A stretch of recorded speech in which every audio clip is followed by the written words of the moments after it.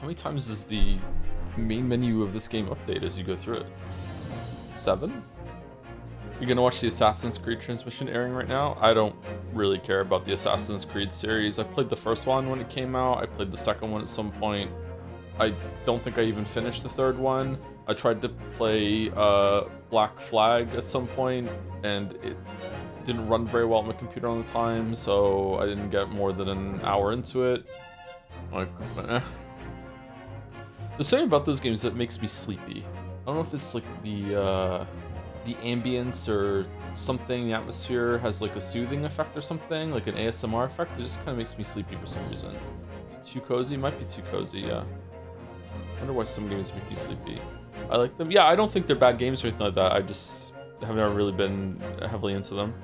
Weeaboo Bill was a big fan of the Assassin's Creed games, and he was really mad when, without going into spoilers, although the series is pretty old now, without going into spoilers, there is an overarching narrative that links a lot of the games together, and apparently the end of, I don't know if it's the end of 3 or whatever, or the end of Black Flag, just entirely shits the bed and just kind of just throws that whole entire thing out the window, and he was very upset about that. Nobody cares about the overarching stuff. I did, says Master Elia. I did. I like that thing. I like that thing. What is Sifu? Well, you know how there's like there's chicken, there's beef, there's pork. There's also Sifu. Not a fan, to be honest, but sometimes you want some variety. -2s? -2s. Wow. -2s. Sifu is an action game that is kind of like Streets of Rage meets Dark Souls, kind of.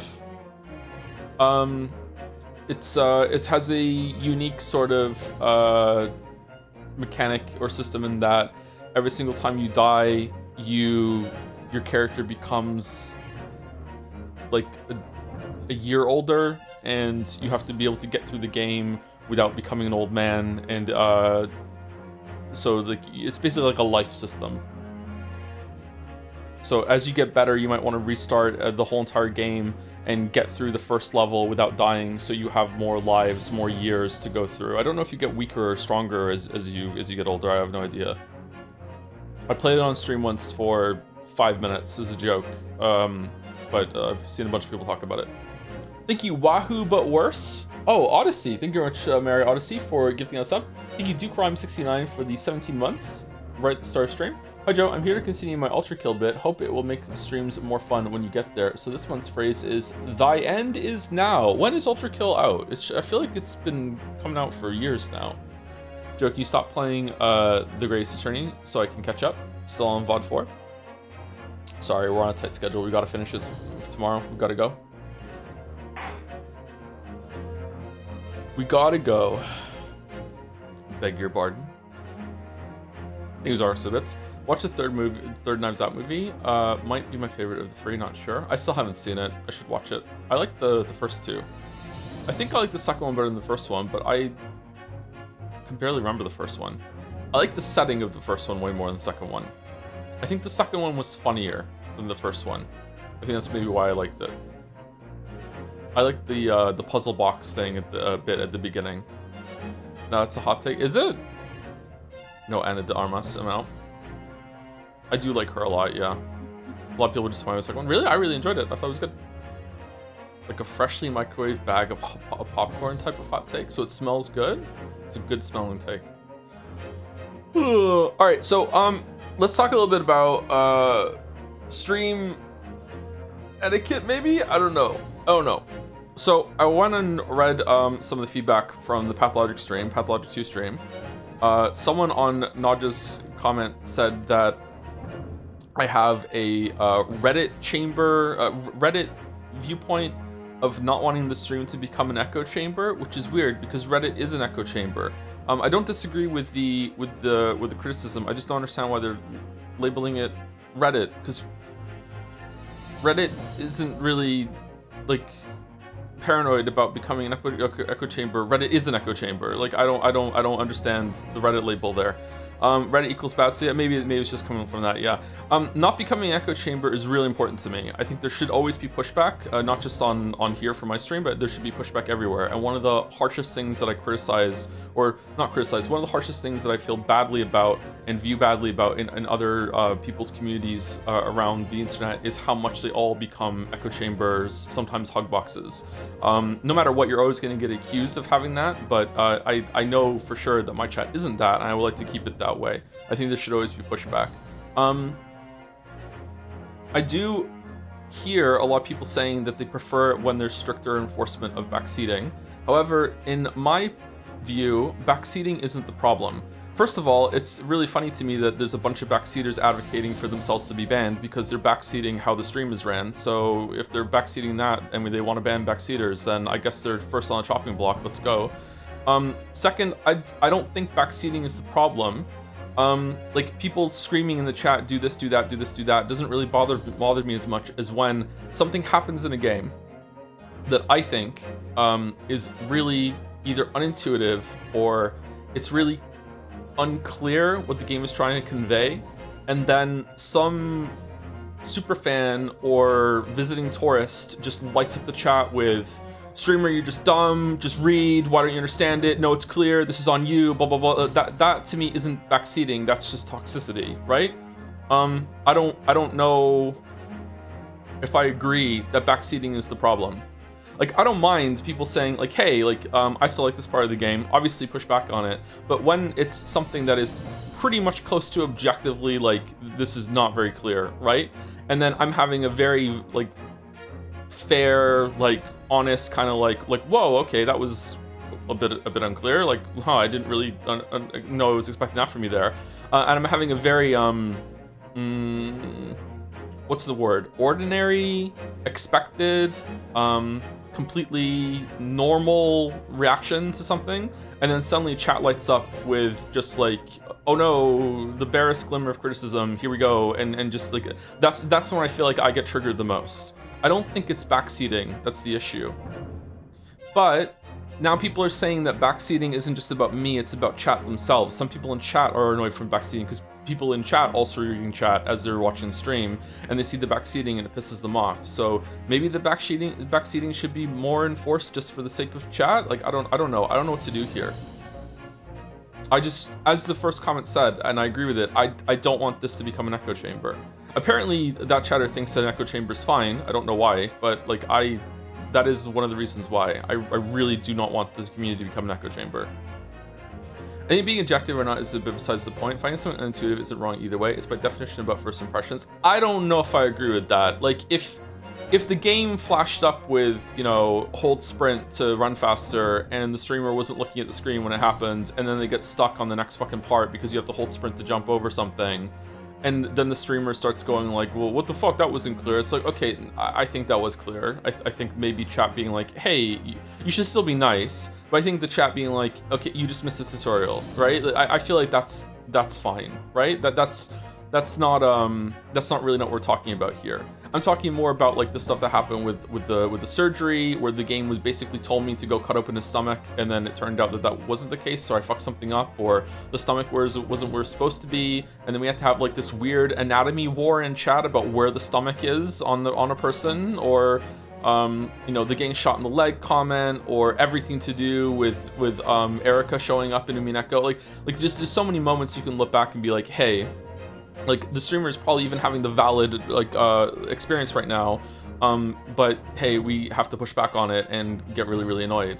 Fuck happened in the TGA? What I missed surgery? We're talking about Pathologic 2. We're sorry. When we're talking about Pathologic 2, that's the example that's being brought up. We're talking about what to do about backseating in the streams from now on, because there's a growing number of people want backseating to be hit more harshly.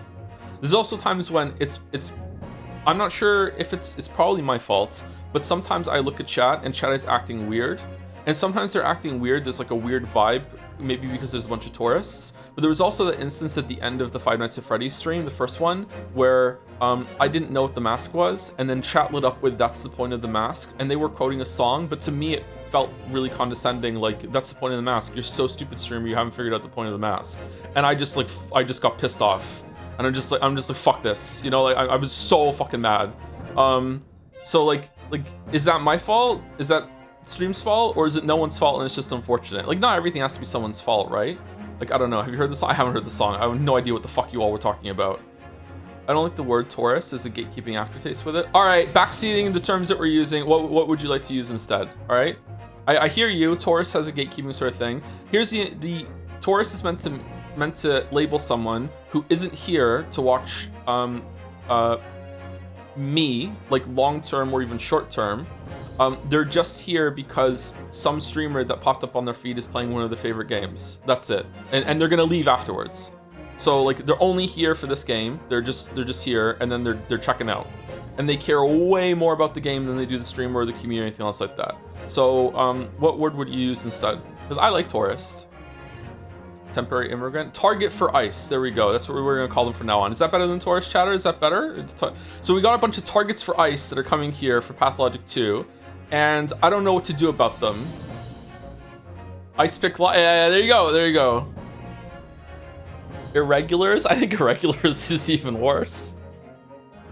Non-humans? So we just go full elves. We got a bunch of elves that are here. Expedition 33 elves were the worst elves, weren't they? Holy shit. Irregular sounds way better. It really doesn't. What are you talking about? Irregular has such a awful, like racist connotation to it. What the fuck? I don't like that at all. Taurus is way better. Elves would be pretty fun though. Really into this, and I don't know what to do about this. I really don't, because to me, it's obvious when I am asking a rhetorical question. How is it not clear that the streamer is just thinking out loud and being like, how do I get over there? Like when I'm going through a place and I'm like, I wonder how I get over there. How do I find the door? Does this unlock later? Like how on earth are you being like, oh shit, fucking streamer calls for aid, like fucking like I need to answer. Like I don't get it. I don't understand. Like how I really don't understand like how I can make it more clear. But apparently I do have to make it more clear. I don't know. Maybe put it in the title. No one reads the titles. I don't watch a lot of the streamers, so am I uncommon in how I think out loud and voice things? Because I don't think so. I'm a regular? Fucking hell. Chat, you need to understand that chatters are customers, and customers are physically capable of reading signs, so nothing you suggest will work.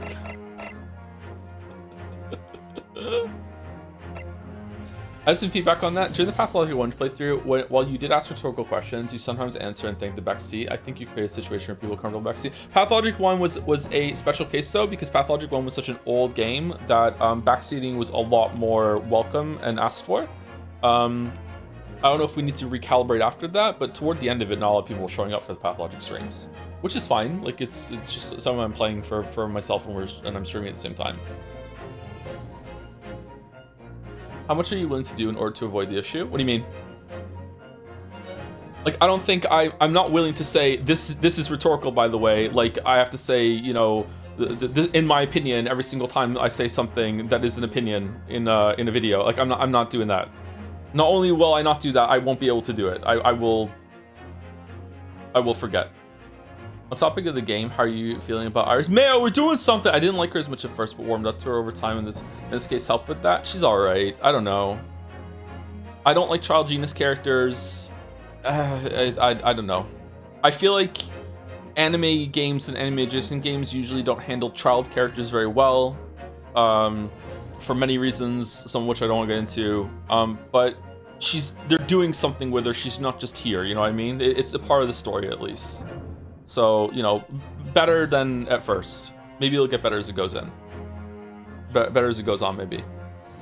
You'll love Pragmata. There was a cringy YouTube short that popped on my feed today, and it was about some guy who was talking about how much he likes Pragmata, and he's like, and I'm a dad, so as I play it, the more I start to, you know, feel this relationship, and I start to get more and more invested in this child character. I'm like, what the fuck are you talking about?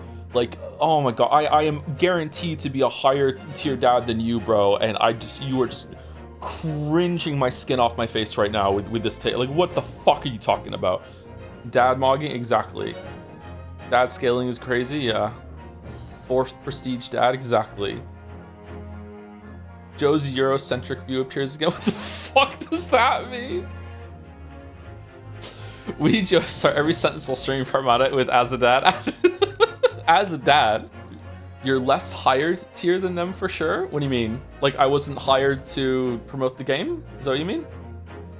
You need to threaten the tourist with sub mode, please. I don't, sub mode to me, sub mode and emote mode are no-goes. Those to me are just like, putting up the flag and we're surrendering. Like, nope, I hate it when we have to go into sub mode and emote mode. That's why emote mode is a no-go. Like, yeah, it's always been bad. It's every single time in the past, whenever we've gone to emote mode, my reaction has been instantly, what the fuck are we doing, mods? Get us out of fucking emote mode, okay? I think maybe there's only ever been one time that slow mode was useful because there was like, chat was going like crazy when we did some like the biggest stream that we ever did or whatever, and there was like fucking like 5,000 people here or something like that. Those days are all behind us for sure, but like that has its usage, but anything else is like, yeah. It also doesn't work with sub mode. Yeah, sometimes it's the subs that are saying shit. I'm not sure it's a your stream problem, but I think people on the internet are just naturally rude, and it's helpful for us to stomp our foot down and say that's not allowed here. A rude chatter can survive a 10-minute timeout. If they can't survive, then they don't need to be here. I guess so. Just like I don't know, man. I just don't want to make an echo chamber. That's all. But I guess let's try it. There's going to be some growing pains here. There's going to be mods that are just like limiters off. They're going to ban or time out some people that aren't really backseating as they get to know it. So I guess we'll try it. Most streamers who have as many chatters as you end up disengaging with chat or heavily moderating chat. The culture of Twitch is sadly toxic at the moment. Expectation of a lot of chatters is harass the chatter or harass the streamer. You mean? I do think that some amount of bullying is expected. You know, again, I'm being paid to be here, so some amount of bullying is to be, you know, part of that, unfortunately. But there are certain things that trigger the fuck out of me, and whenever someone says to me, you know, just like, oh, like, read or whatever, or like man, oh man, I that really gets my back up. Text is often unclear or ambiguous. Wait, so it isn't your king? No, that's why I said I wish I had a humiliation fetish, because then I would enjoy it at least. I don't have one. I'm not into that yet. I don't like it. Bro, can you read went wild? Yeah, really it's back to Ace Attorney. The reason why I stopped engaging with Bobby Bob 188, and it's really funny because Merrick picked up on it. I wonder if Merrick's gonna watch the VOD and know this. Bobby Bob 188 was one of the original chatters that said, like, bro can't read and is blaming the game or something because something was unclear in Ace Attorney, and it really was unclear. And then we had to make him main character chatter or whatever like that, and we made it into a joke and we turned it into a fun thing. And then, like, I don't know, like a week or so later, there was a Reddit thread about it on the subreddit, and Bobby Bob like showed up again there and was like, well, to be clear, Joe really was reading poorly in that time. And then Merrick just replied to them with like oh lol, like just reading that with Merrick, and you're like, oh, you're going down with the ship, Bobby Bob. What the fuck is your problem, dude? It's really funny. Like, yeah, and now like fuck that guy, seriously. Like, what are you talking about? Like, I don't know, man. Like, streaming is not a hard job, okay? It's really not. It's really not a hard job, okay? I get to sit, I get to play games.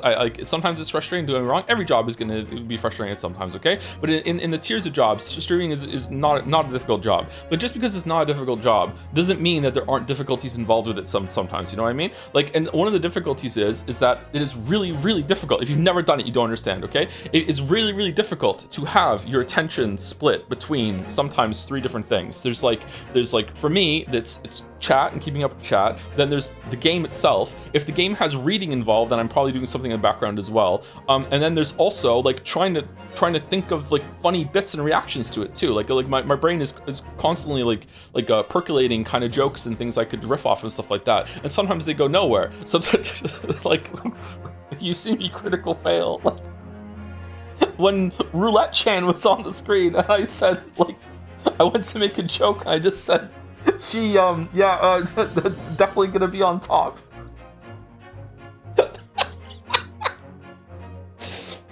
You can cure me. Well, you can cure me was a good one. You know, like sometimes that becomes the funnier bit, right? So yeah, I don't know. It's difficult. It really is difficult. Like yeah, UI blindness, and people come up and be like, it's like Game Grumps all over again.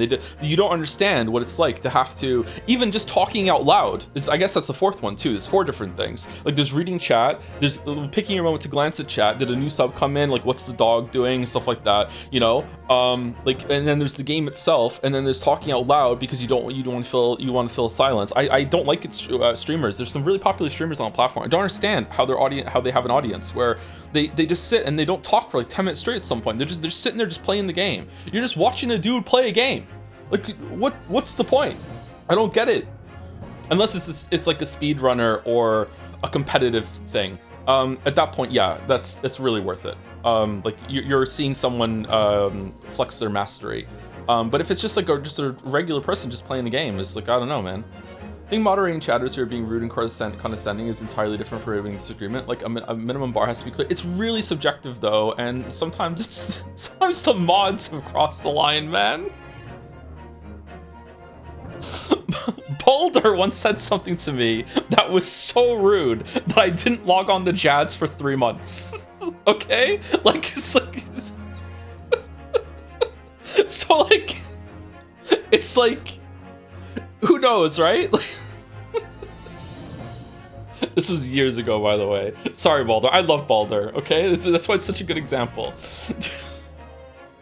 Anyway, that's it. Let's just move on. So new. I don't know if anyone wants to type this up for the Twitch mod chat. So there's like new standing orders.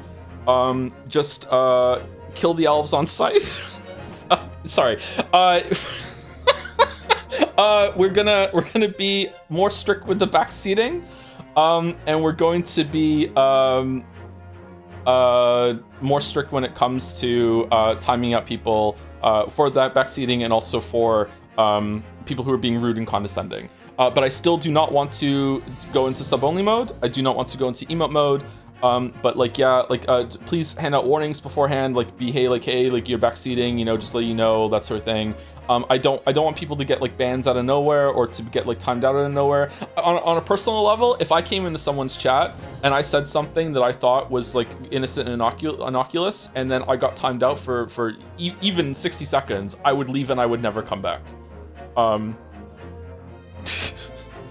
So like, I would prefer it if people were like, you know, communicated to them ahead of time, you know, like, you know, hey, oh man.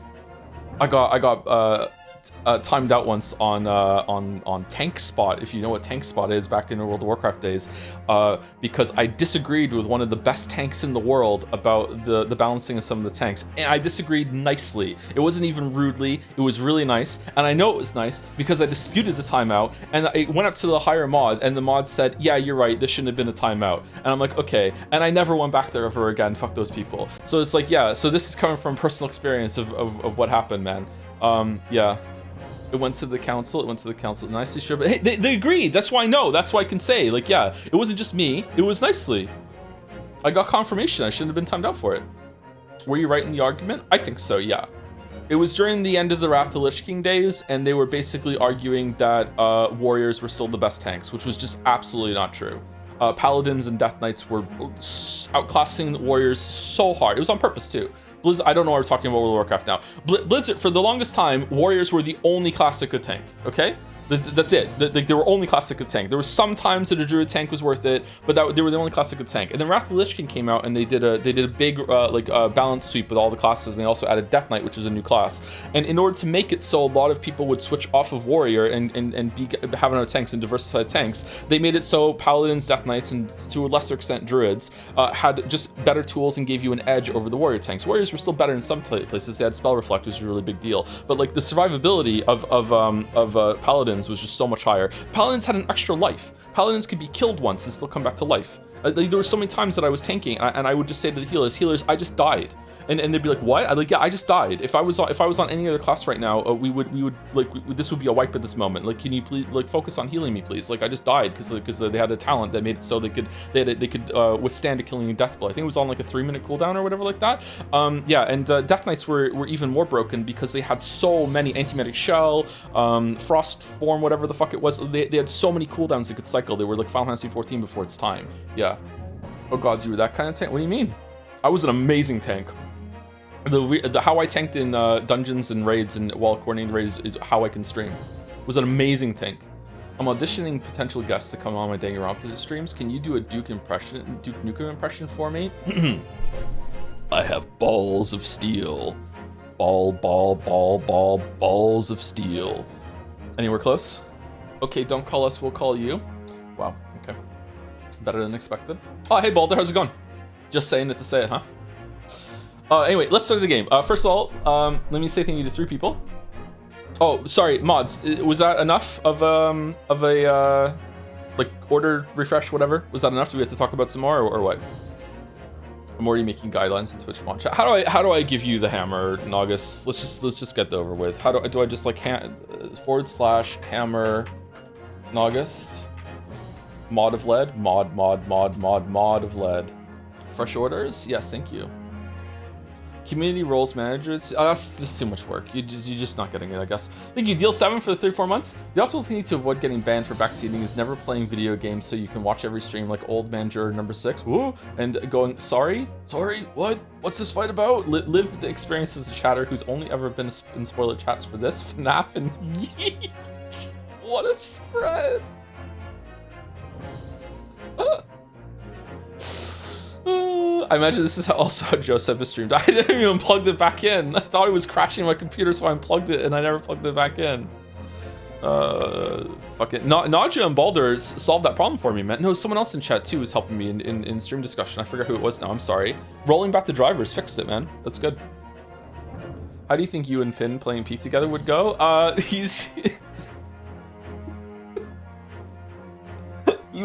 He couldn't find the knights that you need to find to make the last boss like fun in Frozen and Liam Loyce in the Dark Souls 2 DLC. So I'm like telling him you have to go around again to find them all, and he's like, I did, and I'm like, well, clearly you didn't because you didn't find them. And he's like, I did, I looked everywhere. And I'm like, you have to go around it after you get the snow and the ice away from everything. He's like, I did do that. And I'm like, well, no, you didn't because you didn't find them. It's like he was getting like legit mad.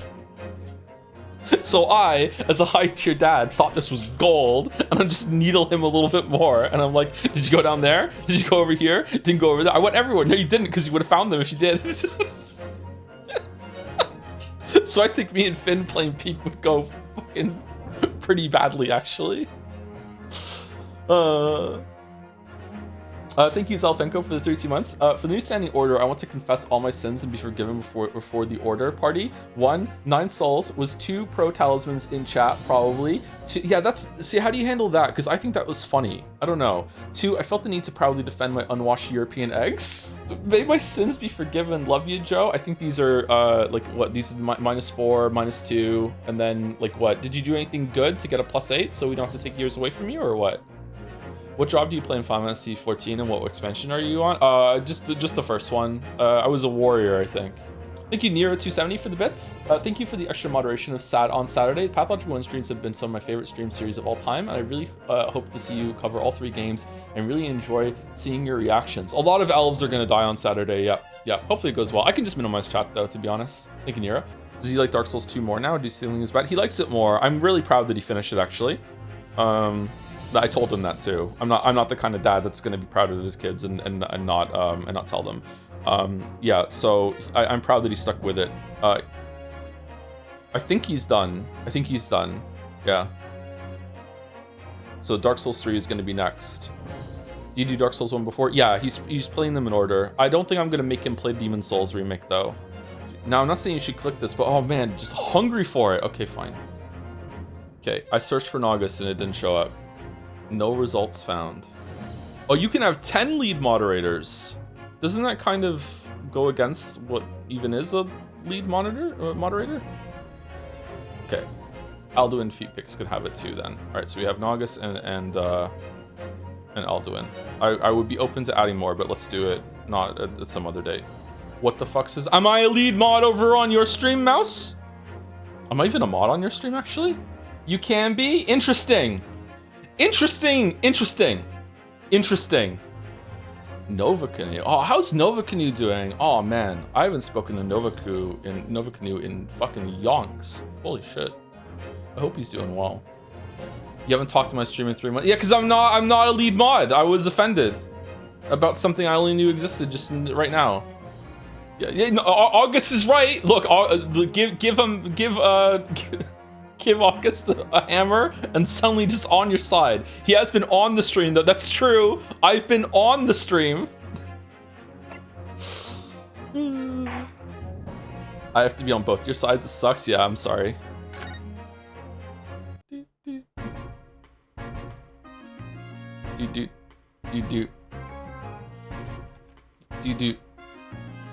Do we need more mods? We probably don't. Viewership is down, if anything, so I don't think we need more mods right now. Okay, so let's play the game. I haven't had a coffee today. I'm not gonna have a coffee today. I feel like my stomach is a little bit iffy today. I think I'm gonna have an energy drink, like my 1 weekly energy drink I'll use today. I've been awake since 7. I didn't sleep very well at all. I feel like the gluten I had on the weekend is the effects are wearing off now, and I feel kind of like weirdly lightheaded and faint, but it'll pass. I know what I'm going through, so we should be okay. Anyway, so what happened? I'm gonna get a drink like maybe in like half an hour or so, or during the one break. So we might go a little late today because we need to make sure that we can finish the game tomorrow. We might not do fan art tomorrow, so we'll see. So we're going through 7 a.m. or p.m. 7 a.m. Yeah, I'm on a really good schedule right now. I've been on a really good schedule for about 2 weeks, so I'm really happy about that. I've been having very productive mornings, so I've been happy about that. Sound chipper on stream, so that's good. Yeah, I don't like getting up right before stream starts, so yeah, I would like to I like being on the schedule. I hate admitting this, but I'm a morning person. I like getting up in the morning. I'm also a night owl. I like getting things done at night. I'm both, I guess. I'm bi in more ways than one. But in terms of like how I function better, I like getting up before most of the world and getting a lot done and just starting the day off properly. But I also am productive at night too, so I don't understand how that works. But yeah, I really enjoy just getting up early. It sucks, man. I hate being this person. No one likes a morning person. It's called diurnal, Joe, like a cat. Can we call it biurnal for no reason at all?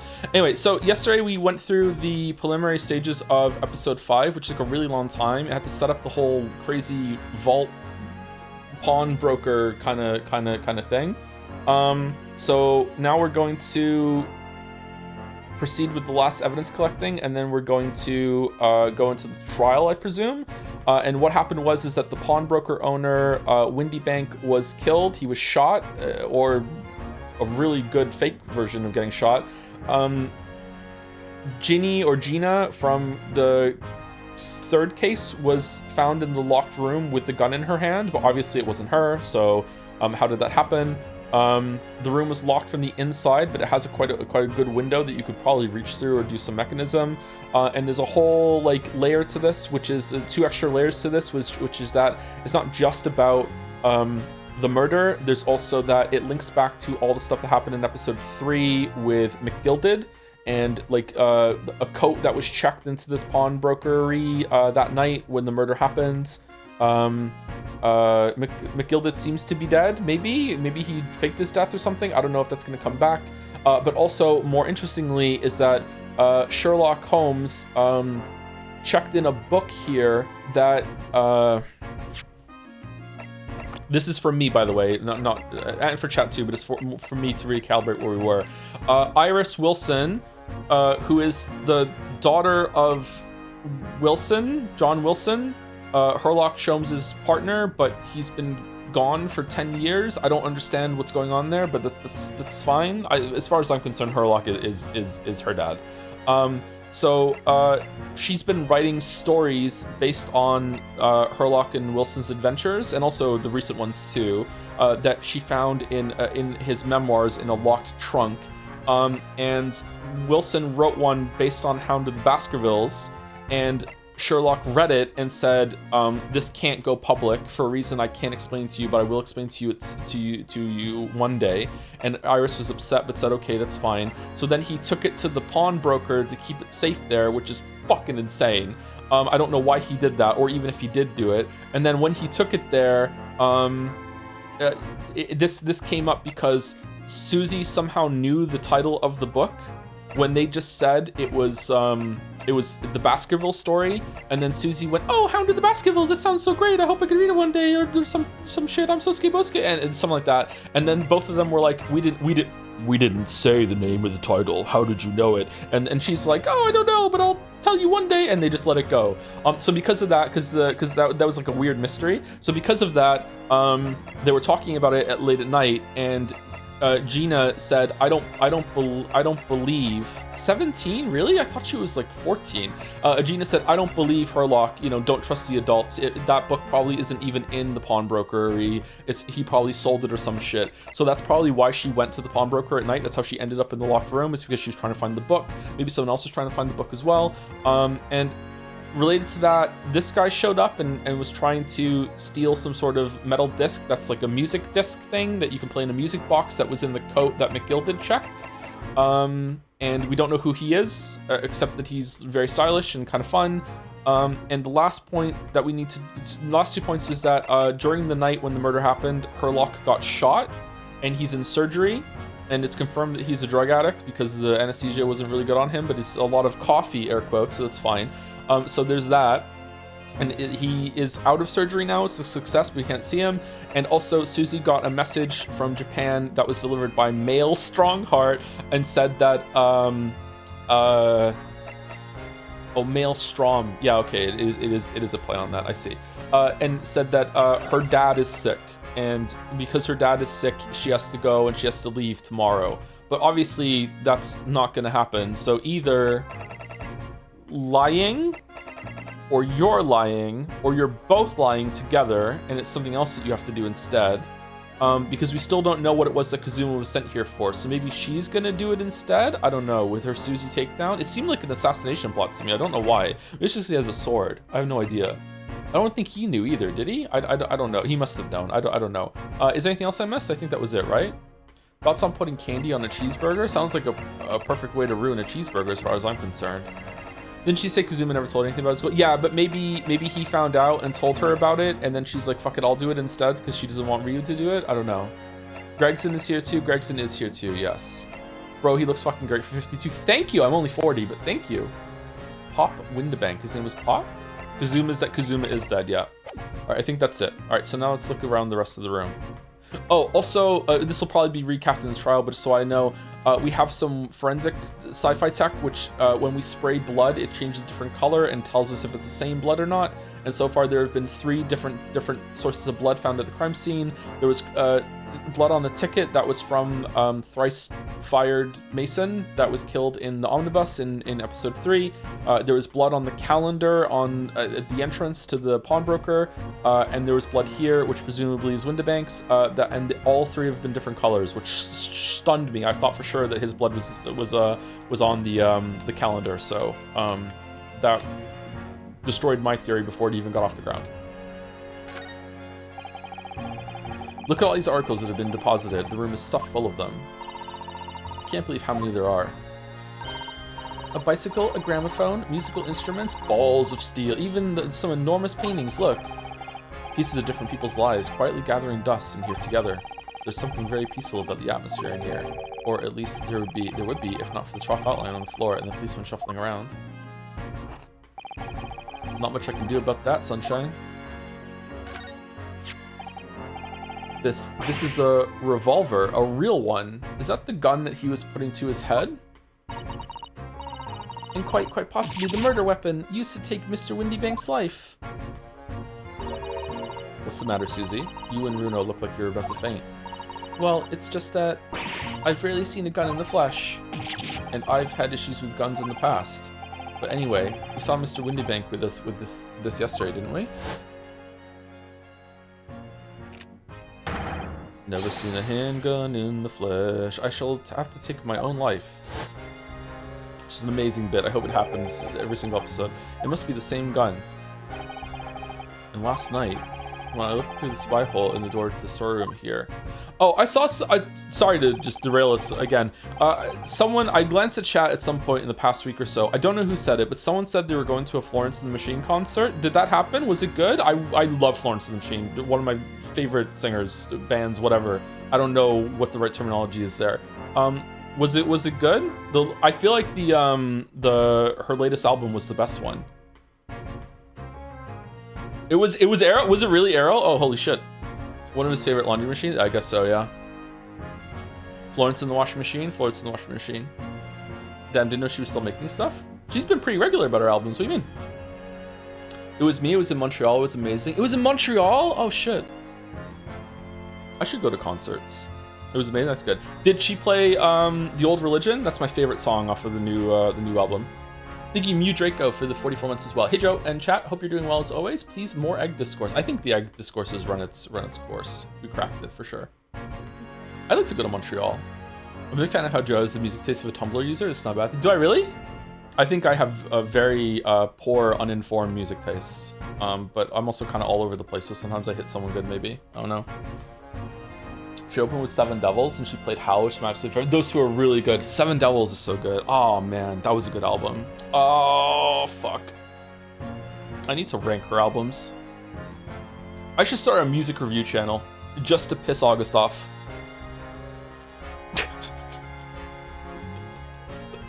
That was the same gun I saw in Gina's hand.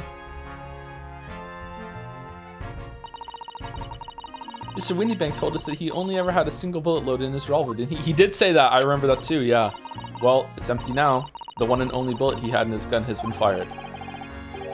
So we can be fairly certain that only a single shot was fired from this revolver.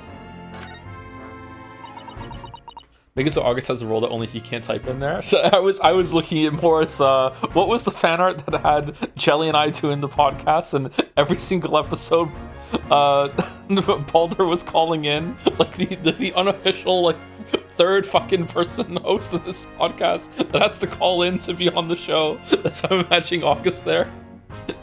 Banging on the window. This is Joe, this is my take. No, this song's actually good, Joe. Iris? Don't worry, I'm alright. But we must find the true culprit. Yes, absolutely. Carl Pilkington, XFM. Ricky Gervais was like so much more woke during that. I wonder what the fuck happened, man. What the fuck happened? Anyway, sorry, let's not get into that. It's a bad topic. Just fucking confuses me how he pivoted to like bad shit. Oh, out of all the articles in the storeroom, this is the only thing that shows any sign of being ransacked. Ah, what is it, Iris? That's the box file that my manuscript was being kept in. Really? That big? Oh. Iris has some published story, The Hound of the Baskervilles. Surely, that's not what all this...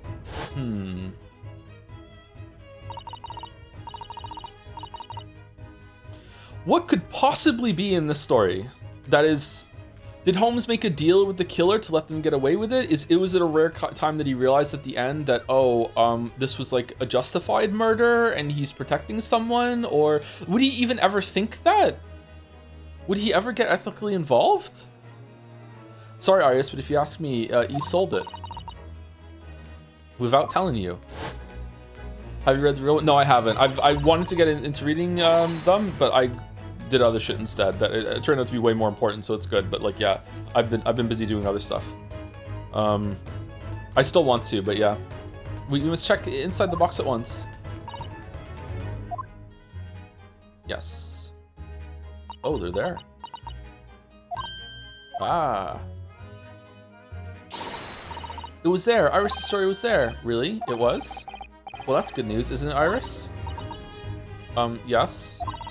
I mean, of course, I believe Hurley when he said he deposited here, but still, it's a relief to actually see it. Maybe it was Herlock that broke in and he put the thing here when he realized that he hadn't done that and he would be a liar or some sort. It's here, really? Is it a fake copy? Really? Because that's not a very well hidden frown. What's going on, man? Iris's manuscript has been entered into the court record. Can we read it? A long unpublished story that Mr. Sholmes deposited at the pawnbrokery of the victim, Mr. Windybank. It's titled The Hound of the Baskervilles. Oh. Holy shit. That is quite a part 1 of the Witcher 3 video right there. Holy shit. Can't find anything out of place. Really? The Hound of the Baskervilles. How did Suzato-san know the exact title of this unpublished story? I suppose I'll just have to wait until she's ready to explain it to me.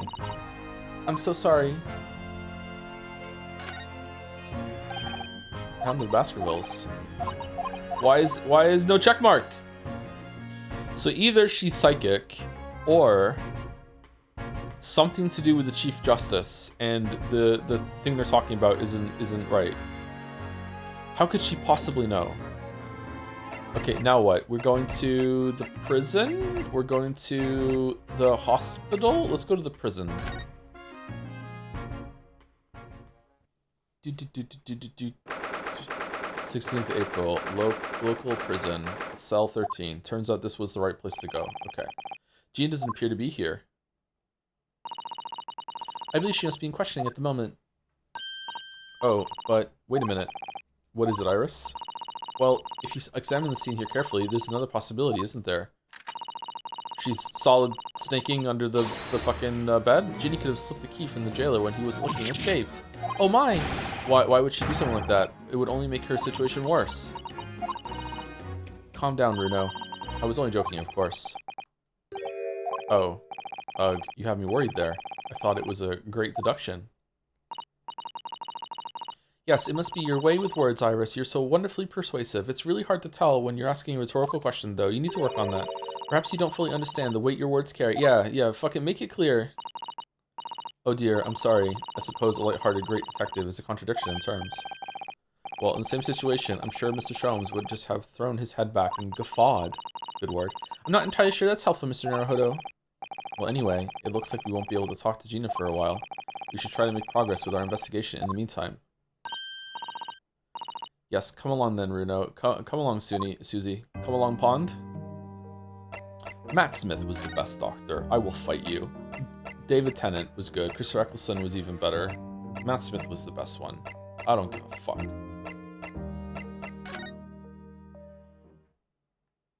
David Tennant was fair. I don't like Matt Smith. You just think Tennant's hot. He is hotter than Matt Smith. I do agree. But Matt Smith did the role better. Oh, we're not here? And I respect it, yeah. No, yes, the episode of Rose on the Beach, I'll never get over it. I thought you didn't watch Doctor Who. Did you watch Doctor Who since I asked you about Doctor Who? Or were you hiding your Doctor Who power level? I distinctly remember, have you watched Doctor Who and you saying no? What's going on? Thank you, Doge Wow, for the 2 months as well. Ooh, both Iris Wilson and Iris Sagan are oomphy. Oh, fucking hell. They are kind of oomfies, aren't they? Where are we going? I'm being slandered? Maybe my memory is going. I'll concede. But, Those giant suits of armor are still facing each other menacingly across the room. I just can't understand why anyone would wear things like that in battle. They must be so heavy. I expect you to invent some special lightweight suit if it was down to you, wouldn't you? Wouldn't you, Iris? I think if it was me, I'd invent a world where people didn't need to fight each other in the first place. Nah, Iris, you're a champion.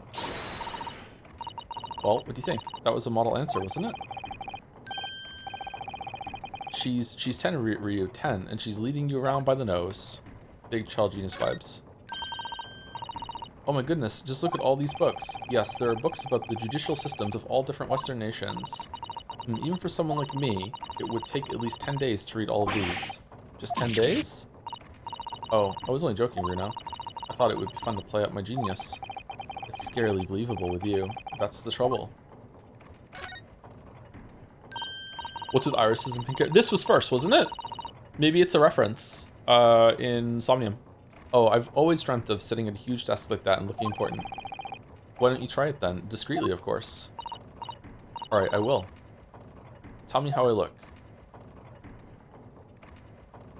Well, Runo, what do you think? A little too discreet. I can't even see you. Alright, good bit.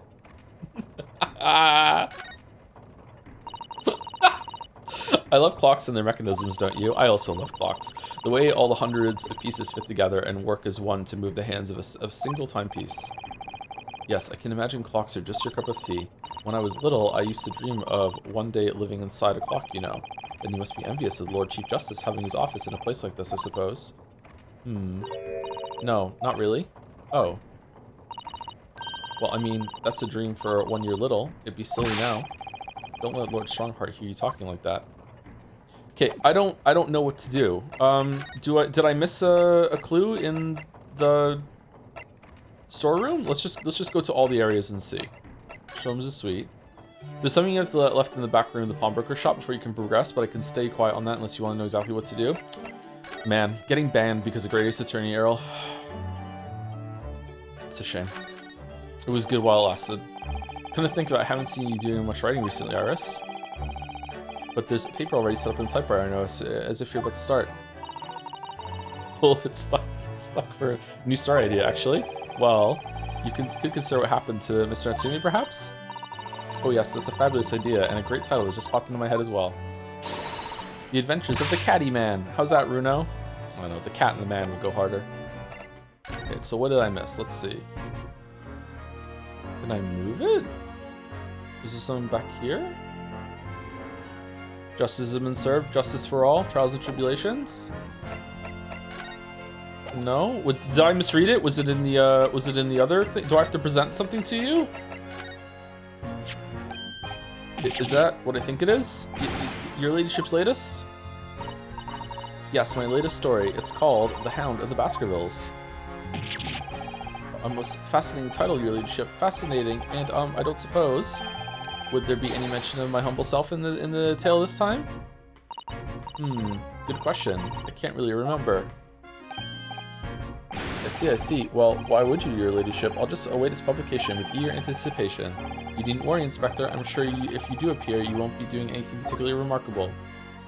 Whoa, you looking to be arrested, Sunshine? I didn't mean like that. And even if I did, you wouldn't have bitten her ladyship's head off, would you?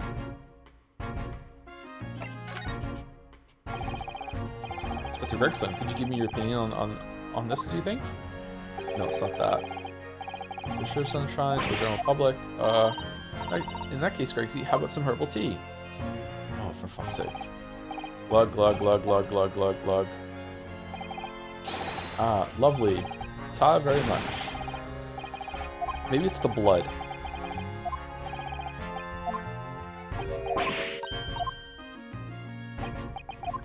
Okay, if we keep giving him evidence that he doesn't want to, eventually he'll have to go pee, and then we can look around the place without him looking over our shoulder. No, I don't think it's doing that. Did I miss something, or is it in the?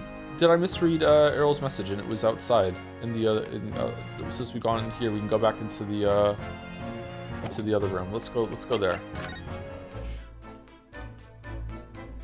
Okay, no, all right. Let's present the manuscript to you and see if you want to talk about it.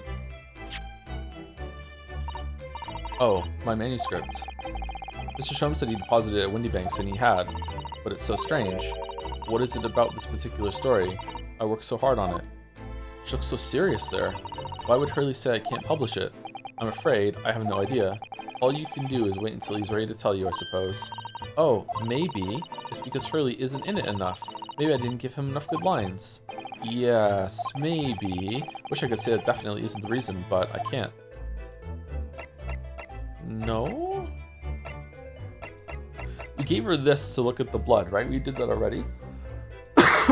Excuse me. Oh, it shows you green, purple, blue, and this one we don't know. Oh, that's really good. I like that.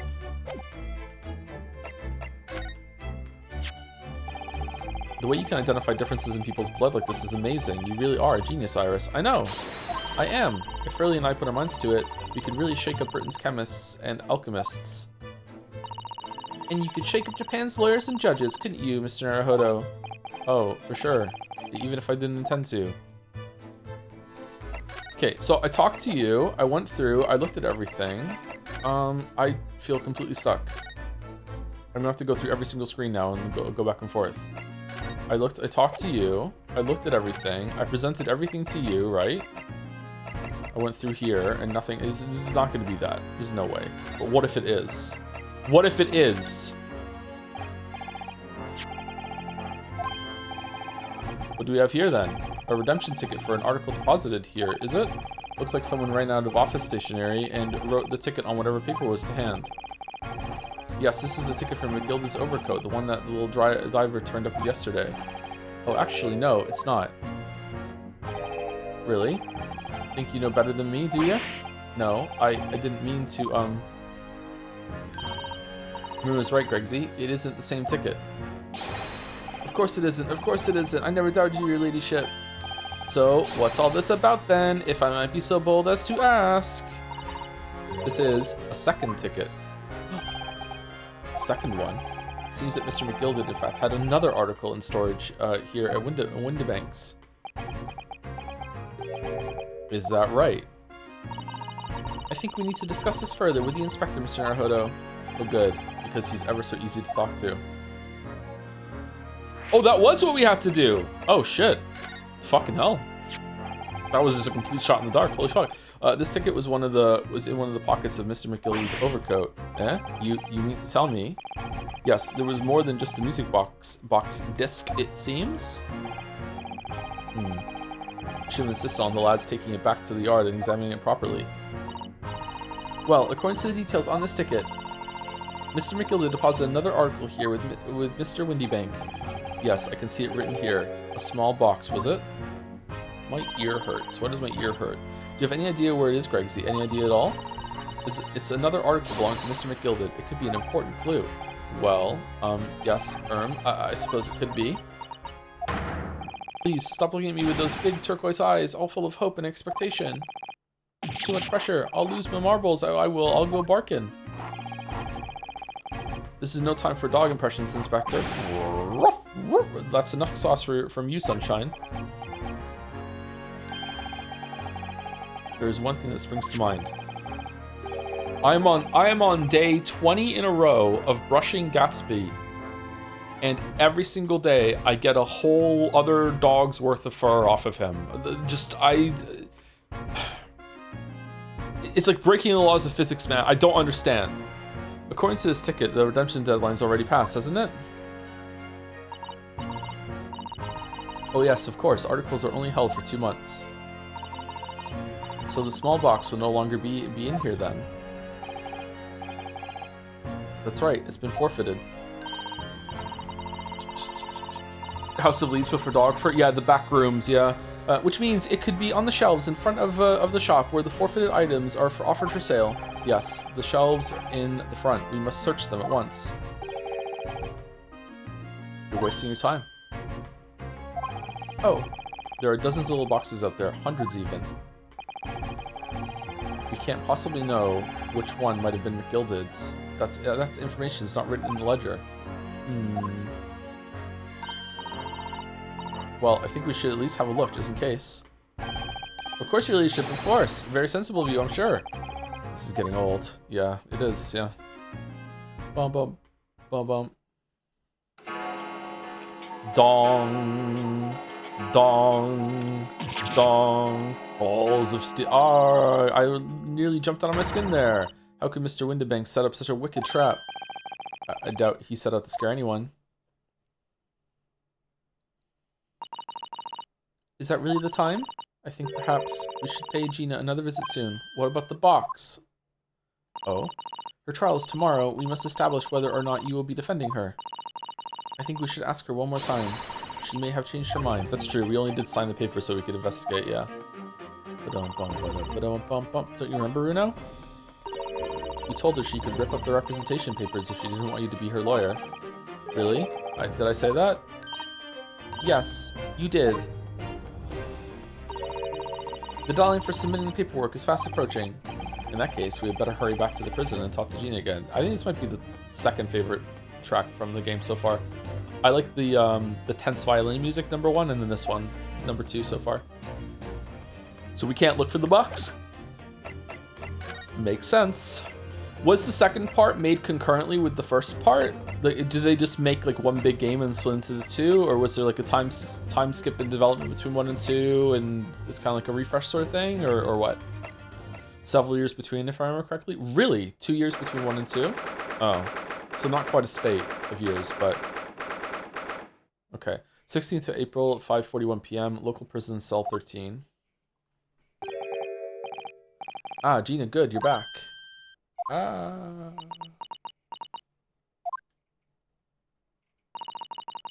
The police must have finished questioning her then. Oh, how was it, Ginny? Was it awful? Eh? Oh, didn't bother me. Thank you for the papers you signed before. It meant we were able to investigate at Windy Banks. Oh, right.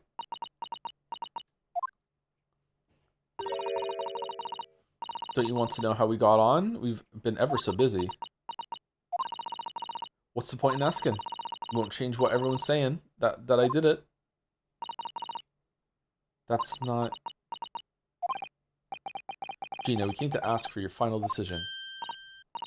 Eh? What decision? About tomorrow's trial. Will you let me defend you or not? I must submit the paperwork now if you'd like Mr. Naruhodo to represent you. Right, I see. She's really lost her fight all of a sudden. You ever played the Riddick games? I played Escape from Butcher Bay for a session or so, and I didn't get back to it for some reason. Around the time when it came out, it was okay. Maybe one day I'll go back to it. Think you delete TF for the 16 months? Is every child genius character an Oomphy Boomfy, or is every Oomphy Boomfy a child genius? Definitely the first one. There are Oomphy Boomfies that are not child geniuses, yeah. Fucking Oomphy Boomfies. But I know what that feels like. The worry is just so hard to bear. I've seen those movies too. The movies are alright.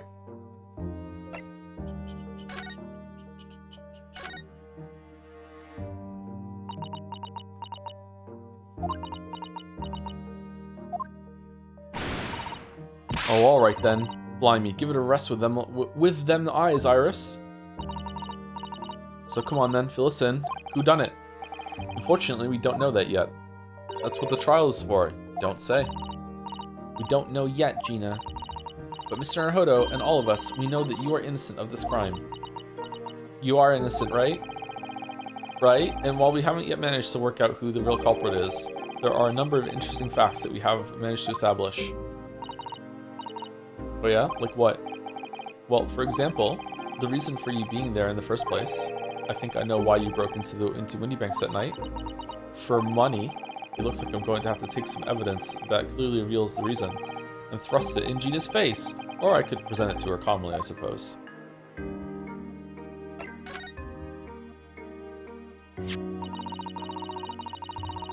We already have the representation papers and other documents we need. All we have to do is hand them to the court clerk. That is, if you allow me to represent you in court tomorrow.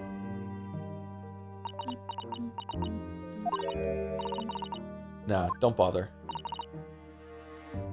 Ginny! Rip them up and chuck them, would ya? Them representation papers or whatever they're called.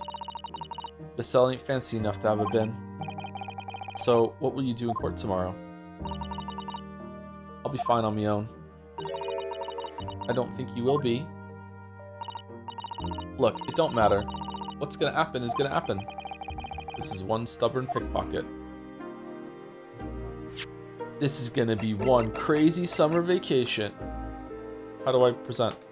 Oh, I have to be off of the converse. We found this in Mr. Windybank's storeroom. The manuscript of Iris's latest story.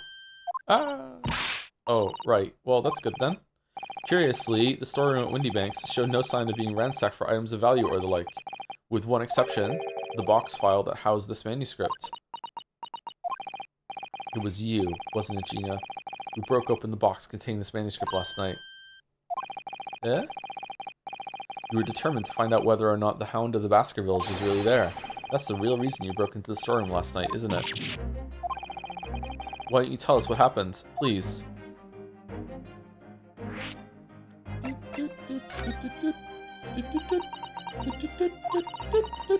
Alright, yeah, this Baskerville story, it's the latest Sholmes adventure, right? But it ain't been printed yet. It's not the latest one. No? So I figured it's gotta be worth a fair few pieces of silver, right? Oh yes, at least 5,000 pounds. What? So you intended to sell Iris's manuscript, did you?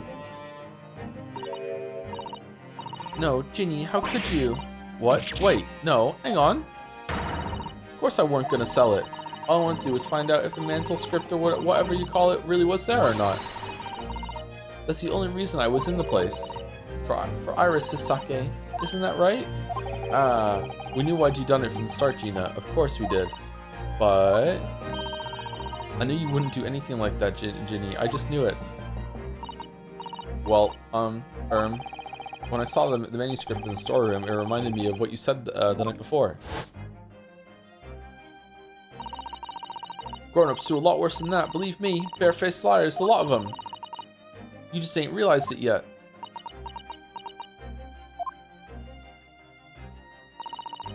I'm telling you, that mantle script ain't at Windy Banks.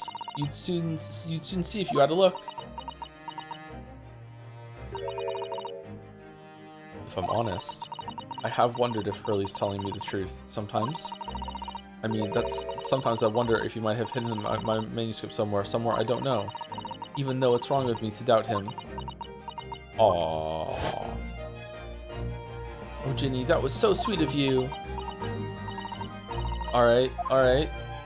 I'll tell you why I did it. Just stop looking at me like that, Iris.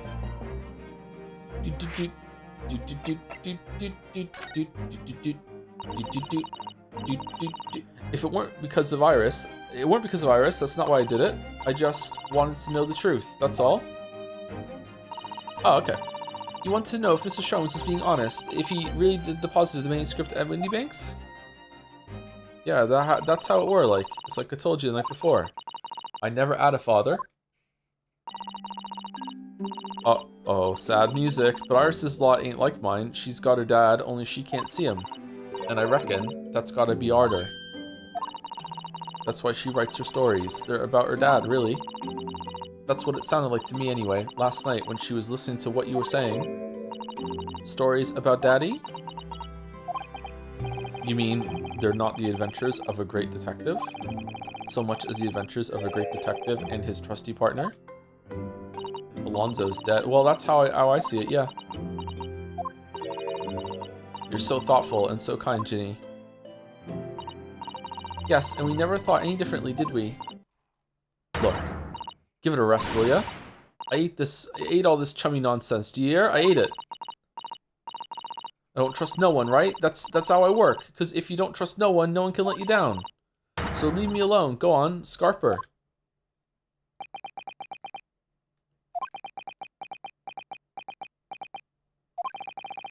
I hadn't noticed until now, but it's unmistakable. Right there on both sleeves of that overcoat are some very suspicious red stains. What? Why are you looking at me like that? I think it might be worth presenting some of our other findings in that area to Gina now.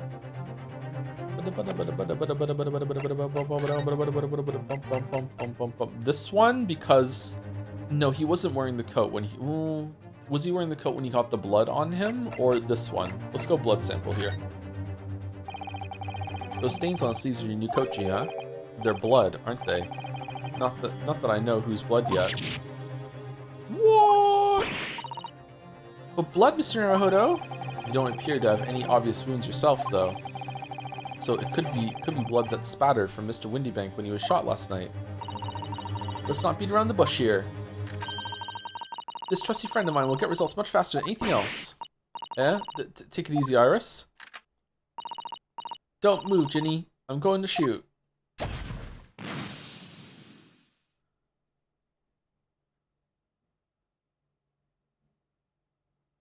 Oh. There's way more blood than that. Oh, it's the Danganronpa character that got killed. Oh. Oh my. What the? Forget the sleeves. The whole coat is covered in blood. Of course. The black color of the fabric was masking the stains. That's why we haven't seen them until now.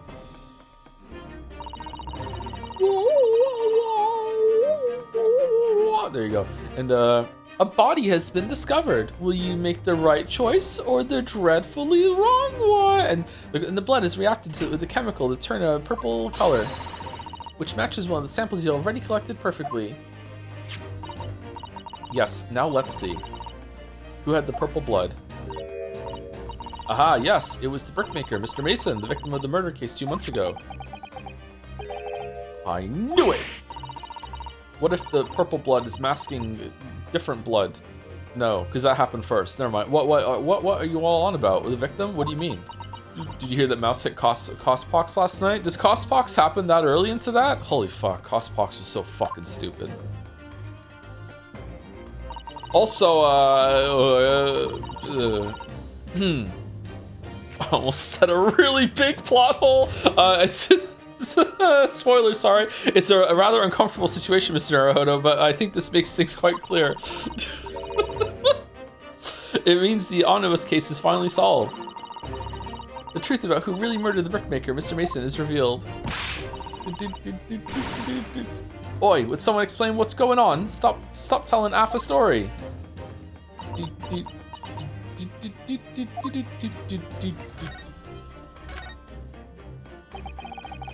We can see now that the victim's blood is all over Mr. McGillicud's overcoat.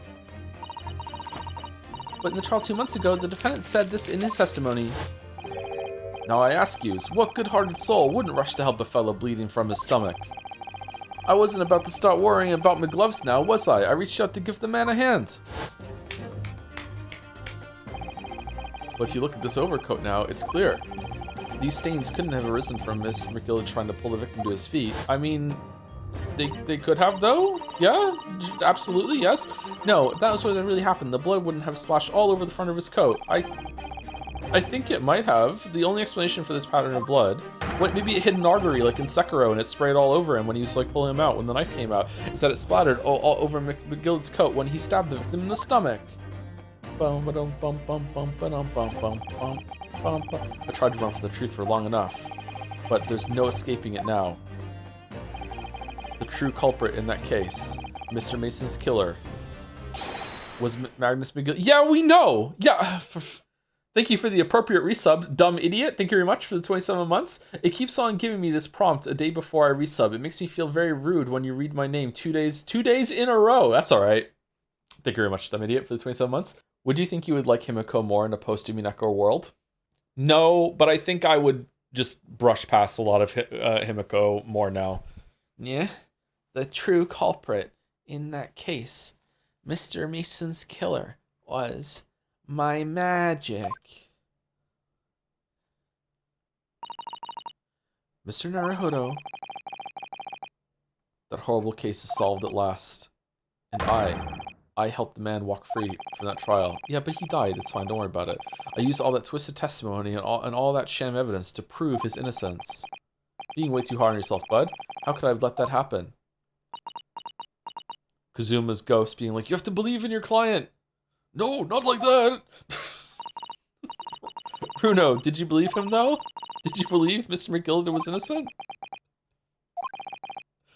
I believed, or rather, I think I was trying to believe. I wanted to, because believing in those you represent in court is a defense lawyer's greatest weapon.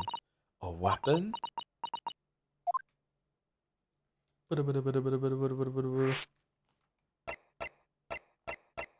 would have made an awful lawyer. I would have ended up arguing with the jury every single fucking case. Every trial. Shut up, Judge. We're gonna do... What do you say? What do you mean? What do you mean, read? What the fuck are you talking about? You! Come here. Come here. Tell the whole court what the fuck you just meant.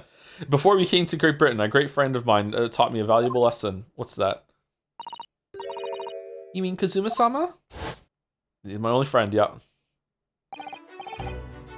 Listen, Ryo Nosuke. We lawyers are only human. We can't know for sure what is the truth and what is a lie.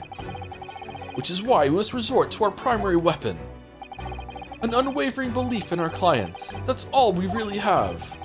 Unwavering belief? Only when we truly believe what our clients tell us can we fight with everything we have for their cause. In any battle, there can be no victory without faith. He's got a point. So I believe you unwaveringly. I think our new boyfriend's hotter, but you know, I do miss Kazuma. Hee. What's funny, Gina? Cool. Sounds like in this empire, Japan you come from, everyone must be soft. Well, come on, look at the mess it's got you into, believe in that bog trotter. Yes, I inadvertently helped a murderer walk free. Oh, are they actually going to address it? Okay, interesting. Well, at least you've learned your lesson now, eh? Believing in people's never worth it. Someone always stabs you in the back in the end. As soon as you let down your guard, you've at it. It's true. Don't believe anyone. Take a leaf out of my book.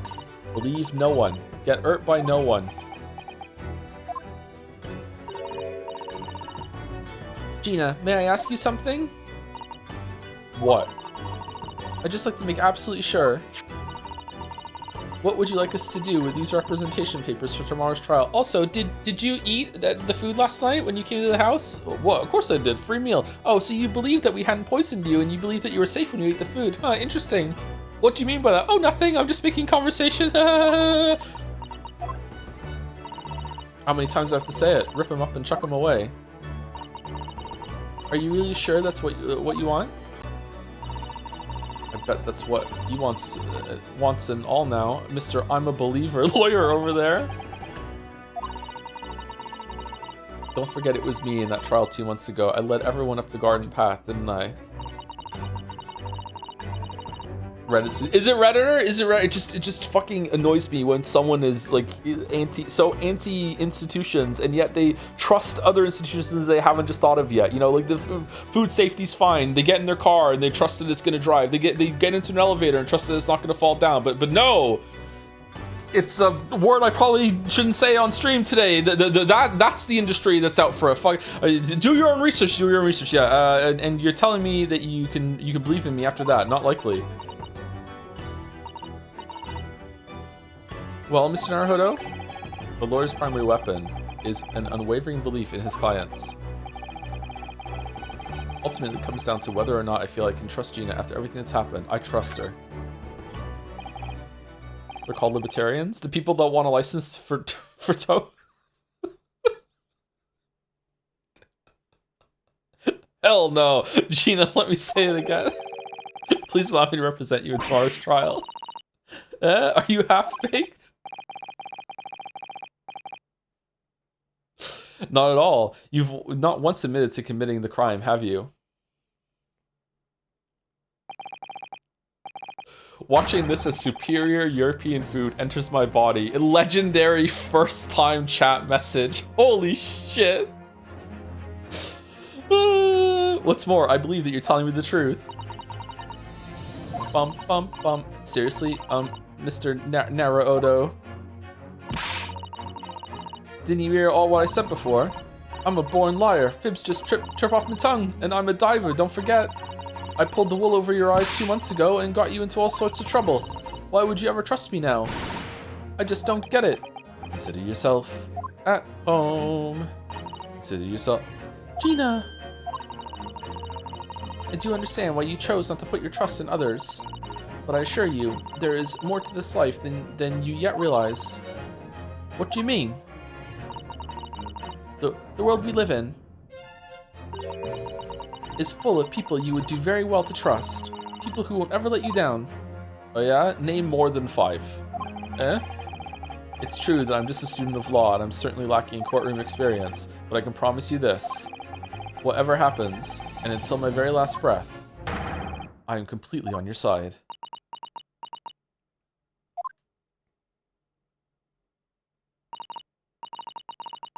What do you expect me to say to that?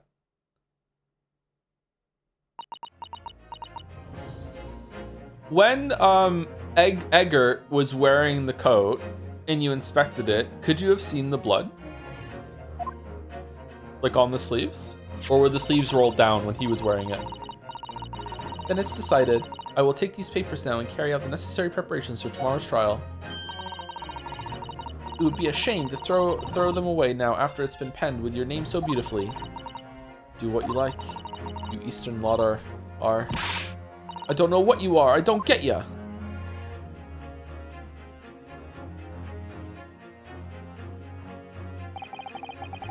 Gina's taken herself off to the back of her cell. She'd never admit it, but I hope she's feeling relieved. That turned out all right in the end, I think.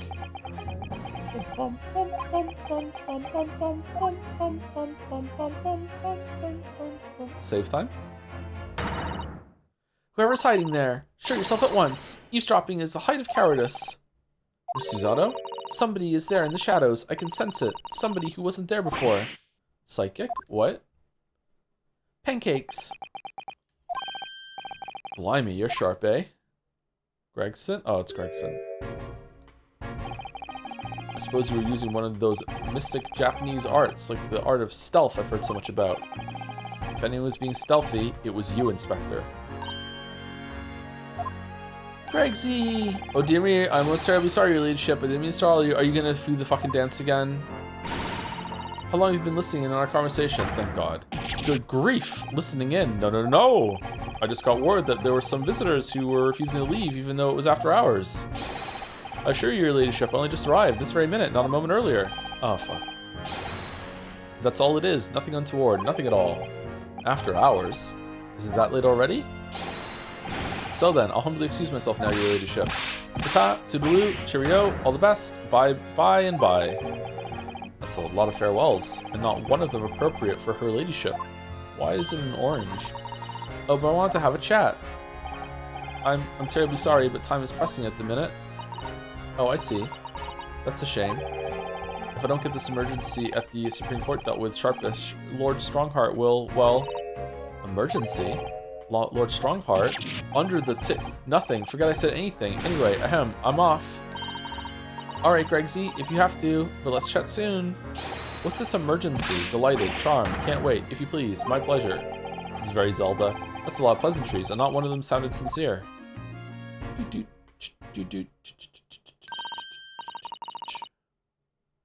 Gregsy's so funny. He says such silly things.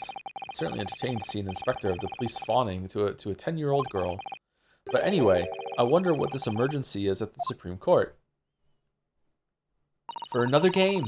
I must attend the court clerk's office now before it closes. Yes, of course. Thank you, Miss Susato. No, why can't we just show up to the trial tomorrow and be like, yeah, we're representing? Like, it's fine. Kindly escort Iris home now, Mr. Naruhodo. I shall meet you there later. And then she died. And so our investigation came to an end. Susato-san went to file the necessary papers for my defense of Gina the following day. And then it hit me. I could no longer suppress the wretched feeling that had been gnawing away at my insides. Tomorrow, Susato-san would be leaving Britain and making her way back to Japan.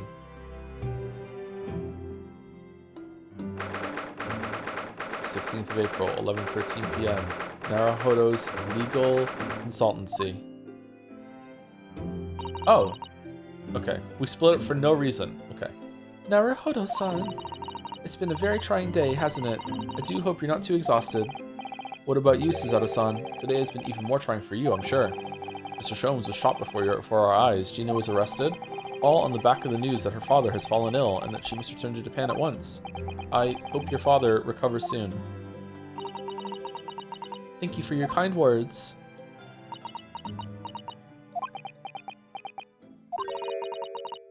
I wonder why it is that so many thoughts rage in my head like a storm, and yet I seem unable to find the words to express any of them. I know exactly what you mean.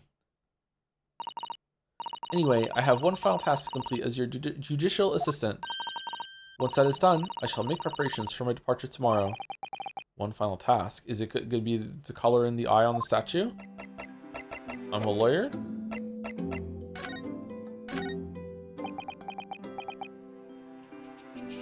The final task pronounced judicial correctly? Am I not saying it right? Sometimes I'm saying it wrong when it's in a sentence because I'm trying to put all the sounds together. Judicial. What's the matter with me? Why am I examining things at a time like this? This is my last chance to talk to Susato-san before she leaves. Oh. Okay.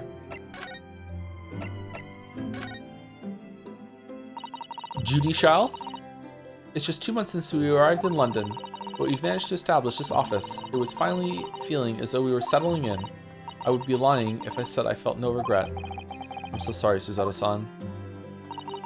It's just so sudden, I really don't know what to think. I've had no time to gather my thoughts. Okay, have you asked Iris if she's invented teleportation? Because maybe she has, and we just didn't ask, and you could just, you know, boop, back to Japan, and then, oh, you okay? All right, boop, back to London. Maybe she's done that. We don't know. I know we've only been here a short time, but in my limited experience of the courtroom, I feel I've learned something. And then we can use the teleportation capsule for a murder in the next game. And what would that be? It seems to me there are many facets to people's personalities. Facets? And like a jewel, the light plays off them in complex patterns, illuminating their actions and their motives. This is very high-minded for Ryu, but we only see a small number of the total facets, and what is illuminated is only a part of the whole story. What lies in the shadows? What do those facets we cannot see look like? Perhaps there are some parts we'll never lay eyes on, for as long as we live. That's so true.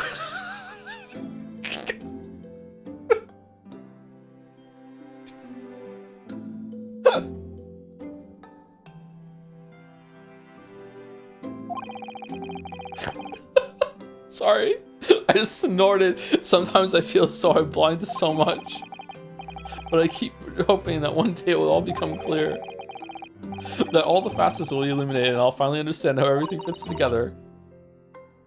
Naruhodo-san! I suppose what matters. God, someone beg their pardon right now. Is that we keep our eyes open and keep moving forward, even if the way sometimes seems dark. It's amazing to think it's been just 2 months.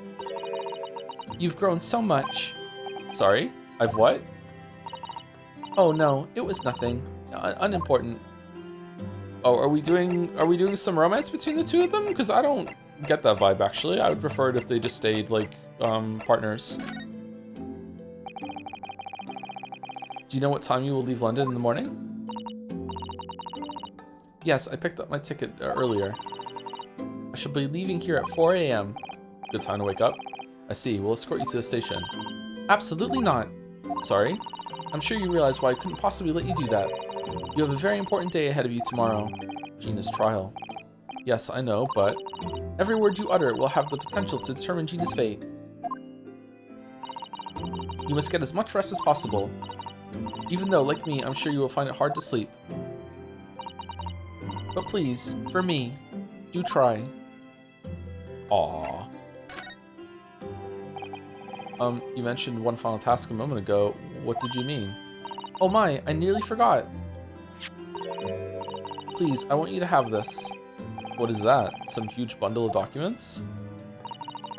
It's my notes from the case 2 months ago. The murder that was committed on the omnibus. The McGilded case. It seems to me that the case of Mr. Windybank's murder, of which Gina is accused, is very much tied up with that omnibus case, in ways that are not yet completely apparent. I hope we have the same judge then. So I took the liberty of consolidating my writings about the case for you. With everything else she's had to think about, Suzato-san still managed to do this. And all neatly laid out for me in her beautiful handwriting.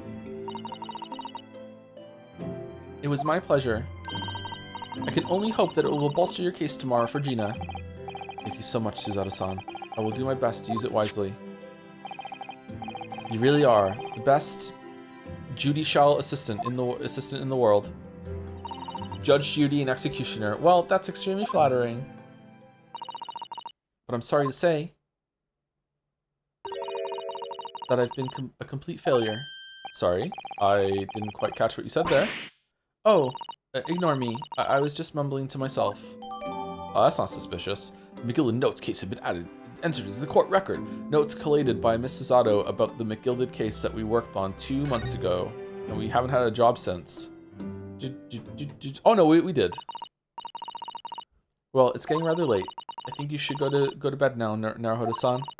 I must finish packing up my things in my room. Suzato-san, I wish you the very best of luck tomorrow. Aw, I'm gonna miss Susie. Sucks that she's out of the game now. Good night. Wait, there's something I need to say. Yeah. No, we're just friends. No. What was that? A secret technique of mine. The Suzato shutdown. Shutdown?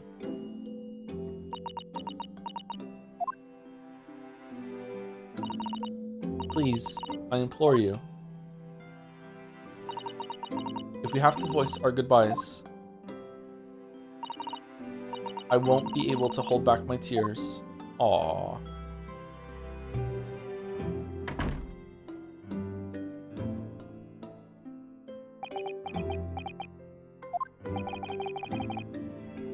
Suzada-san.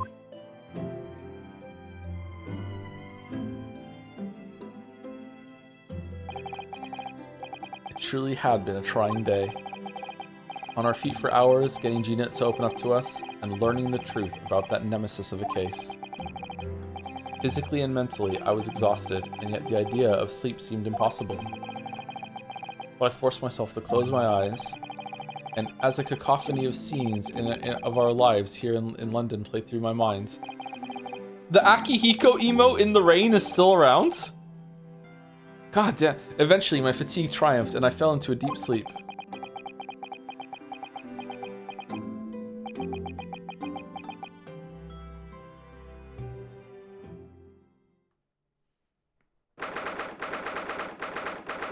No save there, because it would have ruined the moment? Interesting. 17th April, The Small Hours, St. Siner's Hospital, Ward 3.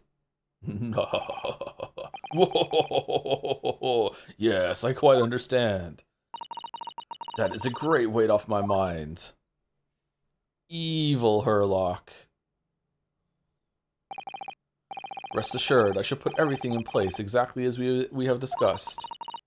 Thank you so much. It has been an honor and a pleasure to be acquainted with you, Mr. President. Mr. Shaw. Oh. On the contrary, the pleasure has been mine. Bro, your stitches. I bid you farewell and Godspeed. My dear madam.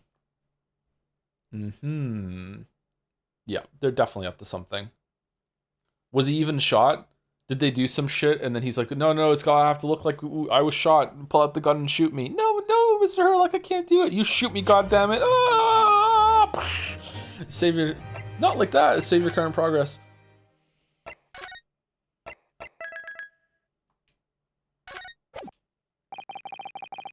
When I awoke the following morning, Suzada-san was already gone. Outside the window, the rain came down in sheets. And so I began an even longer day than the last.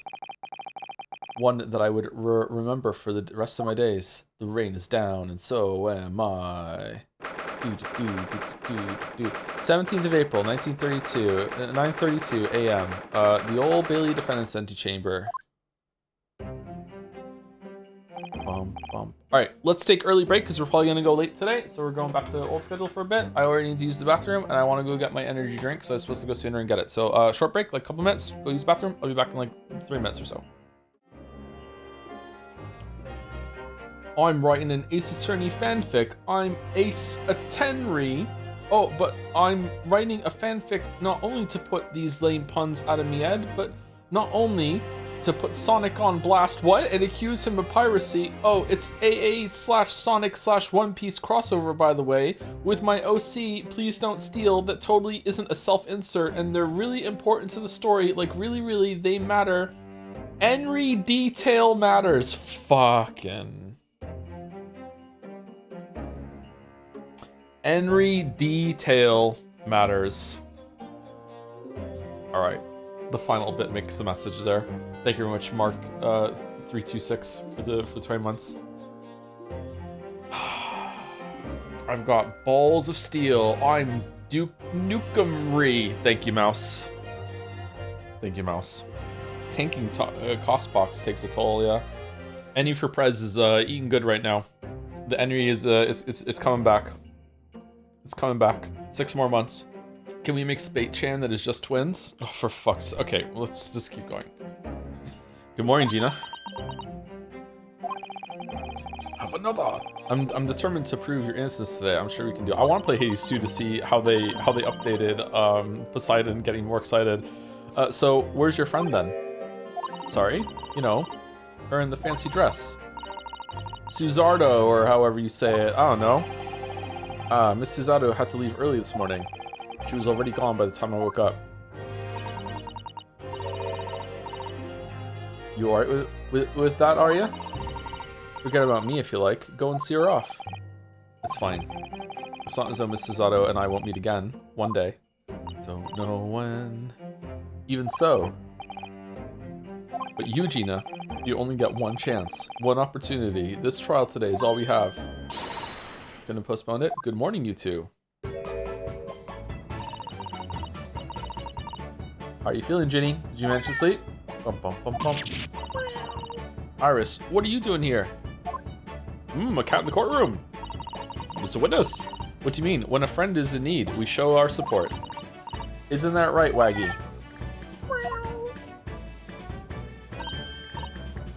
Waggy.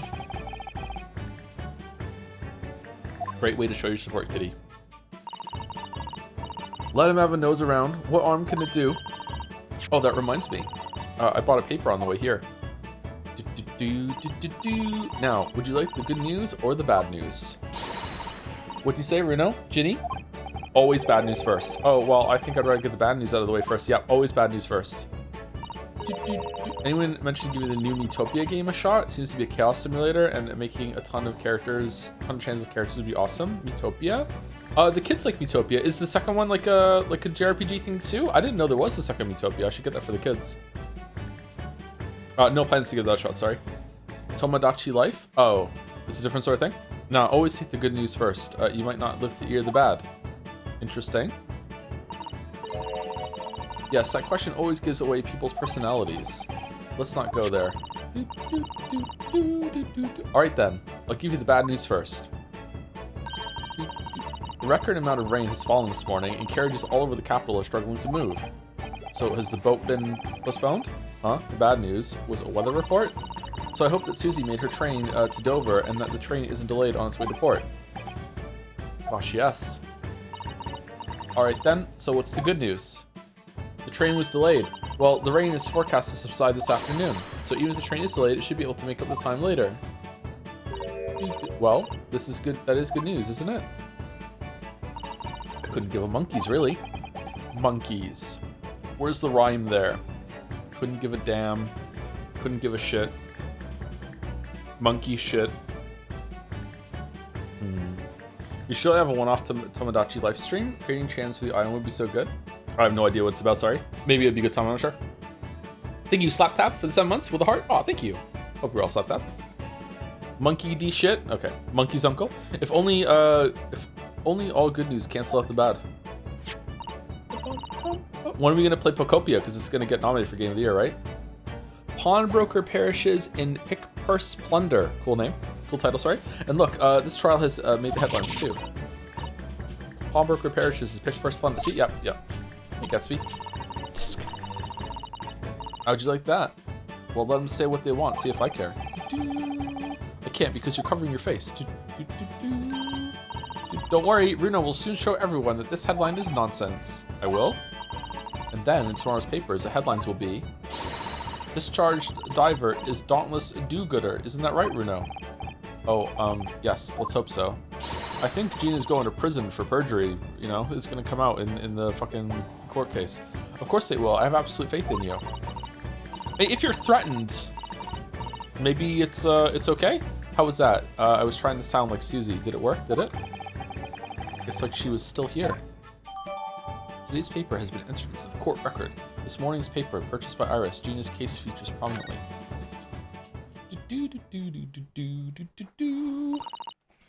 Good luck then, Runo. I'll do what I can. Obviously, I don't know the law like Susie does, but still. I'll be at your side the whole time, giving you moral support and encouragement. No? Nope.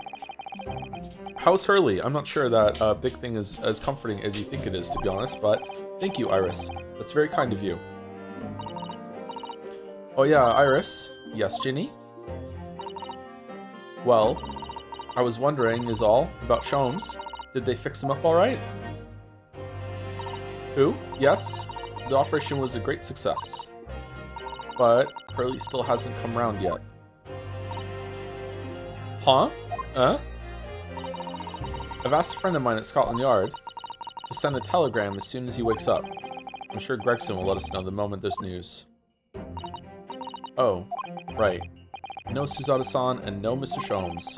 It's all down to me today to prove that Gina is innocent of this crime. Miss Gina Lestrade, counsel for the defense. The trial is about to begin. Please make your way into the courtroom. It's time then. Yes, let's go, Gina. Iris. Lead the way, Runo.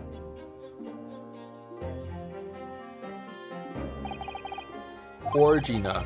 She's trying to put on a brave face, but I can tell she's worried and scared. I have to believe in her from start to finish. That's the weapon that will secure our victory here. If I learned anything from my great friend, it's that. But that got us in trouble last time. 17th April, 10 a.m. The old Bailey courtroom. It's why is he only going up against us? Oh, in the name of Her Majesty the Queen, I hereby declare this court to be in session. This trial should determine the guilt or innocence of Miss Gina Lestrade. I now call upon the counsels for the prosecution and defense to declare their willingness to proceed. The prosecution is ready. Defense is ready. Lord Van Zieks, what the fuck are you doing here? My lord. Remind me, how many years ago was it that you withdrew from the Public Prosecution Service? It was some 5 years ago, my lord. Yes, and then 2 months ago you resurfaced somewhat unexpectedly, and here you are again today. Are there some circumstances of which the court should be aware of that have led to this erratic behavior? Flirting, my lord. I really like the Nipponese guy across the fucking court. In what might describe as your former life 5 years past. You dealt exclusively in matters concerned with the highest echelons of society and government. Really? Yet today you choose to try a simple case of burglary and murder. I confess I find it more than a little befuddling, counsel. There are two types of person I cannot abide. Firstly, those wealthy scoundrels who hide behind a mask of philanthropy to cheat the public at large. He means Mr. McGilded, who you defended against 3 for 2 months ago. Yes, I just managed to work that out, thank you. Oh, that's how it's gonna go, huh? Magnus McGilded. If I'd known what a monster he was, I never would have defended him. Believe, Ryu, believe in your client. And secondly, even more lonesome, Dongi, those wily scoundrels who masquerade as allies, only to effect total betrayal in the final hour. In other words, Sumari, the confidence tricksters from those tiny islands in the Far East, the Nipponese. What? What? Did he really just say that? He means you now, Runo. I actually managed to work that out too, thank you, Iris. Total betrayal? What are you talking about? That torrid look of hatred in Lord Van Ziek's eyes. Was that directed solely at me, or was he talking about all Japanese people? An alarmingly scathing explanation, Lord Van Zieks.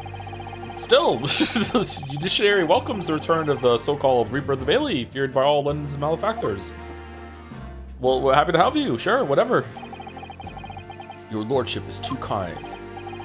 Now, jurors, the 6 of you have been selected at random to represent the will of the people in this trial. Oh, I'm back! I'm a doctor now! I got my medical license! I knew that the moon guy was going to be back. Are you ready to hear the evidence placed before you and determine the guilt or innocence of the defendant? Former lieutenant in the British Army here, don't you know? Chaps like me were born ready. Clean crockery, clean cutlery, and a clean conscience. His lordship's motto is very appropriate here, I think. Everything will be stereoscopic in the future. Absolutely, absolutely everything, and I'm ready for it. Oh, I don't understand it.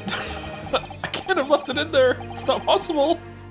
What could I have? What the fuck are you talking about?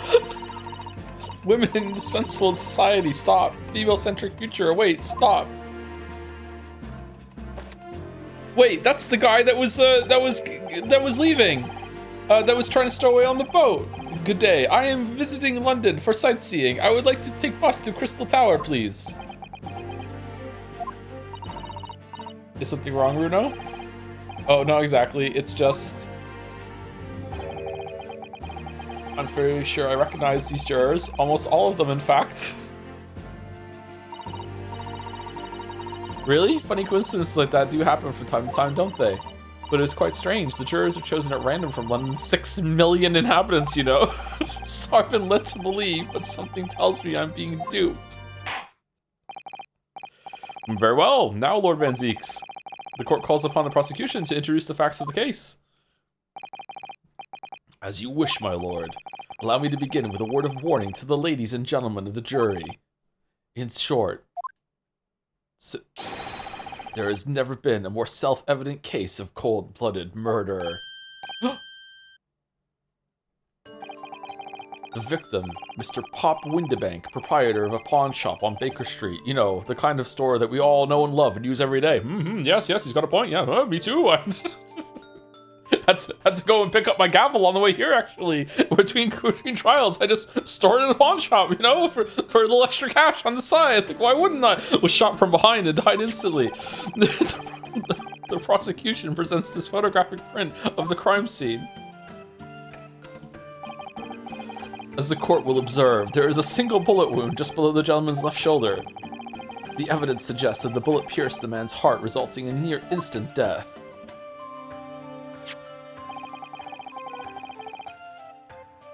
Moving on to the findings of Scotland Yard's coroner. His report states that the bullet entered the body on a rising diagonal trajectory. And what's that supposed to tell us? It means the victim was likely shot by someone significantly shorter in height than himself. Someone like the accused, you might say. Oh. The prosecution wishes to present the autopsy report and crime scene photograph as evidence, my lord. Indeed. The court accepts. Hand them to the bailiff, please. The autopsy report has been entered into the court record.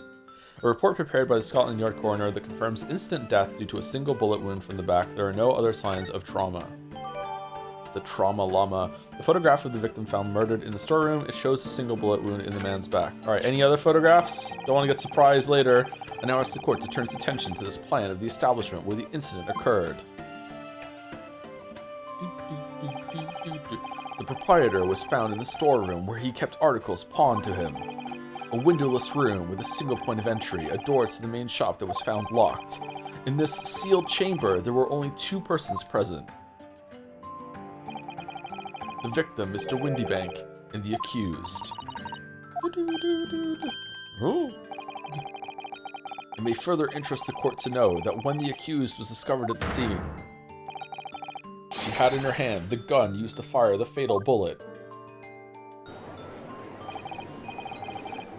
Well, that's that then, isn't it? Nothing more to say. Isn't that grubby little girl a pickpocket anyway? She's one of those filthy drabs that live in the slums in the East End. Oh well, it was only a matter of time before she got blood on her hands then. What are the jurors waiting for? The girl's guilty as hell. We can't jump to conclusions here. We mustn't assume her guilt because of what she has to do to survive. Time for the chalice bit. Objection, it's way too straightforward. There's no way that could be the answer. My learned Nipponese friend, it is you who mustn't jump to conclusions. The prosecution has barely begun presenting its case. Conveniently, this appalling act of murder did not go unobserved. There were witnesses. Good gracious! After their testimony, this girl's true nature will be exposed. Pitiful picked purse or cold-hearted killer. You decide. Here's to establishing the truth. The court will take the floor plan and the firearm as evidence. Hand them to the bailiff, please, Lord Van Zeeks. At once, my lord. The crime scene floor plan has been entered into the court record. Plan of Windibank's pawnbrokery, the scene of the crime. It shows the relative positions of the main shop and the rear storeroom. I miss Susie. Windibank's revolver has been entered into the court record. The gun belongs to the victim, Mr. Windibank, that Gina was holding when she found unconscious. There are signs of a single discharge. This is bad. I feel like the mood in here has turned very gloomy all of a sudden, Runo. I think that's because it has. Whoa, getting this out of the way early. Does that mean more is going to come off later? Let us begin. Bring forth the witnesses to the foul murder of Mr. Pop Windibank on 16th April of this year.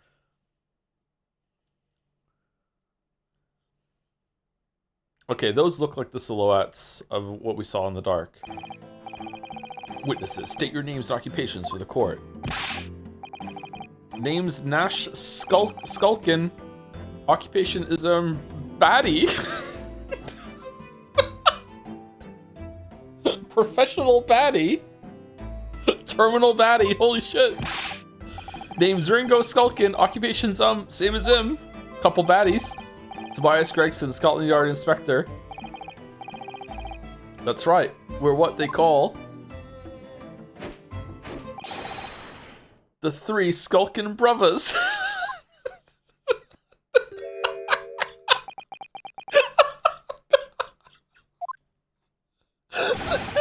What are you looking at me like that for? Don't lump me in with you lot. God, blimey, that's cold. Don't you know what we're going through? It's our older bruv. Lost contact with him we have, and we're scouring every shady corner of the capital. And then last night we come across you, the very spit of the bloke. Ain't that right, Ringo? He is, Nash, he is. The very spit of him.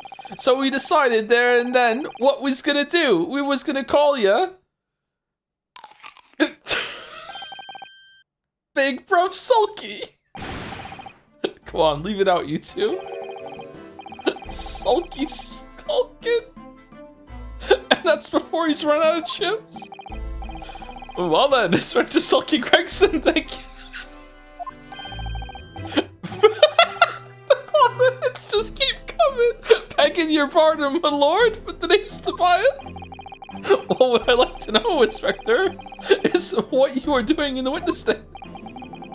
The Skulkin brothers are currently under arrest, my lord, on suspicion of theft. Even Gregson? Humph, thieves are they, these three? No, my lord, begging your pardon, but please don't let me in with this lot. 2 nights ago, these two brothers illegally entered an establishment with intent to burgle. And in the course of their nefarious activities, they became embroiled in a far more sinister crime. Well, by Jove, you mean to say, what an extraordinary coincidence! Indeed, my lord. While attempting to burglarize the pawnbrokery, they witnessed its proprietor's murder. He's on a box? Order, order! The various trespasses of these brothers is not the subject of today's proceedings, though they will naturally face trial in the very near future. With your lordship permission, I'd like to remain in the stand to keep these gents on the straight and narrow. Of course, Inspector. Skeptical as I am about the caliber of these witnesses, I will permit them to take the stand. Mr. and Mr. Skulkin, you will now testify before the court. Describe the events of the night in question and what exactly you saw. Happy to? Cause a skulkin's never skulkin'. What?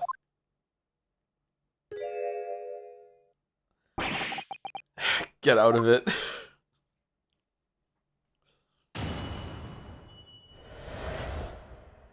Illegal entry. We was walking down Baker Street in the small hours, and the gaff store was ajar, see? I'm not sure about this voice, by the way, it's probably gonna go. It was like some kind of sign begging for us to go in, it was. But once we got inside, God blimey, Lummy, we heard a gunshot from the back room. We went to see what was what, but the door was locked from the inside. We never done nothing, governor. We never took nothing. We just left after that, nice and quiet.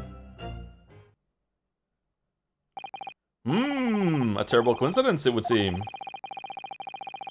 At the precise moment these miscreants entered the property, an even more sinister crime was afoot. The witness's testimony is consistent with the crime scene in every detail. The door providing access to the storeroom from the main shop was indeed locked from the inside, and within, only the victim and the accused were found. I must say, it does appear to be an overwhelmingly simple case. Still, the defense may cross-examine the witnesses now, of course. Counsel, if you please. Counsel? Yes. What's the matter, Runo? Sorry, I was just stunned into silence for a minute by the blatant lies being told by that pair in the stand. I know that it's all nonsense because I saw it with my own eyes. Yeah, let's put ourselves on the stand. Hand up. Yes, counsel, what is it?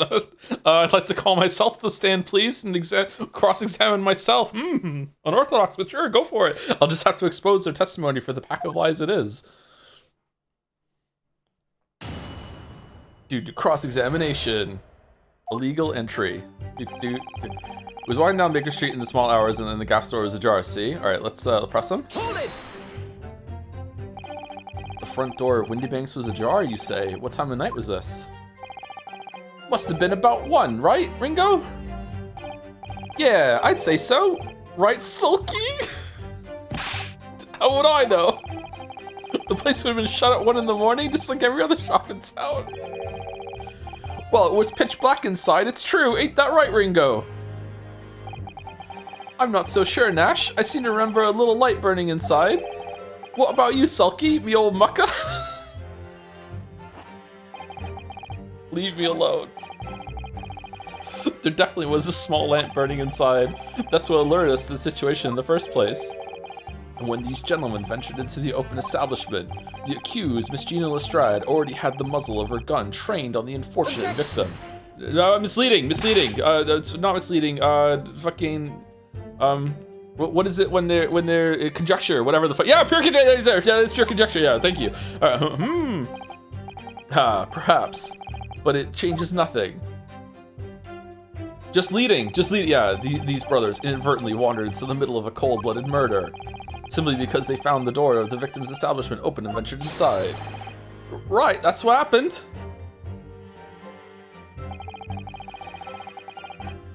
Hold it!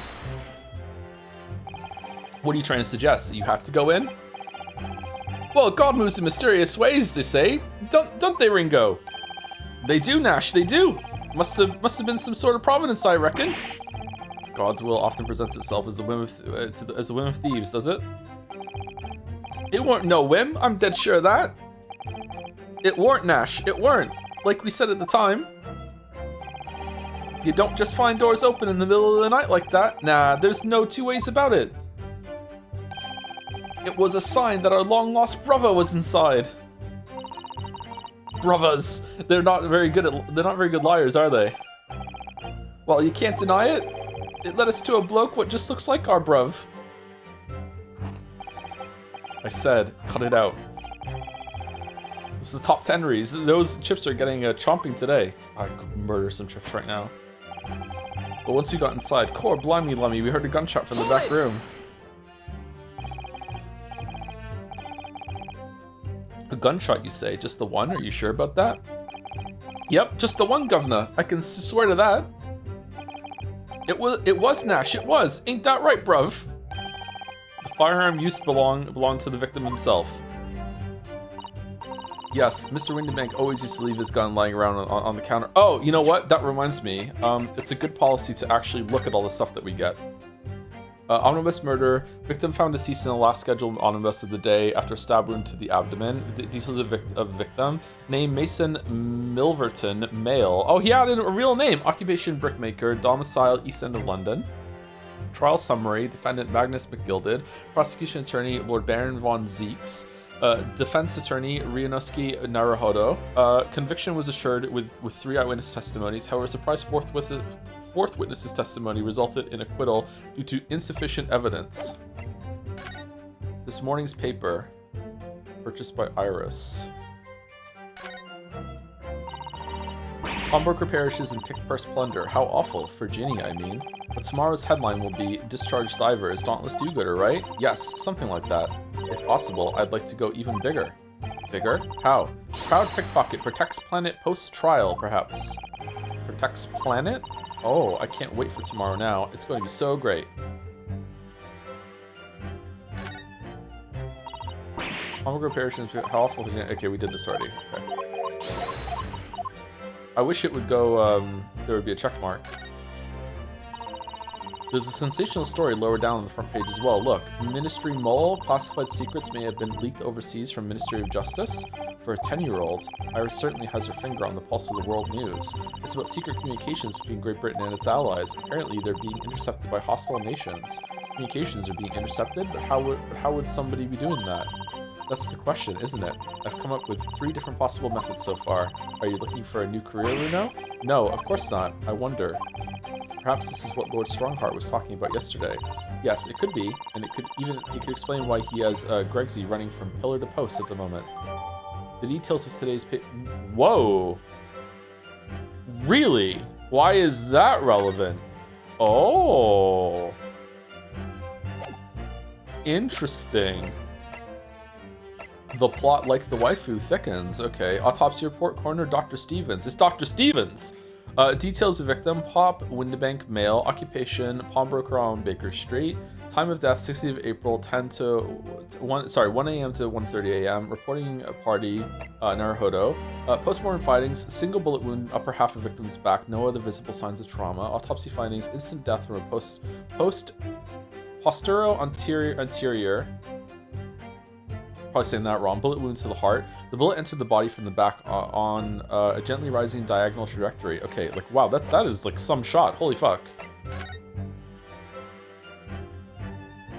Okay, no blood. Oh, I guess there is a little bit of blood. Okay, so there's no blood coming down, so that means the bullet went all the way through. Where did the bullet go?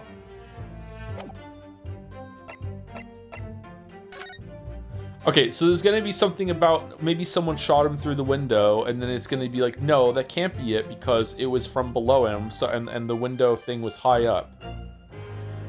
No, the killer put his whole entire arm down through the window and then pointed the gun up from in there, and then shot it.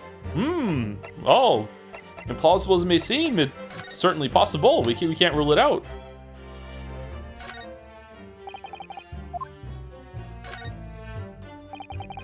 This is Mr. Windibank's gun. Cylinder is completely empty. Mr. Windibank always used to keep this gun to hand on his shop counter. Maybe he dropped it and it went off by itself. Yes, but only ever with a single bullet loaded, I understand. That's right, to keep all the pawned articles that were in his care safe. But his one bullet was fired that night and the poor man lost his life. Was he protecting his shop, I wonder? Trying to keep the articles safe? I'm not seeing anything else. Okay. Yes, Mr. Windibank always used to leave this gun lying around on the counter. Right, I remember. When we examined it, we found the revolver was completely out of rounds. That makes sense. Mr. Windibank always used to say he only ever kept a single bullet loaded. Maybe he was lying, though. That's true. I remember him saying that as well. So we can say with considerable certainty that only a single round was discharged from the firearm used in the murder weapon. We're just guessing. Yes, my lord, we can't. No, we can't. Okay, whatever. And I should remind the court that the firearm in question was discovered in the hand of the accused. Wonderful. We went to see what was what, but the door was locked from the inside. Do you mean the door between the main shop and the storeroom? Sorry, I just finished my drink. 1 second. Thank you, Quizlixly T, one of those maybe for the 16 months. I'm not sure if the joke is going to land. Is this Henry thing?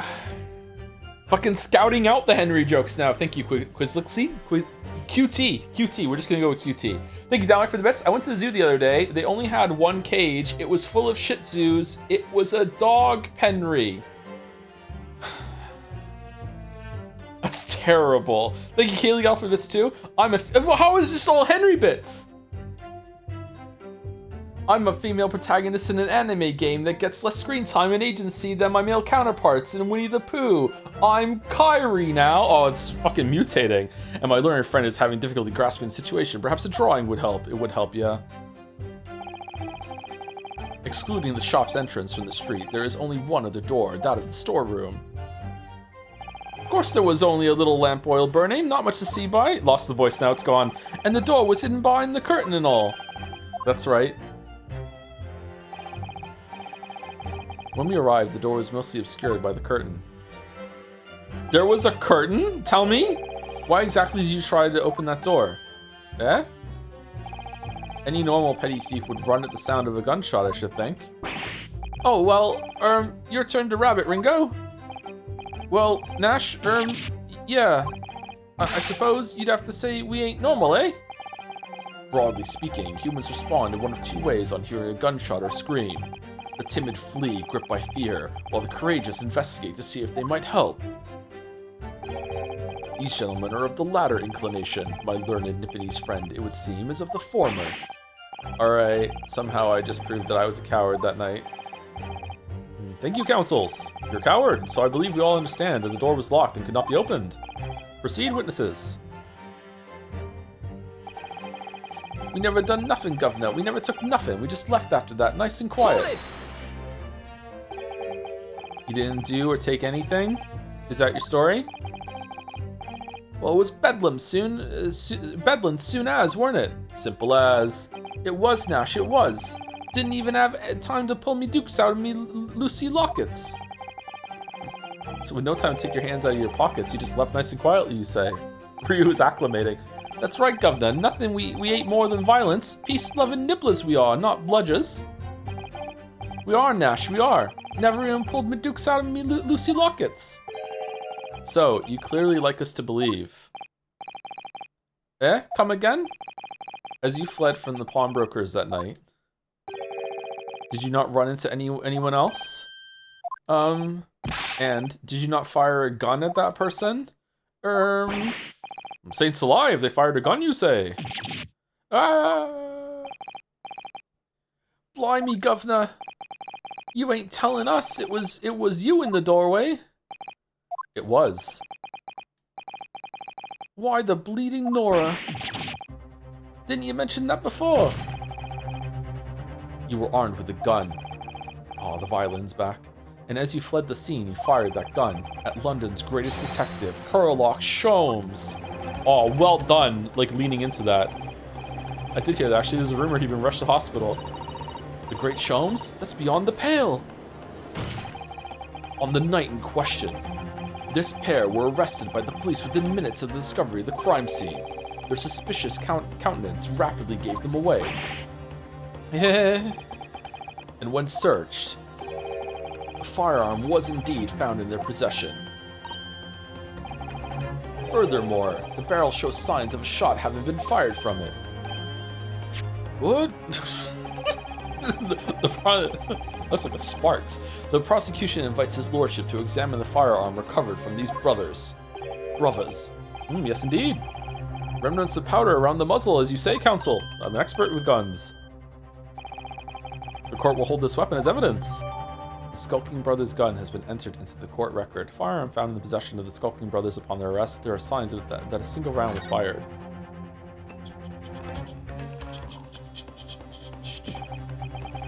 Now, my learned Nipponese friend. Yes? Here's to you successfully presenting the evidence. For yes, there are telltale signs of spent powder on this gun and a single bullet missing from the cylinder.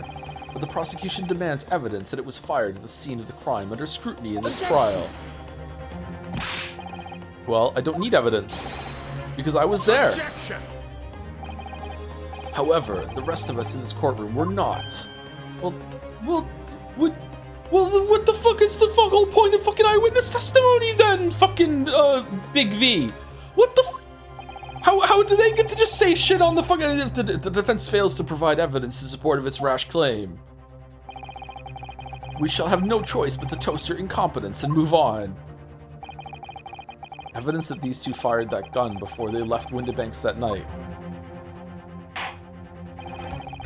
The court demands that all claims are affirmed with clear proof. What evidence shows that these witnesses unloaded a firearm at the pawnbroker shop that night? That Sherlock is done? I guess it could be the bullet in the calendar, but that wasn't Sherlock's blood. I guess it has to be that. Can we just present that? Take that! The evidence is in this portfolio. What on earth do you have there, counsel? During the course of our investigations, we discovered a number of bloodstains. Not trusting the police to do the job they're trained to do, how arrogantly Nipponese of you. Wait, there was no blood on the floor where Sherlock was shot. Ooh. Well, anyway, we analyzed all the blood samples we found and recorded the results in this portfolio. And you claim to have the evidence the court is demanding therein. Yes, my lord. Where was he shot, though? I mean, no matter where he was shot, surely he would still... How thick are his clothes? Like, pressure on the wound the whole time, maybe? I don't know. Gotta be some blood on the floor, right? There's no way you can get shot and not bleed a little bit. Something... I don't know. No more dallying then, counsel. Present the pertinent evidence at once. What do you have in your portfolio that proves these witnesses unloaded a firearm at the scene? Okay, so it's gotta be that one, but I mean that's not true. Take that! What does that explain? It's a photographic print taken at Windy Bank's pawnbroker on the day of the incident. From the scene of the crime, is it? Is that a bullet hole? And if my eyes do not deceive me, it appears the bullet is still lodged in there. Slam dunk, well done, counsel. Yes, well done. Yes, as your lordship noticed, the bullet pierced Mr. Windybank's calendar. The date shown being the 16th of April, the very day of the pawnbroker's death. The incident occurred at 1 hour after midnight. But this indicates that a separate shot had been fired sometime after the calendar had been set to the 16th. Okay, but like maybe he doesn't do that until the morning. Like I don't know about that. That's right. And while it isn't irrefutable, the defense believes that this is credible evidence that the witnesses did fire a round from their gun in the pawnbrokers that night. Ah!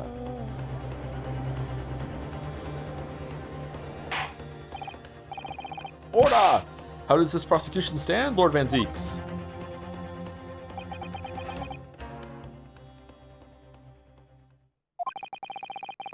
If that is the direction my learned friend wishes to take, the prosecution has no objection. What? But you'll forgive me for flinging my hallowed chalice aside in disgust at the repugnancy it exposes. Yes, on the night in question, these brothers entered the pawnbroker illegally. And like the bold baddies they claimed to be, opened fire on the new arrivals before fleeing back onto the street. Take it easy there, Governor. You're gonna land us in the soup. We had a deal. You weren't gonna get into them details. Tell him, Sulky. Set the bloke straight. I have nothing to add. So he knew, did he? Van Zeeks knew their testimony would almost certainly expose the extent of their crimes. It would seem now that I owe my learned Nippy's friend a word of gratitude. Oh, 1 trial, 3 arrests? Nice. 3 sentences. What do you mean? What I mean is that you have helpfully confirmed an important fact. To what fact do you refer, Laura Van Zeeks? Share with the rest of the class. As has been established at the point of their arrest, a single shot had been fired from the brother's gun. Uh-oh. However, if that shot found its target in Mr. Shomes, then clearly these witnesses cannot be accused of the fatal shooting of the proprietor and victim. Ah! In other words, sumari, these 2 men have no material connection to the murder of Mr. Windyback at all. So that's it. Well, they still could have fired the other gun and then placed it in Gina's hand. Nice. Are they meant to be kind of like Mario and Luigi in a weird way, or that's it? We didn't have nothing to do with it. We didn't, Nash. We didn't. That's why, I reckon. The crimes include unlawful entry, intent to steal, perjury, and let us not forget attempted murder. Quite a catalog, eh, fellas? We're in for it now, bruv. You'll be in the jury fucking next game. Don't worry about it. Now then, let us take a moment to consider the aforementioned great detective, Mr. Herlock Shlomes. It would seem the man patronized the pawnbrokers in question somewhat regularly in a bizarre need to just store things, even though he didn't need the money. Where's he going with this? Mr. Shlomes appears to take pleasure in tinkering with eccentric machinery. Eccentric? Says who? Not me. Don't give me that look. He installed a pair of machines like this one in the victim's shop. Oh, God. Oh. That's one of Hurley's red-handed recorders. What is that, counsel? It has the appearance of a photographic contraption. Fucking Windybank was spending more on photographic print than you were on your fucking hallowed chalices, Van Zeeks. As your lordship has surmised, this is indeed a camera attached to a small timing device. Every half an hour, it automatically photographs the interior of the establishment. The idea being that if a thief were to break into the shop, he would be caught red-handed. on the red-handed recorder. That's why it's called that. Okay, I like it. Good naming convention. The prosecution has... There's so fucking many of them. The prosecution has obtained the photographs taken by the device on the night in question.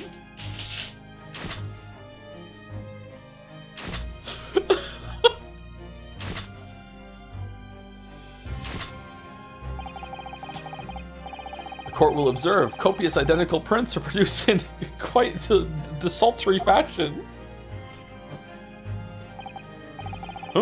Rather prodigal, I feel.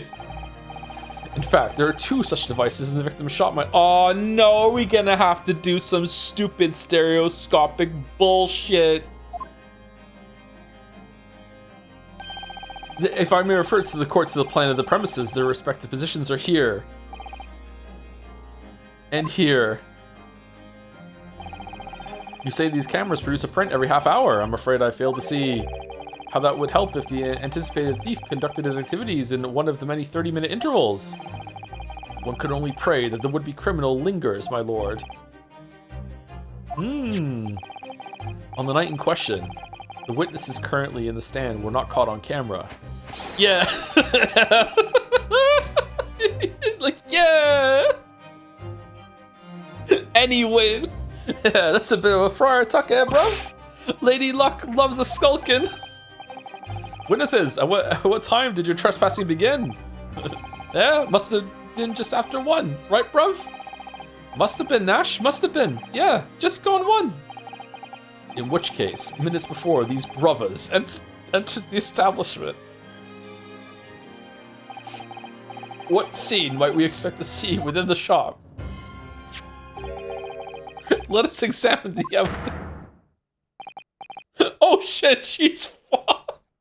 Ginny! What the fuck? Even I think you did it now. Oh, good lord. It's the defendant. Mistress Gina Lestrade. No, you don't understand. She found an identical gun to his and she's trying to pawn it. 1 a.m. She's pawning off hours. She's so excited to pawn. Always be pawn brokering. Yes, good slogan. I live by myself. Prosecution, you have to do better than that, as the court can clearly say. See. The accused is pictured, gun in hand, facing the victim over the shop counter. No doubt coercing the proprietor to open the door to his storeroom. Quite. One can only too easily imagine the events that have unfolded. The court will take this photographic print as evidence, if you please, counsel. Photograph of Gina has been entered into the court record. A photograph taken automatically by the red-handed recorder showing the scene a short time before the murder took place. I don't believe it. Ginny! In short, the accused is the only person who could possibly have killed Mr. Windybank.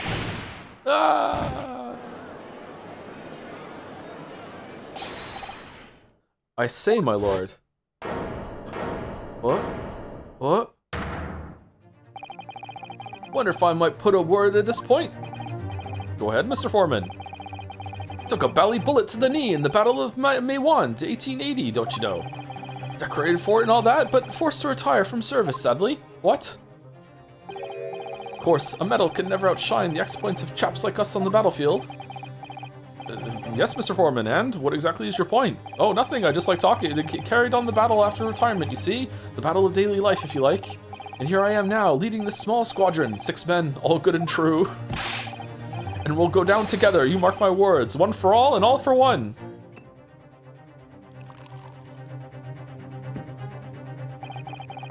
The ladies and gentlemen of the jury have reached agreement, have they?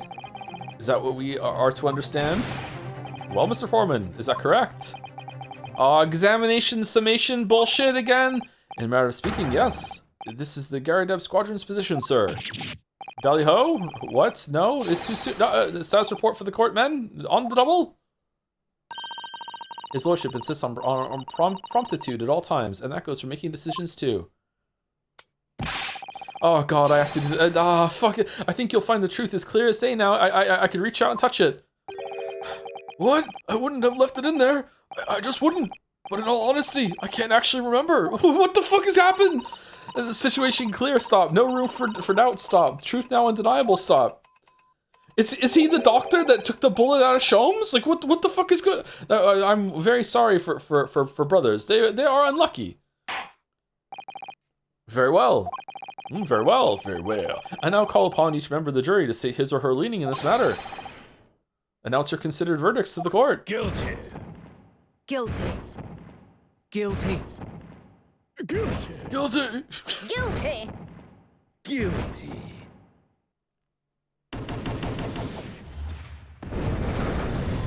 Lead for me.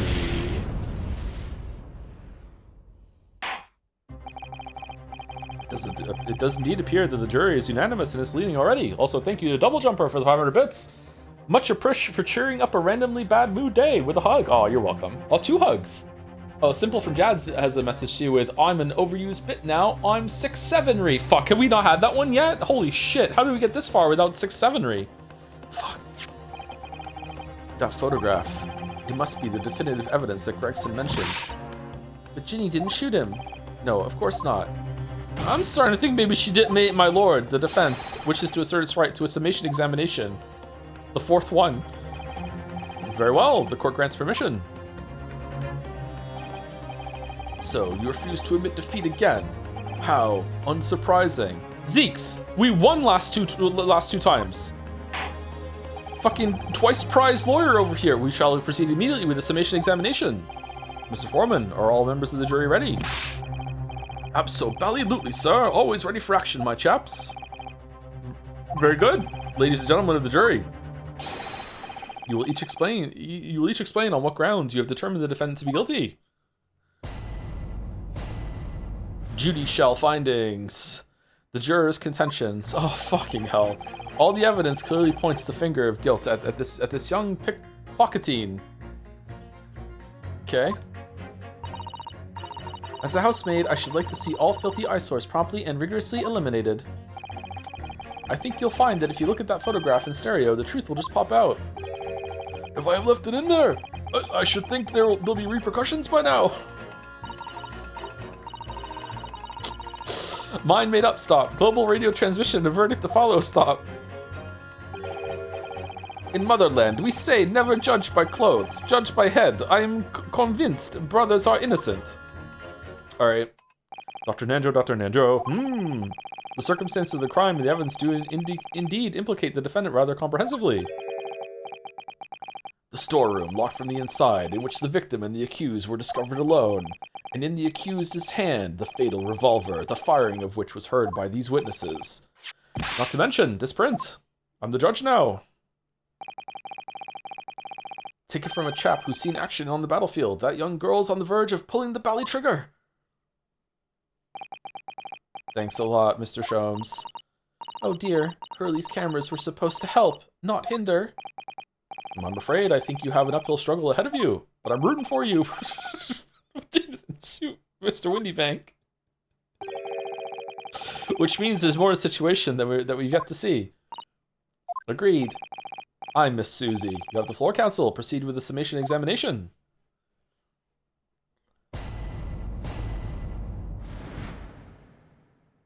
The defense's rebuttal.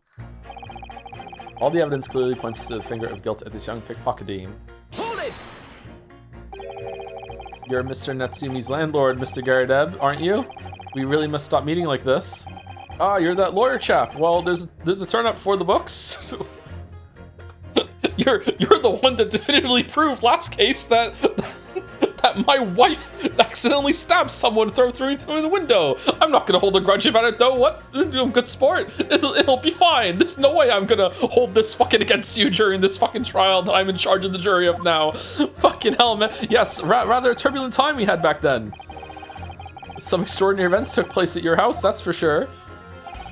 Luckily, Mr. Sholmes and I were able to get to the bottom of it all. Ryu, that, I think we did rather a lot for you, didn't we? Did we? I mean, obviously, I wouldn't be suggesting that therefore you should change your leaning to not guilty or anything. Humph. Can't be denied, I suppose. The curse of the Garadeb house was the talk of the town after that business. Lodgers moved out, and I couldn't get a bally soul to take up the tenancies. Oh. Haven't had the heart to break the news to Joni yet. Bad enough that the old girl's clapped up. Yes, can't be denied. You did do rather a lot, but not for us. That's for dash certain. Also, now everyone knows I'm lower class because I don't have a pretend maid living in with me now. That was so important. I suppose not. Of course. There could be no suggestion of that being the reason I'm leaning toward guilty here, obviously. Obviously, but honestly, I really wish you'd pay more attention to the trial and less to juror number 2. Oh, I got the eyes for another maid, huh? Okay. As a housemaid, I should like to see all filthy eyesores promptly and rigorously eliminated. Polishing the bench, I see. Again. A maid's work is never done. Not a blemish must remain. What exactly do you mean by filthy eyesores? On my way to market for his lordship, I have to pass through the East End. The place is full of beggars, pickpurses, and crossmen, the scum of the earth. A little harsh, perhaps. Let me be plain.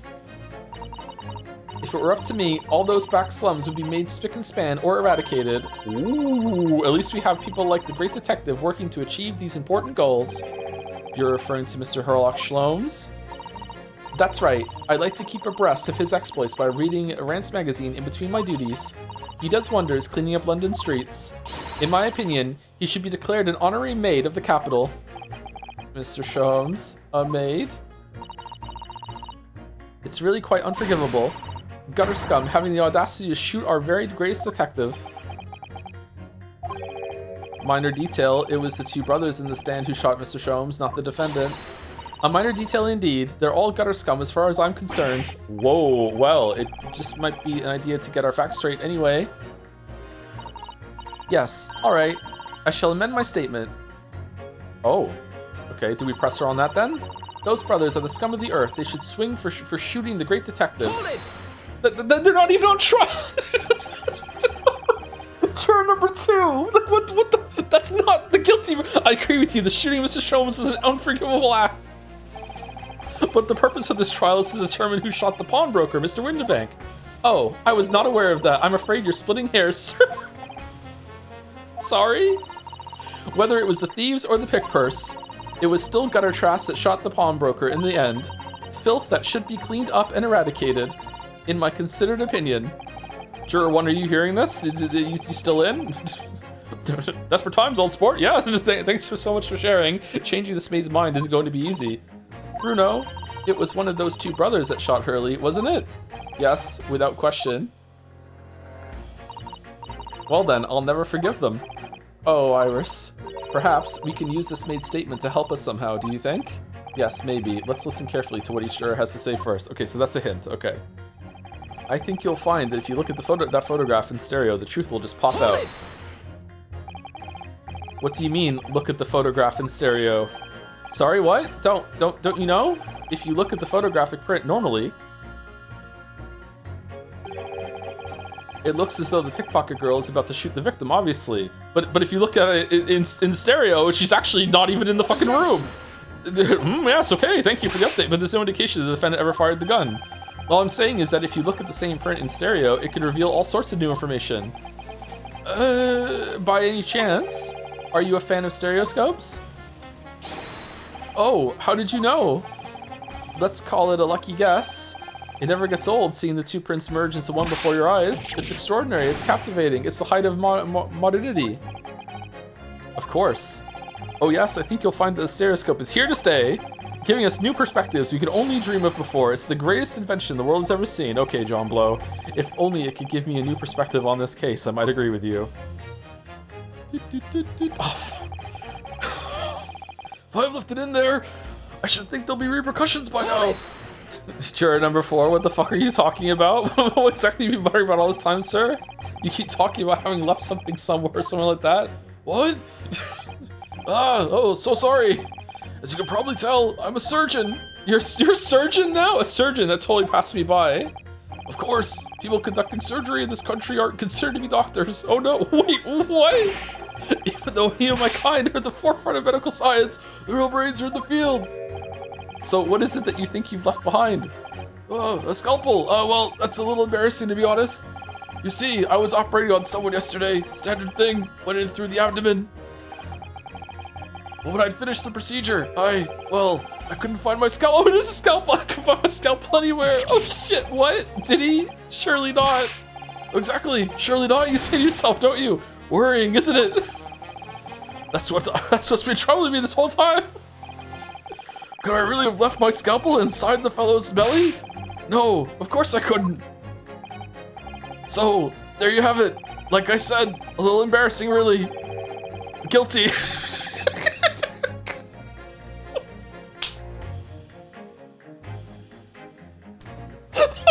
That's one way of putting it. The other is manslaughter.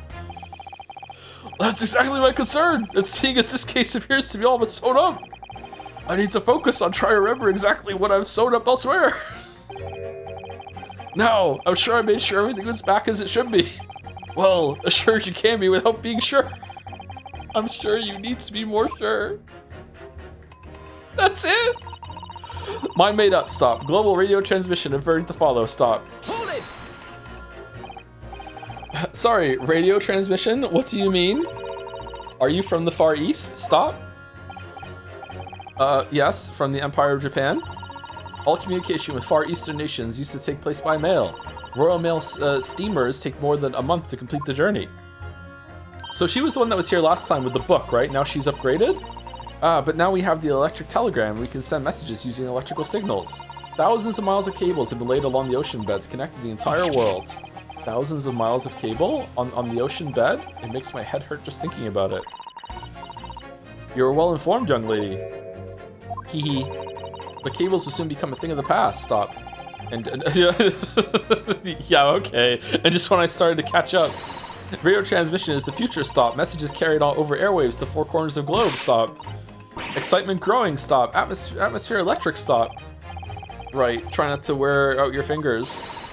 Era of wireless telegraphy. Stop. Driving technological revolution. Stop. I'm still using undersea cables to talk to people in Europe right now. Stop. And people say inventions like the stereoscope are the height of technology. What utter piffle? I can't understand it. I really can't. They're just silly toys. Oh. All right, let's continue and see. Don't spare any feelings, will you? It's not like there's anyone here who likes stereoscopes. So why exactly do you think the defendant is guilty? It's quite simple. We haven't been shown a scrap of evidence to suggest that she isn't the culprit. And just as radio waves dash through the skies faster than the eye can see, so we should dash to the conclusion of this trial and stop pandering to indecision. Maybe +2, not sure. Hold it! If I hold B, will it stop automatically on the interruption? I let go of it just automatically. Sorry, instinct. Excuse me. Juror number 3. Sorry to interrupt when you're obviously fuming, but what? Do you perhaps have something to say about juror number 5's last remark, as if I couldn't guess? Oh, you bet I do.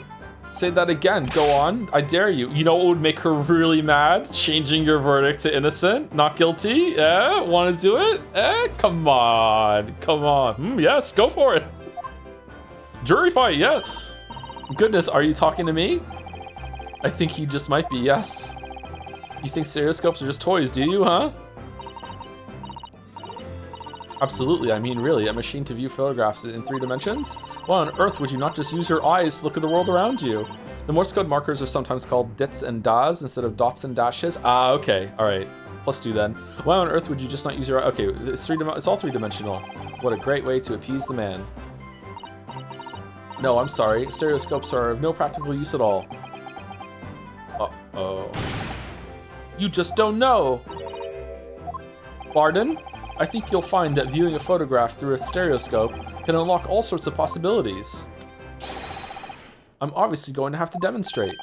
What sort of possibilities?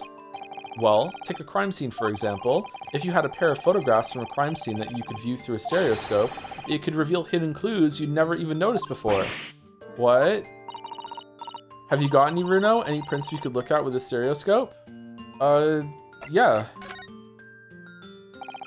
How about this print here? It should do the trick, I think. Photographic print of Gina. I thought where's the stack that was Take that! All right then, juror number 3.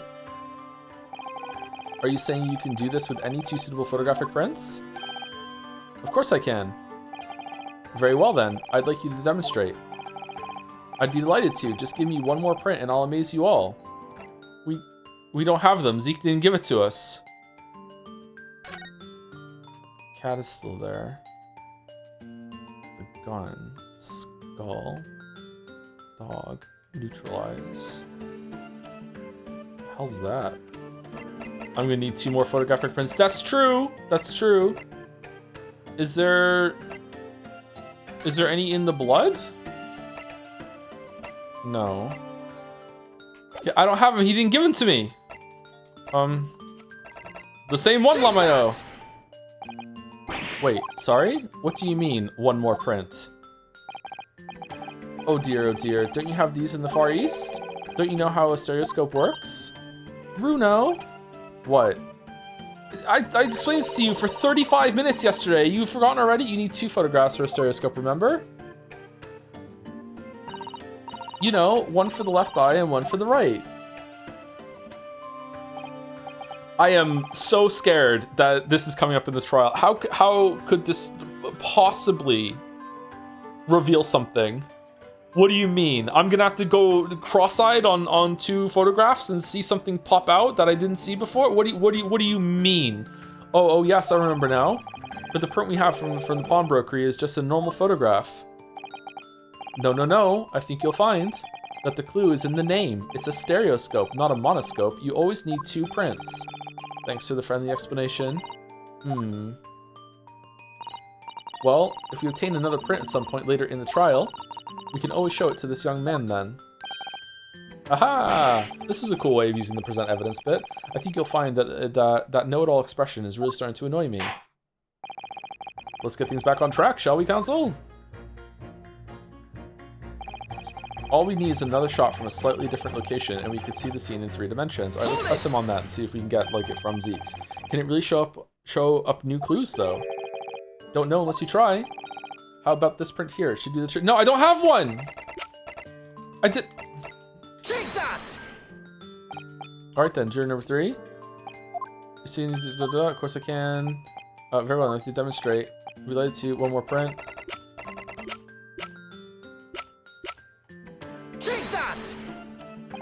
Thank you, Hermit with a banjo for the 15 months with a Joms. Thank you very much.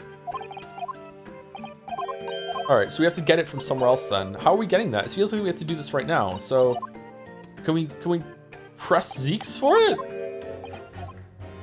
Hold it! Please tell me you're not villain Bolshevik? The Russian revolutionary? Revolutionary? Niet. Da, I believe there is such a rumor. It's just a rumor. As you see, I have unfortunate appearance. I look like vicious criminal. It's the ballerina. Her disguise is just better. Your words, not mine. I just want to point that out. People call me revolutionary, murderer, autocrat. And which glove fits? All. Good day. I am visiting London for sightseeing. I would like to take bus to Crystal Tower, please. Right, that didn't sound staged at all. You'll forgive me for having my doubts. To be treated like vicious criminal all the time. It is very painful. People do not realize. So I have much sympathies for these brothers. People say they are criminals only because of how they look. The Skulkin brothers? Da, maybe they went inside pawnbroker's shop, but they have done nothing wrong. That is all what I want to say. The Skulking brothers did nothing wrong that night? Alright, well first of all, you're wrong. Second of all, maidenless, that's one nuts a little misunderstanding I'll need to clear up straight away. Tell me something, Iris. Alright, so we pit the maid against him, I'm guessing. What is it, Runo? The jurors are chosen at random from the inhabitants of London town, aren't they? Yes, it's amazing, isn't it? In that case, How is it that there's a Russian tourist sitting among them who looks for all the world like a revolutionary? I wish I knew. If I can't change the minds of more than half of these 6 jurors, the trial will be over. But we know that Ginny would never shoot anyone. Yes, so we need to find the contradictions in what these jurors are saying and pit them against each other. I must be ready to go to whatever lengths I have to convince them of Gina's innocence. Okay, so let's pit you against you. Objection! Those two statements clearly contradict each other. Oh, good lord! Counsel, explain yourself. Oh my statement? Contradictory? Contradict. C-O-N. Juror number 6, you've got the wrong end of the stick. I do not have stick. I have mouse. Mouse. As juror number 2 said earlier, when the skulking brothers fled the scene on the night in question, they fired a shot from their revolver. Yes, they shot poor Mr. Sholmes in the abdomen, I understand. Surely you're not going to tell the court now that you didn't hear. Abdomen, abdomen, A-B-D... B-E, sir? Sorry, my English is still learning. You are telling the court you didn't hear? Forgive me, I did not hear. Not guilty. Ah, here is word. Abdomen, part of person's body containing stomach and other vital organs. If this is what you mean, you should say in plain English, I am Russian, not native speaker. Who thought it was a good idea to let this man be on the jury again?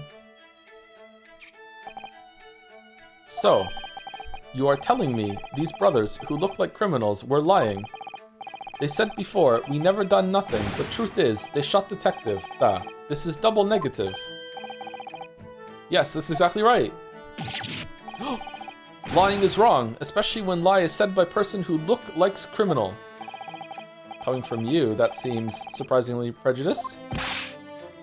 This means, when they said we never took nothing, maybe it was also big fat lie. Oh, is this true? Oh, we didn't even think about that. Well, according to the police report, no stolen goods were found, so... Enough, I trust no one now. Gina nodding in the chat. It's not the mouse's fault though, sir. I must see with my own eyes. I must investigate crime scene myself. Okay. Trial adjourned. Go for it, juror number 6. We'll wait. What do you want for lunch? Yes, it is, Bruno. Easily. Sorry. With the prints from Hurley's red-handed recorder. Ah, if you compare the print that pictures Ginny and the next print from half an hour later, you'll be able to see straight away if anything was taken or not. Cooey, Mr. Prosecutor. Tut-tut. Calling on the prosecution in the middle of a summation examination of all times. The print showing the accused threatening the victim after she broke into the shop is this one. Following this, the victim and the accused moved into the storeroom. Meanwhile, the skulking brothers entered the shop and summarily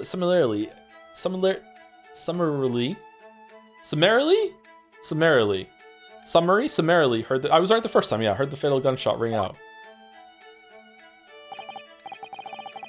Sadly, none of these events were captured on film.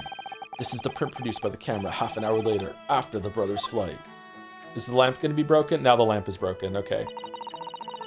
So this was taken after Hurley was shot then. As far as I can tell, nothing has been taken. It does seem to be the case. I can't notice anything that's obviously missing in the second print. So, the brothers who looked like criminals told only one lie. They shot man, but they stole nothing. It would seem so, yes. Good. No, not good. You were right. I did not understood situation. Now I know brothers have lied. Brothers, I think it is very, very important to continue with trial.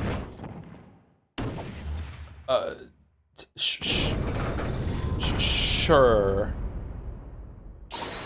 Yay! Well done, Runo. The balance is shifting. Okay, yay. Well, it's a start, I suppose, but there must be more in what these jurors are saying that I can use to expose the truth. If I can do that, we might just turn the situation in our favor still. Thank you, counsel. Continue with the summation examination. And kindly hand that new photograph for print to the bailiff to be filed as evidence. The post-shooting photograph has been entered into the court record. Photograph taken automatically by the red-handed recorder showing the scene after the murder had taken place. Another print in the court record. I wonder if we can make use of that. In the lake of lies are many dead fish. We must find truth. Therefore, I say not guilty verdict. Verdict. Okay, how do we feel about the fact that because it doesn't want to tell you the answer, that, hey, you can now use the photographs, that Ryu comes across as a fucking idiot that has like the memory of a goldfish and just forgot something. Sometimes it's kind of frustrating, right? Like sometimes he's just so stupid because like the player is the one that has to figure it out, and it's kind of leading you to that solution, right? So there's ammunition still loaded in 5 of this revolver's 6 cylinders. Yes, which tells us only a single shot has been fired from it. Exactly. The bullet hit Hurley, in fact, isn't it? Yes, it happened almost as soon as we walked in, though through Windibank's door. I'll make those brothers pay. The brothers. Brothers.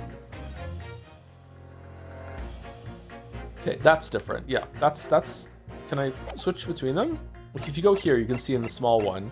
Like, the thing on the desk is moving for some reason? Why the fuck is that moving? And the lamp is broken for sure. But we knew the lamp was broken already. Take that! Take that! Alright, these 2 prints were both taken with the same camera at Windibanks on the night in question. Yes, I see. Tell me, Mr. Lawyer. Do you know how stereographic images work? Do you understand the principle? Someone used some bits to say, hey Joe, can you make the I actually king Kokichi bit? This is an on-demand streamer bit service, right? Is that what it's called, bits? I don't mind doing it on demand, but I don't think I can do the growl snort thing right now without killing my voice. My voice is already starting to hurt a little bit from doing all the voices today, and I don't want to push it. Sorry. But you can have a token for me to do it on another stream if you like. Yeah. Nor did. Well, I think so. I did have a lesson only yesterday. The left and right images need to be the same, only with a slight shift in the positions of some objects. And then when the brain merges the 2 images together inside your head, it notices the shift as if it were depth. Are we really doing all this just to see that the lamp is broken? Yes, exactly. It's that small shift between certain objects in the 2 pictures that's really important. So what happens if you use 2 photographs that are exactly the same then? No, obviously that wouldn't work at all. Not for seeing the scene 3-dimensionally anyway. Oh, of course, now I see. Ah, I think the young girl has discovered the secret. It's a secret. I have. Can you uncross your eyes before you tell me? Have another look at these 2 pictures from Hurley's camera, Bruno. Go on.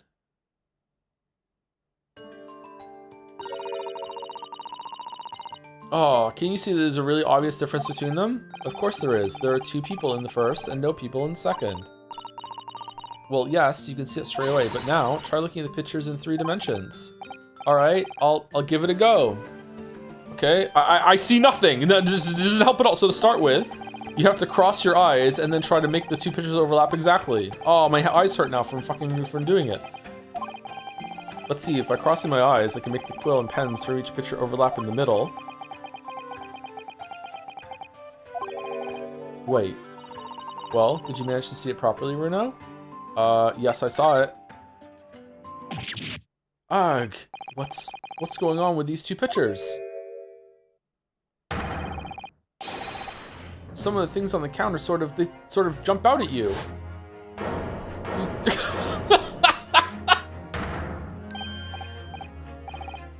Yes, that's it, you see? That's the other amazing power of stereoscopes. Other amazing power? Is someone going to explain this? Black magic, eh? Why the deuce do some things on the counter seem to jump out at you like that, I think you'll find that if you consider the basic principle of the stereoscope, you'll answer your own question. Basic principles of the stereoscope? As I said before, if you try to look at 2 identical pictures using a stereoscope, it won't work at all. It's the slight shift in the positions of certain objects that lets you see pictures 3-dimensionally. In other words, Sumari, Even though at first glance, it seems the objects on the counter haven't moved at all between the two pictures, it shows that actually there must have been a slight shift in their positions. Yes, there must have been. Ah, the clutter's been moved. Now hold fire there, sir. Got a reasonable grasp of this whole cross-eyed business now, I'd say, what? But why the devil does this shift between the two prints exist in the first place? Well, what's the answer, fellow? Come on, you're the cross-eyed master. What? Me? I haven't the first idea. Sorry, I'm humbly deploying my one-time artist fast pass. This was cleared before? Oh my fucking god. Okay, give me a second. Victorians have no idea what lawyers go through. What's my favorite technological curio? Oh, that's elementary. Why, it has to be the delightful little apparatus known as the stereoscope. Seriously? You've never heard of the stereoscope? It's only one of the most fascinating modern inventions for novel home entertainment ever made.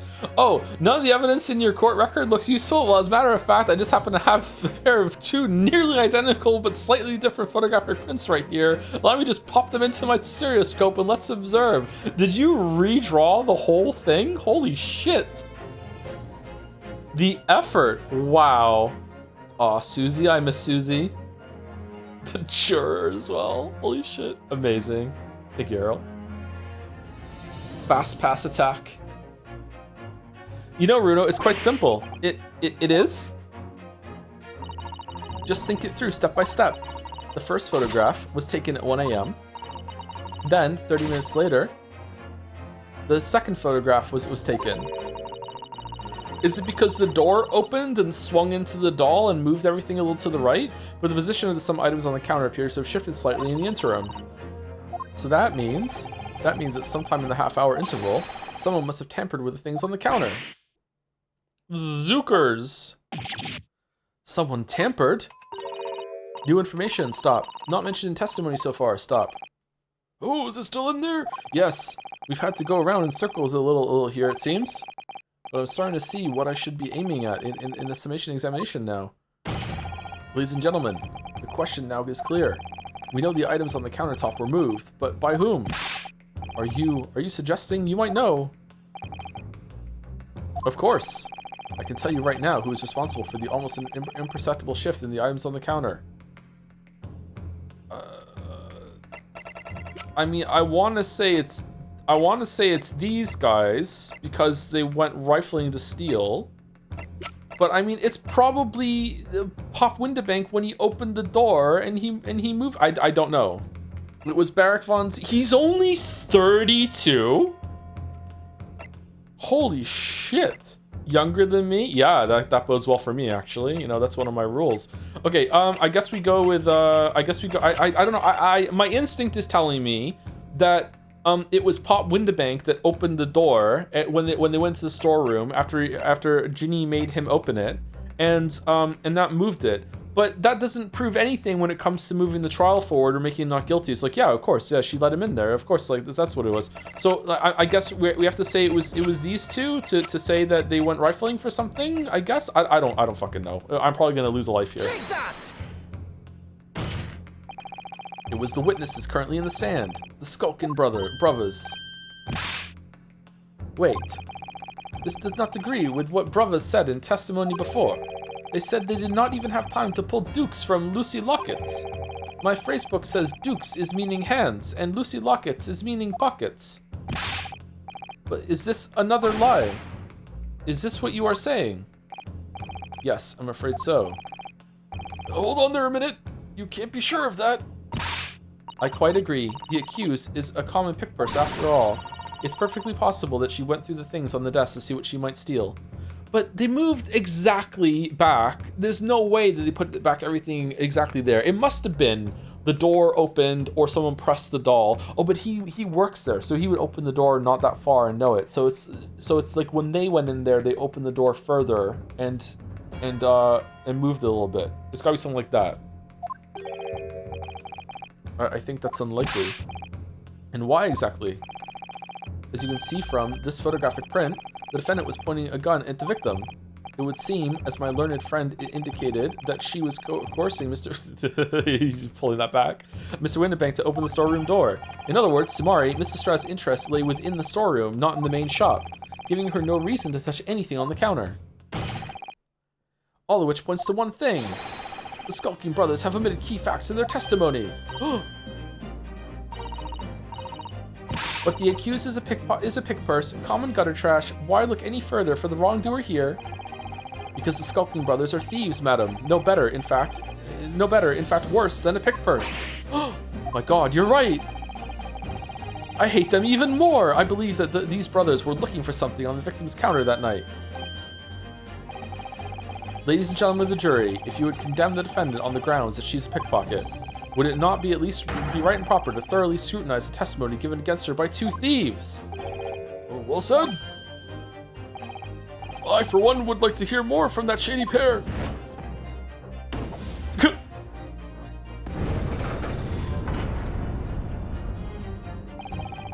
Can you all see now? I think you'll find stereoscopes aren't playthings. You've seen their extraordinary potential firsthand.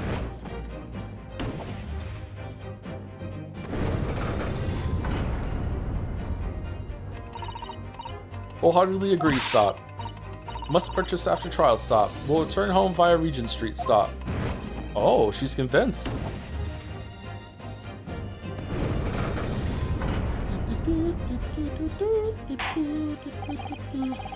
Well, it would seem this trial has yet to run its course. Ladies and gentlemen of the jury have declared their inclinations via the mighty scales of justice. I hereby call the summation examination to conclusion with the balance altered in the defendant's favor. 2 lean to guilty, 4 lean to not guilty. Accordingly, the judge is without consensus. And I order this trial to continue.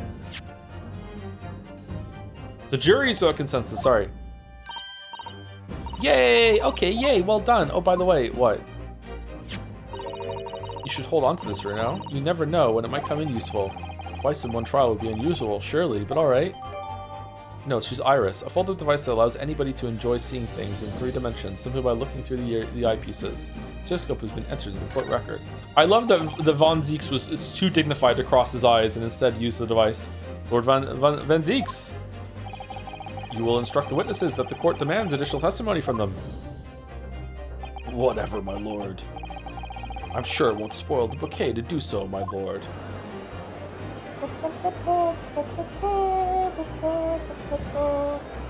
I've won myself another chance to probe that pair about their activities at night, at least. I won't stop probing them until I've proven that Gina is innocent. Alright. About an hour done. 9 hours to go. Fucking hell. How is the trial so fucking long? Yay!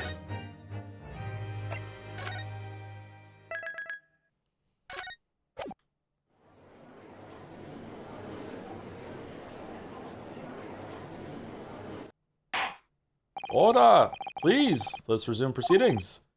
Witnesses, you will now retake the stand. Baddies report.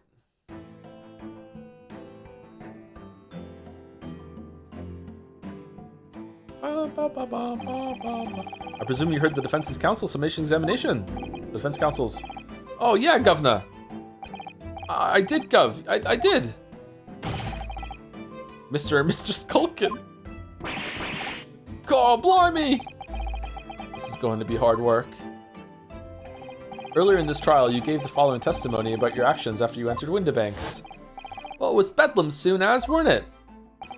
It was, Nash, it was. Didn't even have time to pull me dukes out of me Lucy Lockets. However, that was a lie. You actually can't... You brothers. Oh, God, blimey! On the night in question, you rifled through the items on the victim's counter and then put them back exactly in the orientation that they were, but just ever so slightly to the right. Perfect, except just like fucking half an inch off. Like, you know, we've never done nothing of the sort. How'd you figure that out?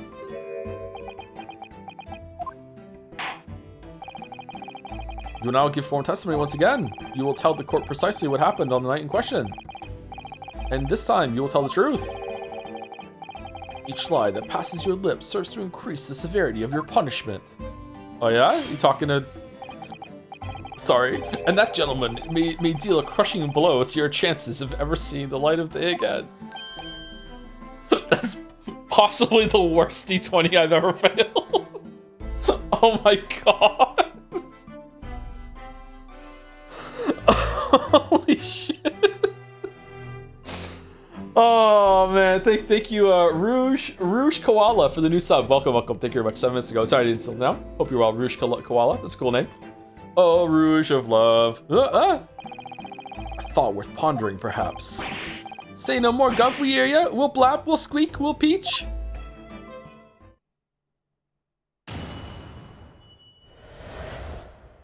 Illegal entry. The whole truth. Alright, we did knock a few things over, but we weren't rifling for nothing. It was when we heard the gunshot, see? It made us both jump, and all that stuff went flying. Lummy, it didn't have to give me a fright. We was thinking the shooter'd come out the door and get us next.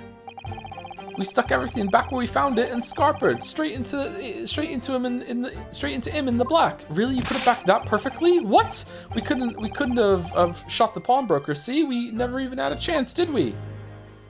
Did you have the photograph to check for it? That's crazy. So you admit to the defense's accusation.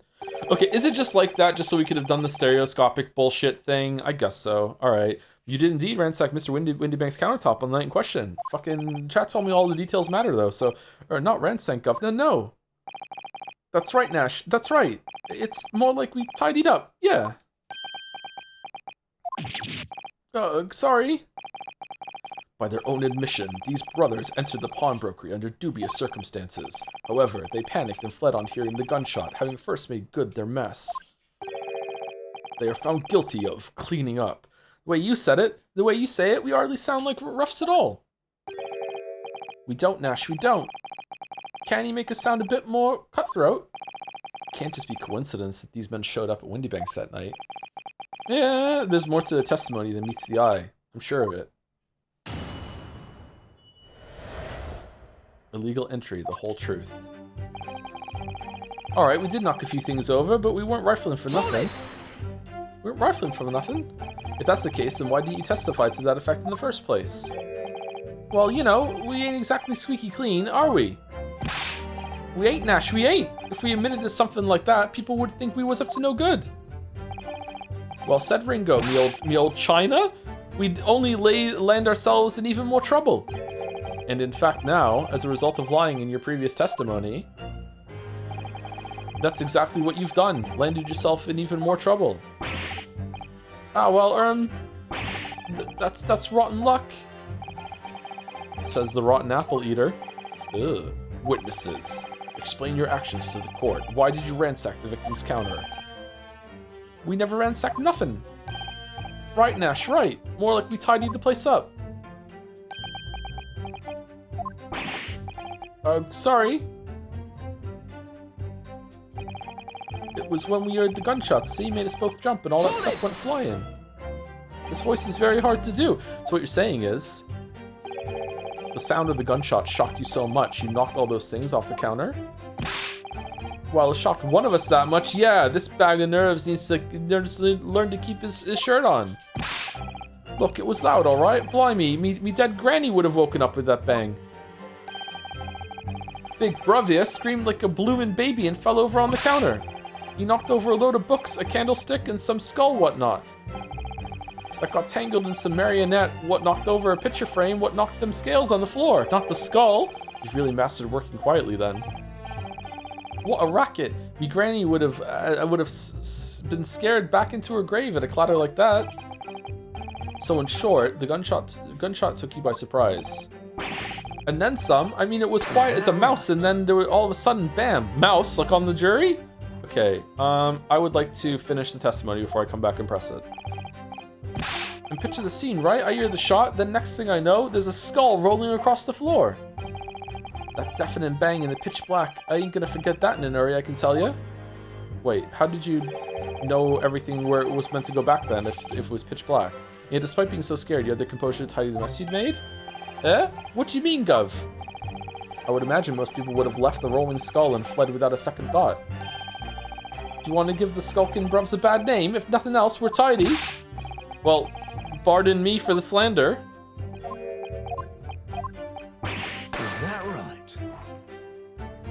Oh, I can't be represented with zeros and ones now. I'm non-binary. All right, I think we've had the non-binary joke before with Henry, binary, but not this version. So it has my blessing. Has my blessing. Inspector Gregson, do you have something to add? Like I keep saying, I don't appreciate being lumped in with these scoundrels. Oh, is that it? No, something to add about their testimony. I need some more water. Okay, half an hour. I think I can go half an hour, then we can take another break. Okay. You seem to react just now to what Mr. Skulkin said. Did it make you think of something? It's probably nothing, of course. I wouldn't even bother to mention it, only... Well, the fact is, cases don't get solved if you ignore the little details. Every detail matters. Henry D, how about you just tell us what's on your mind? As you know, we brought these fellas into the yard for questioning last night, and the statement they gave then told a slightly different story to what they're saying now. What? Did it? You claimed you heard the victim shout something out before the gunshot. Might have, Gov, might have. Does ring a bell now you mention it. Come on, Judge, these two aren't reliable. Granted, it's only a minor detail, but still, I can't help but feeling like perhaps you've been a bit sloppy with your testimony here, eh, fellas? If I discover the witness's testimony has been any more sloppy than it has hitherto proven to be, I shall be forced to bring the very harshest punishment to bear against them. Easy, easy. We'll get it right this time. That's it, yep, it's all coming back to me now. Then speak.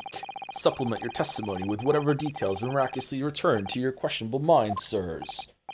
Also, thank you for the resub, Fifi Defee Fessel, for 32 months. I am a VOD boy at this point, so I won't see this resub message for a while. Joe, if you could really diss me, I would appreciate hearing that in, like, a month. A diss? I don't think I can do it. I don't think I can do a diss right now, sorry. I don't know, a diss? Talk about their mum, Gov? That's where my mind went. You can't do that nowadays. That's fucking bad.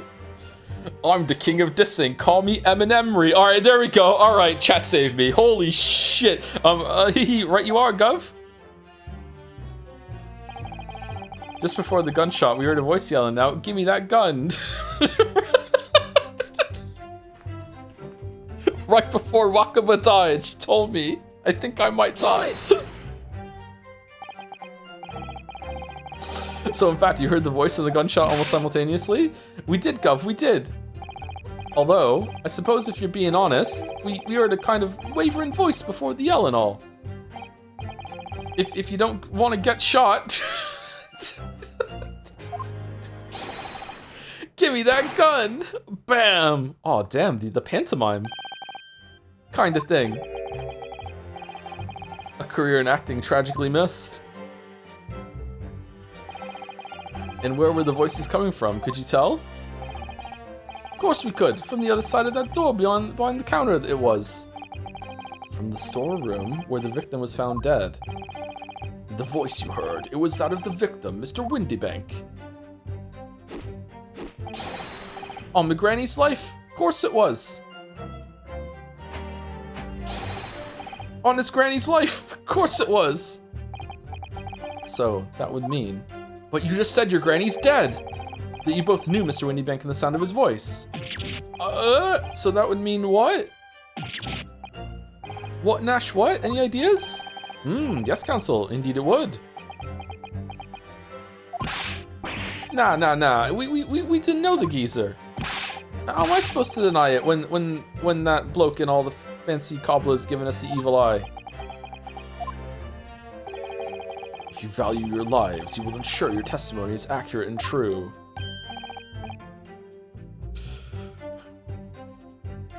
On me granny's life it is. On his granny's life it must be. It's a good job his granny's dead. To summarize then, immediately after hearing the voice of the victim, you then hear the gunshot, causing you to stumble and upset the items on the counter, scaring them over the shop floor. You make it sound like we're clumsy. Don't forget we tidied up after like good little boys. Anyway, the way I see it, The bloke what owned the place was holding a gun, so he should have just fired it instead of yelling at the girl. Hold it! You're saying that Mr. Windibank had a gun in his hands? Oh yeah, bet that was a sight, eh? Two of them waving guns at each other. Must have got pretty heated. I mean, just before he shouted out, we heard the geezer say, if you don't want to get shot. Didn't really sound like he meant it, mind. More of an empty threat, you could say. He's probably talking to himself. Mr. Windibank was known to keep a revolver on his shop counter at all times. People say that to protect the articles in his keeping, he'd readily put a bullet in someone's head if required. That someone being himself, of course. Good grief! Extraordinary devotion indeed, if alarmingly misguided. Well, he certainly sounded like he was ready to pull the trigger the other night. Only the person he was gonna shoot beat him to it. Cooked his goose proper. Bet he wished he'd squeezed the trigger instead of wasting time shouting, give me that gun.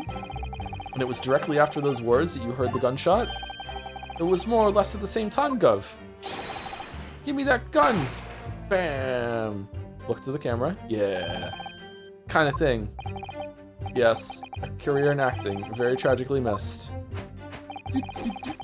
Then we heard the sound of someone hitting the deck. Before everything went dead quiet. After that, we done a slapdash job tidying the place up. Lummy didn't even have to give me a fright. We was thinking the shooter would come to the door and get us next. Fucking hell, this is a long testimony. What the shit? So, you didn't try to open the storeroom door then? Not on your life. Not on his life. It went deadly quiet after that, it did. Put the wind right up me. But anyway, the door was locked, weren't it? No way that was opening. How do you know? Yes, of course. It was locked from the inside, or so we've been led to believe. It was, Gov, it was, from the inside. Right, so we had no way of knowing what was going on in there, did we? Unless there was some other way to get a view of the inside of the storeroom. Like through the keyhole or a spy hole, perhaps? Don't ring no bells, don't light no lights. No light, no light. We had to cut and run before we noticed anything like that. We're still cutting our teeth in this game, see? But one day, we'll really cut the mustard. Fucking Greg being there is so fucking funny. Please cut it out.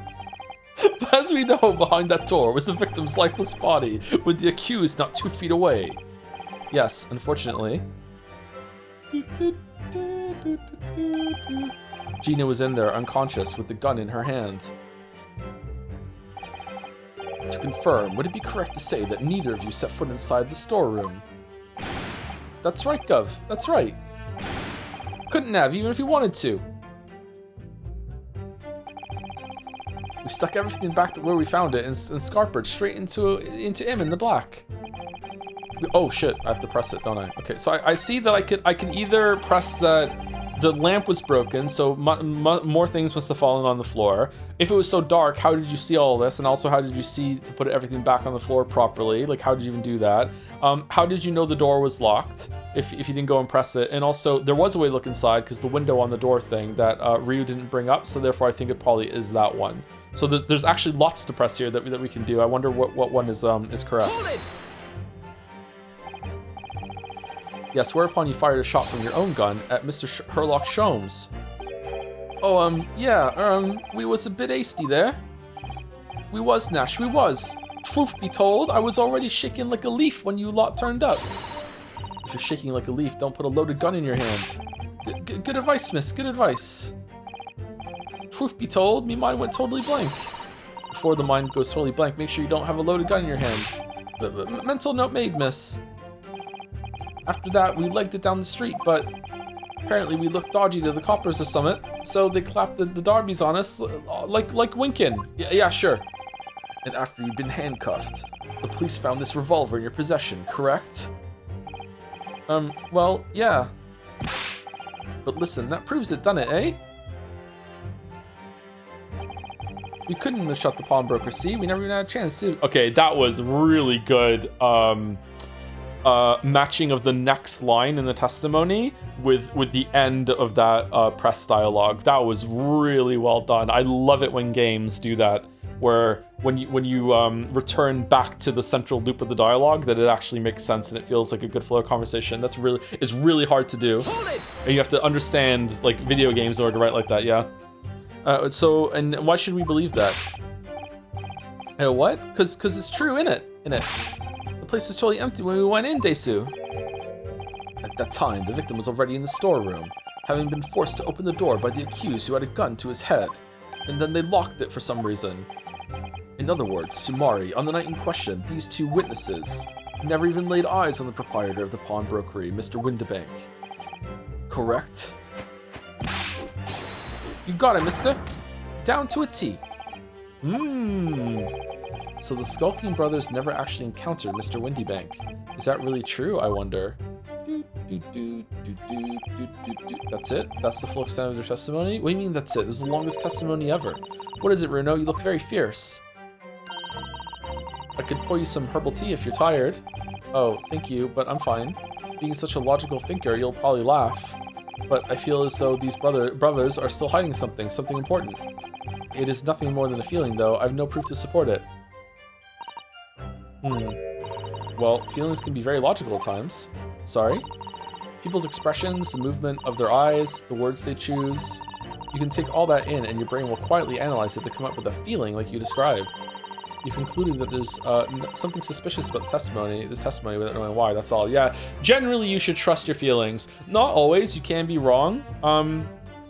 What's that saying, the gift of fear or something like that? If you ever get a really funny feeling, like, you should probably listen to it. If you're ever like uneasy, fearful of something, if your brain's telling you get the fuck out of there, or don't trust that person, or this person means to do you harm, your brain's probably right. Not always. You shouldn't be paranoid, but you should probably trust your gut when it comes to that sort of thing, yeah. I think you should trust your instincts. Iris, thank you. Sometimes I think if she's 10 years old, I must be 5. All right, we did knock a few things over, but we weren't rifling. Okay, so what are we pressing? What do we have to present?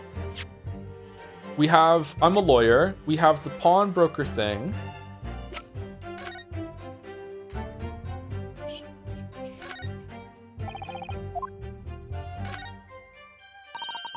You have to pop your 2 prints in here to start with, you know? And then when you look through the eyepieces, you can see the image in 3 dimensions.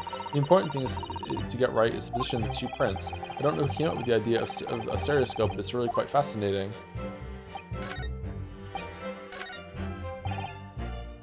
Hold it!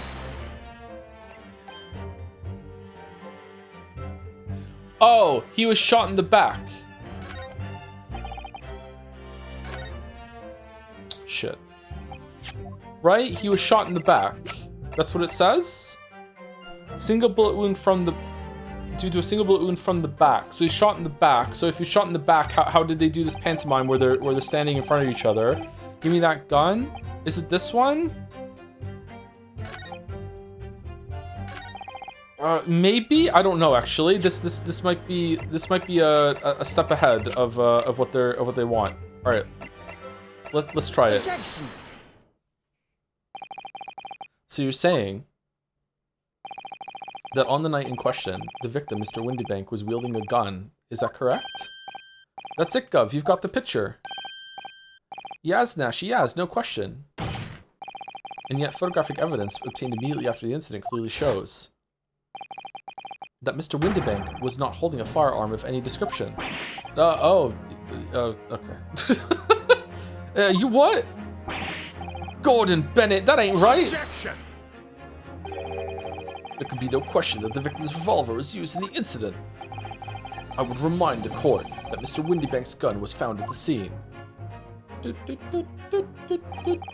Not only was it identified as a murder weapon, but it was found in the accused's hand. Yeah, that mole Tula used the victim's own gun to finish him off. Give me that gun. Bam. Kind of thin. Say exactly where you are, right there. Eh? If the crime had taken place as you so colorfully described in your testimony, it would give rise to an undeniable and significant inconsistency in the final moments you just acted out. Goodness, are you sure, counsel? You intrigue me, my learned friend, but let's see some evidence to support your claim so I too can criticize this ragamuffin fucking shit-ass performance that these two have put on. Where is the proof that demonstrates this inconsistency in the witness's portrayal of the victim's final moments? All right, so it's the autopsy that says that he was shot in the back. Take that! According to their testimony, the witnesses claim to have heard a shout of "Give me that gun," followed by a gunshot. Indeed, with the two events happening almost simultaneously, or so we've been led to believe. Yes, that's right. Now, if that testimony is true, it would mean that at the moment of death, the victim and his attacker would have been facing each other. However, in the autopsy report, it clearly states that the victim died instantly after being shot from behind. Wish I could read, so I stated before. There is an undeniable inconsistency in your testimony, Mr. and Mr. Skulkin.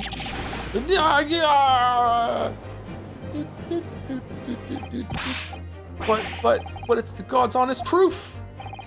It is, Nash, it is. When he was shot that night, the shopkeeper had a gun in his hand. We saw it with our own bleeding eyes.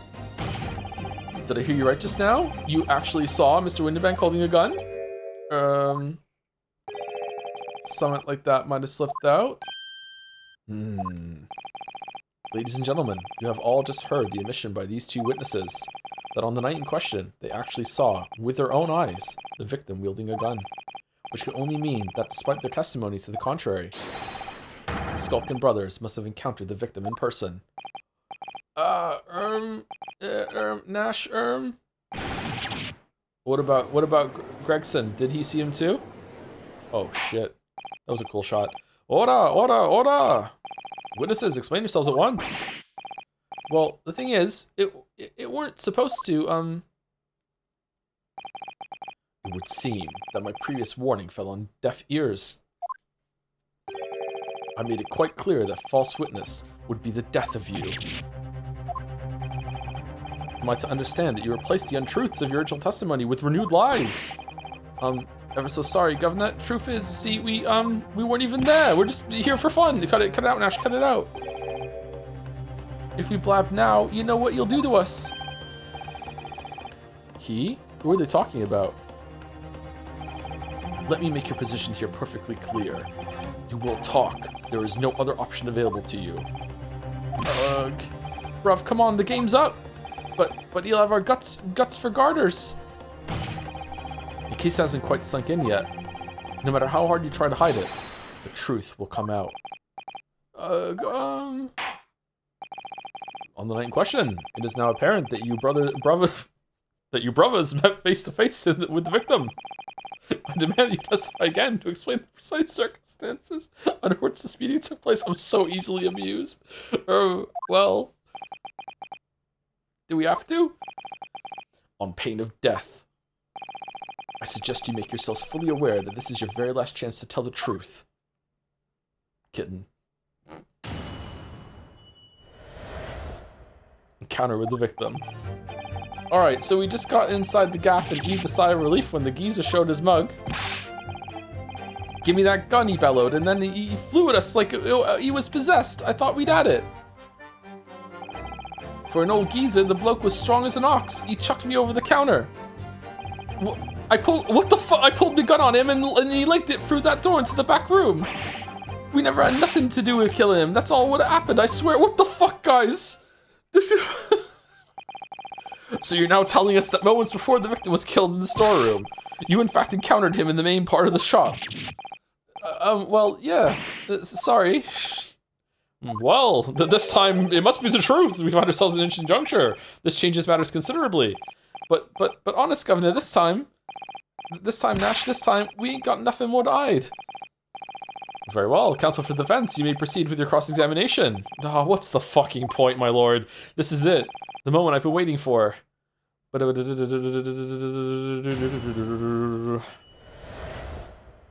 Encounter with the victim. Alright, so we just got inside the gaff and heaved a sigh of relief when the geezer showed his mug. Maybe it was Gina doing weekend at Windy Banks. I don't fucking... When you say geezer, I presume you mean the victim prior to the shot, Mr. Windibank? Well, sorry, I mean, that's right.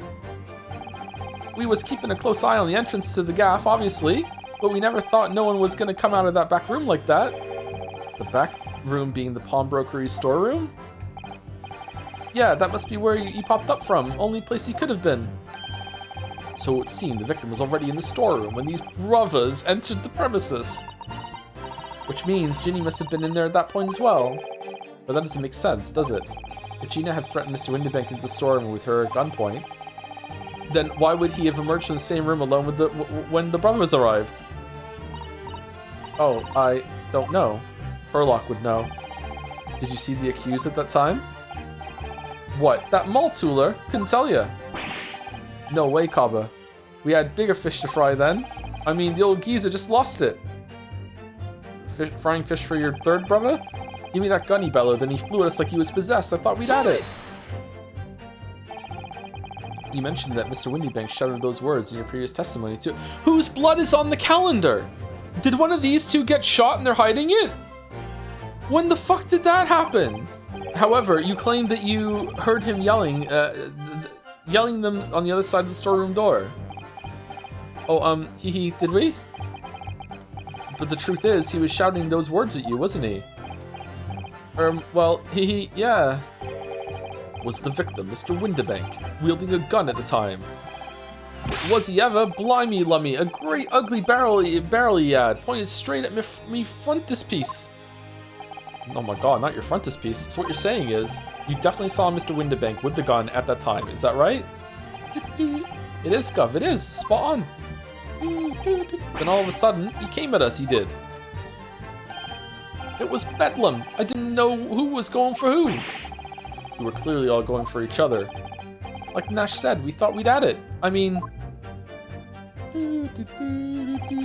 For an old geezer, the bloke was strong as an ox. He chucked me over the counter. Well done again. Good job. Wow. Yes, I know that you mentioned the counter in your previous testimony, too. Well, yeah. Of course we did. He knocked over a load of books, a candlestick, and some skull whatnot. It was him. Interesting. That got tangled in some marionette, what knocked over a picture frame, what knocked them scales on the floor. And then he tidied it up. So in fact, it wasn't the sound of the gunshot that shocked you and made you knock those things off the counter. Well, Big Bravia went flying over that counter like a gunshot, I can tell ya. Then the old geezer pinned him. Holy shit, he did, Nash, he did. If you hadn't been there, the bloke would have flattened me like a bloomin' pancake in seconds. At the time in question, the alarm was raised at the local police station via a secret cable from the pawnbrokery. There was a button under the counter used to activate it, which was presumably pressed by the victim. That's right. When the brothers fled the scene and back onto the street, they ran straight into the arriving police, didn't they? Poor Mr. Windybank, he did everything he could to protect his shop.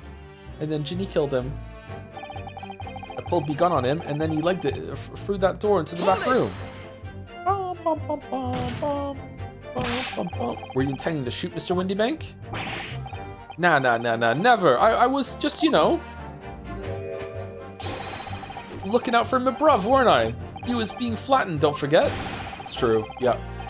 He was a foot taller before that by a man whose shop was being burgled, yes. And then the man fled into the storeroom when you pointed your gun at him, is that it?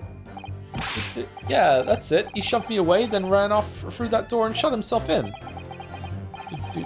There's something about that last remark. Something that doesn't quite ring true. Dude, I wonder why Mr. Windybank ran away into the storeroom. What? Well, according to what everyone's saying, Ginny was in there waiting for him with a gun. Ah, yes, that's right. Gina allegedly used Mr. Windybank's gun to threaten him and force him to open the storeroom door. In which case, how did the gun end up in Mr. Windybank's hands again? I have no idea, but that is strange, isn't it? This little inconsistency could be significant. I should make a mental note of it. Maybe, after all this went down, the Getcherbubs went to the shop to pawn something in the middle of the night and then had a fight, and then she started throwing things again, and she threw a gun through the little slot in the window that went through, and then it went off and shot him, and then it rolled and landed into Ginny's hand. Done. She's a menace. She has to be stopped. Look, the point is, me and me bruv here. That's right, Nash, that's right. Me and me bruv here. I have no idea what Irish just said. I was on my bullshit. I was huffing it. We never had nothing to do with killing him. That's all what happened, I swear. You say you had nothing to do with it? Nothing at all. Nothing, Gov, nothing. The old geezer went and shut himself in the back room, didn't he? Locked it was, from the inside. We know it was, because we tried to open it. But it's a decent door, that one. Good and strong. Wouldn't budge an inch. So in the end, the situation remains unchanged. Inside the storeroom with the pawnbroker, there was only one other person. The sole person who could possibly have shot the victim, the accused, Miss Gina Lestrade. It would indeed appear so. What say you to that, counsel? I don't know. Was there anyone else apart from Gina who could have possibly shot Mr. Windibank?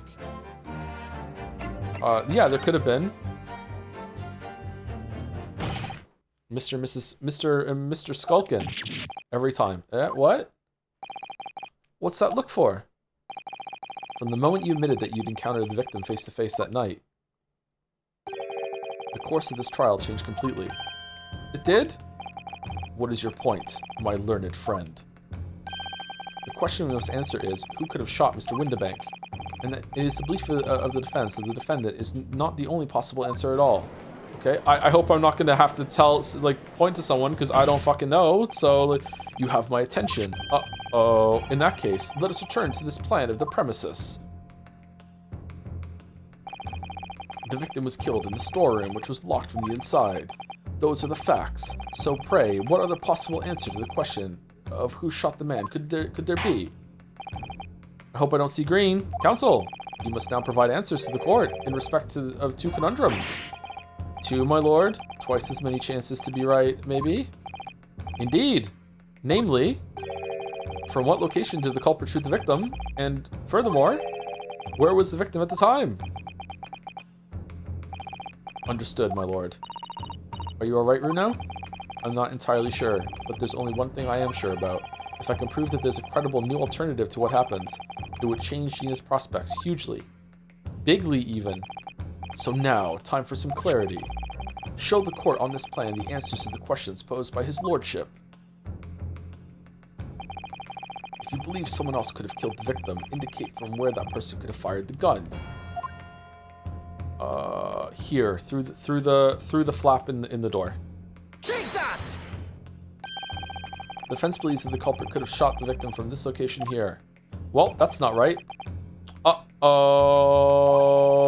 In the answer to that second question, assuming the culprit fired from the location indicated, where was the victim at the time?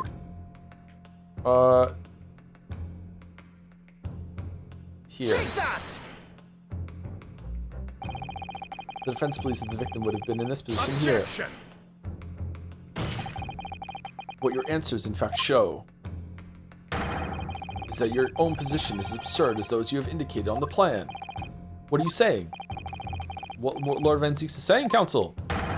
Is that your answers are clearly flawed? Okay, I don't fucking know then. Like, why? If he got shot and he died instantly, he has to be there. And if it's not in the storeroom, then it has to be someone shooting through the door, right? Was I just a little off? Does it have to be a little right to the door or what? Well, I knew it's twice as many chances to be wrong. So the questions are from where did the culprit shoot the victim and where was the victim at the time? Well, I don't see why we can't show that someone other than Ginny could have done it in the storeroom, don't you? Yes, that's right. That's the right way of looking, I suppose. Someone other than Gina in the storeroom. What's the best move here? Should I try again or gather more information first? Oh, do I have to press something, maybe? Okay, I'm a little annoyed that wasn't acceptable because, like, not bigly annoyed, just a little annoyed because he could have been, like, crouched on the floor. Like maybe Gina got knocked out and he was, like, crouching down to pick something up or something, and then, like, someone opened the flap and just shot him in the back. Okay. That's possible to me. Anyway, I don't know if I should try again or if I should leave it and try and press something. It's giving me the option to leave it, and that makes me think that possibly I can press for more information from the testimonies. Let's do that for now.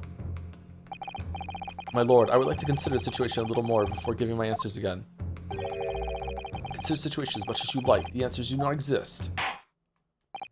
Very well. The court will hear from the witness again while you deliberate, counsel.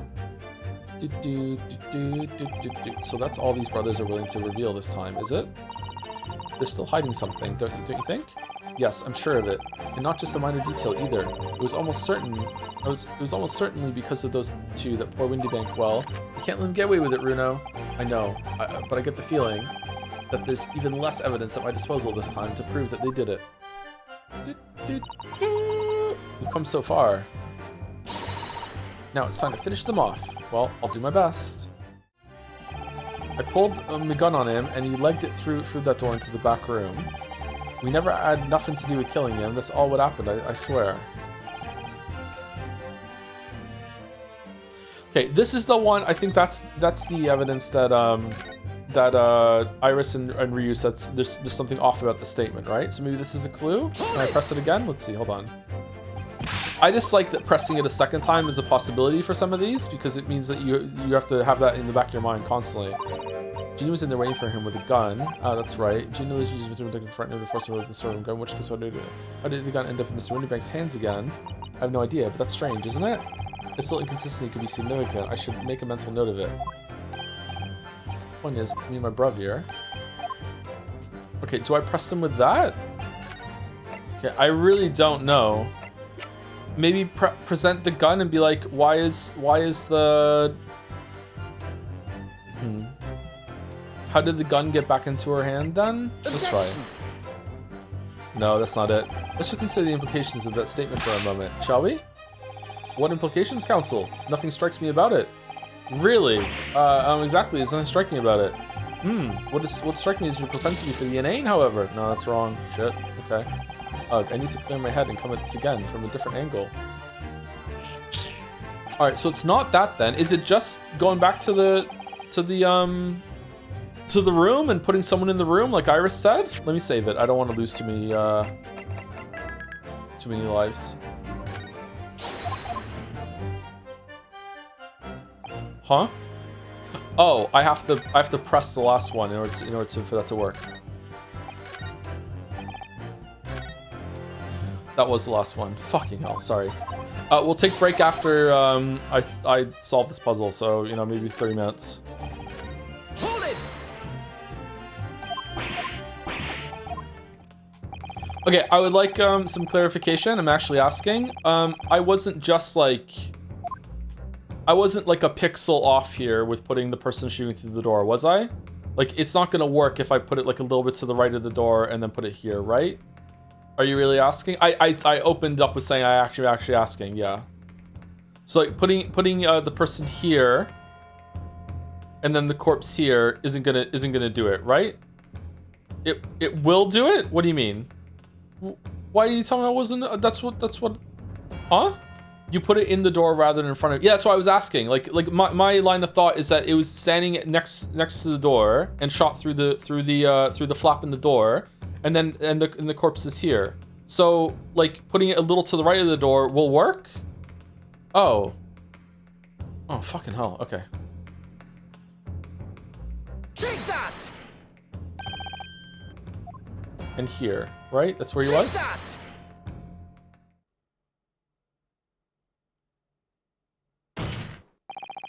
The culprit shot the victim from outside the storeroom. Oh, that's bullshit. Oh, that's bullshit. Continue. Oh, I'm mad. Mr. Windybank died instantly from a bullet wound in his back.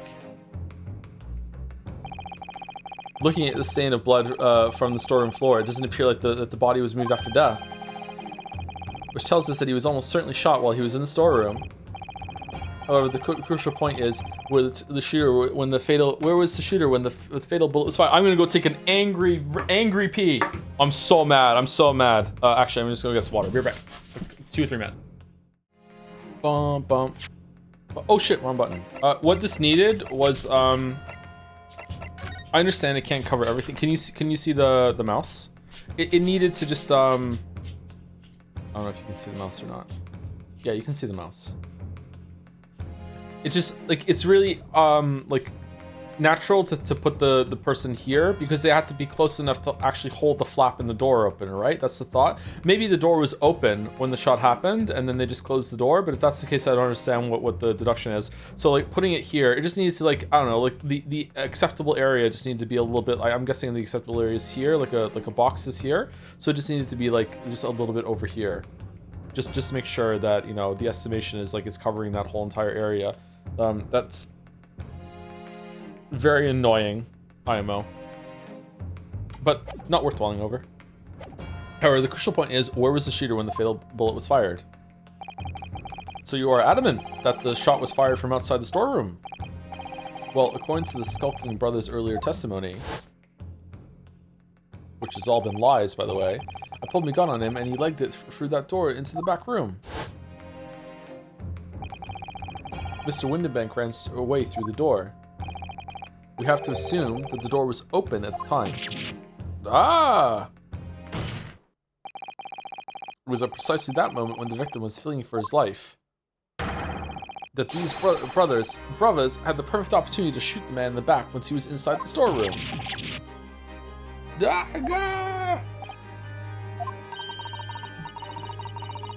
Come to think of it, do you remember what the prosecutor said at the start of the trial? Moving on to the finding of Scotland Yard's coroner, his report states that the bullet entered the body on a rising diagonal trajectory. It means the victim was likely shot by someone significantly shorter in height than himself. Wasn't the short brother pinned to the floor at the time? Didn't have the gun, or no? Poor man shot while he was running as fast as he could to safety. Of course. He would have been leaning forward as he was running away. So even if the bullet was fired horizontally, it would still have entered his body on an upward trajectory. Thinking time. Yeah, maybe? I guess so? So the culprit isn't necessarily someone shorter than Mr. Windenbank. I'm sure my learned friend can't have forgotten that the storeroom door was found closed and locked from the inside. You claim the victim was shot as he fled into the room. Do you also claim his corpse was dexterous enough to turn the key in the lock? Yes. But... Oh, I'm back to being blacksmith, Henry. Now I've finished the hero's journey, Henry. Fucking hell. Thank you, Top Lolly. For the bits in the message, what if someone else locked the door?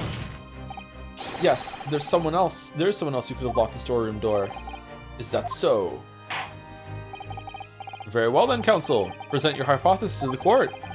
In the scenario just described, the defense's assertion is that the victim was shot from outside the storeroom. In which case, who shut and locked the storeroom door from the inside? Well, it definitely could have been McGilted. He's a ghost now. He can do whatever he wants. Definitely. Take that! Obviously, the person who locked the door was the only other person inside the storeroom at the time. The defendant, Miss Gina Lestrade. Objection! That's absurd. You're suggesting that the accused deliberately engineered the sealed room? For a possible reason. Such actions would only serve to tighten the noose around her neck. I'm inclined to agree, I must say. Well, counsel, well, maybe she just saw someone just get blasted from the back, and then she's like, oh shit, I'm in danger, someone's shooting, so she just closed the door and fucking locked it.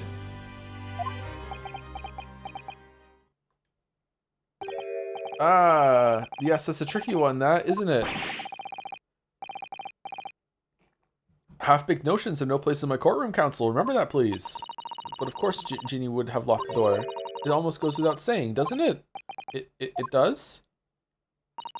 Well, if I was Ginny in that situation, I know I would have locked the door as quickly as I could. I mean, those two burglars had just fired a gun in her direction, hadn't they? Oh yes, obvious. Oh god, you're making me agree with Iris. Fucking hell. Before the two brothers arrived, Miss Lestrade and Mr. Windenbank were in the storeroom together. Now I don't know what went on between them at that time, but at some point, Mr. Windenbank must have heard the intruders breaking into his shop and left the storeroom. Intruders, eh? That's us, bruv. They're talking about us. If your theory is correct, that would leave the accused alone in the storeroom. Yes, it would. Then, probably only moments later, the victim fled back through the storeroom door, hoping to escape danger. Bang. Hit in the back by the bullet, Mr. Windenbank fell to the floor where he was, just inside the storeroom. And what we have to ask ourselves is now is, what would the defendant have done in that moment? I see where you're going with this. I see where you're going with this. Outside the storeroom was a terrifying killer who had just murdered Mr. Windenbank. As soon as that thought struck Mrs. Lestrade, she slammed the door shut and locked it. In order to save her own life. And then she went to sleep. But I mean, we ain't the ones who done it. We ain't, Gov, we ain't. You gotta believe us. I mean, come on. We never shoot no one, and we've been honest the whole entire time. That's blatantly untrue. I know for a fact that you would. Because before my own eyes, you shot Mr. Herlock Sholmes. Oh, but that was the only bullet that was discharged. Second gun? There's only one logical conclusion here. Mr. Skulkin, you brothers had every opportunity to have been the true perpetrators of Mr. Windiback's murder. I sense a chalice being poured and thrown. Yeah! Where does this leave us? You mean to say it wasn't the pickpocket who shot the pawnbroker after all? Oh, did I leave it? I don't know. I should have known it was those three brothers. They look as shady as the dense forest. That was amazing, Runo. All the members of the jury seem to be firmly on your side now. I know, first time ever, and probably the last. Well, I think you've done it. Surely they'll have to give a verdict of not. An admirable effort, my learned friend. Somewhat impressive. What's this now? He's laughing. You find the situation amusing, Lord Van Zeeks? I myself find the defense's argument most persuasive. Yep, here we go. I dare say. Such chicanery is the bread and butter of the street performers in your provincial eastern nation. But such blatantly malicious conjuring tricks amount to nothing more than inexcusable pedophagy here. What? The hypothesis you put forward so ostensibly credibly cannot and will not stand. Because, you see, it contains a fatal flaw. A fatal flaw? A fatal flaw? Do you mean to tell me that you're unaware of your logic's failing? I say, Lord Van Zeeks.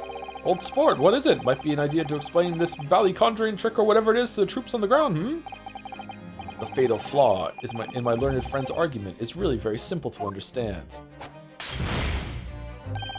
Assuming you're not too dim-witted to count bullets. He had another bullet in his pocket. He reloaded afterwards. By George, count bullets. No way, can't reload a gun. This is so fucking hard. It's not a revolver or anything like that. Oh dear. He noticed then. Huh? What's everyone talking about? Counsel. Yes, sir? Tell the court how many bullets were found at the scene of the crime. Two bullets. Correct. The first, that which hit the victim in the back, ending his life. And the second, that which struck the detective, Mr. Herlock Sholmes, on his arrival at the scene. What about the one in the calendar? Indeed. The defense presented a picture showing the damage caused by the second bullet earlier in the... whoa! No.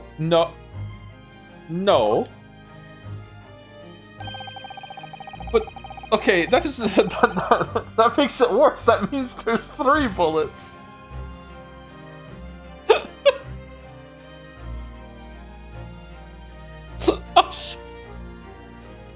The bullet which injured Mr. Sholmes appears to have passed through his body to strike the calendar. Your lordship's understanding is correct. Furthermore, we know there are 2 firearms involved in the incident.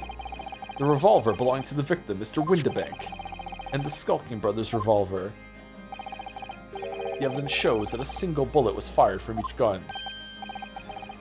You can't know that, right? You can't tell that only 1 bullet was fired from a gun by looking at the gun, right? Like he could have. I'm not saying we have to go there, but like he could have shot Windibank in the back and then just reloaded the gun and then shot Herlock, right? So there's still only 5 rounds in the revolver. Like he could have reloaded afterwards. So you're not going to be able to tell from the gun that 2 bullets were fired in a short time, right? I don't think so. Maybe? I actually don't know. Yes, indeed it does. A single bullet from each. Now then, my learned friend.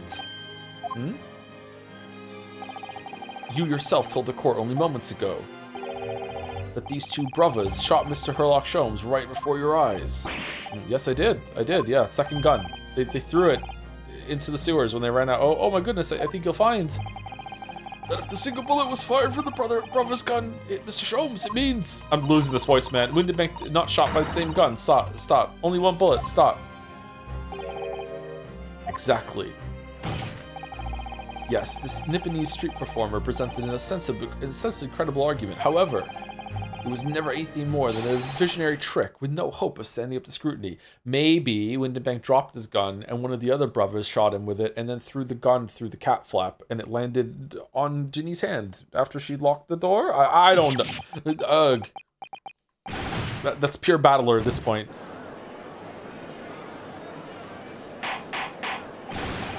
Order! Thank you. Pray forgive the discourtesy of flinging the dregs of this hallowed nectar into the public gallery. Lord Van Zieks. But this court needs to open its eyes. The accused, Miss Gina Lestrade, is no ordinary little girl. Despite her young years, she can, regrettably, no longer be described as a juvenile. No, the person in the dock is far from a law-abiding citizen. She has a past riddled with criminal conduct. Uh-oh. The truth is, the accused broke into the pawnbrokery on the night in question with lonesome intent. As we can see beyond doubt in this print, which depicts her threatening the victim with the murder weapon. I mean, the gun's not pointed at him, though. And I have here in my possession one more piece of evidence the prosecution wishes to present. That disc.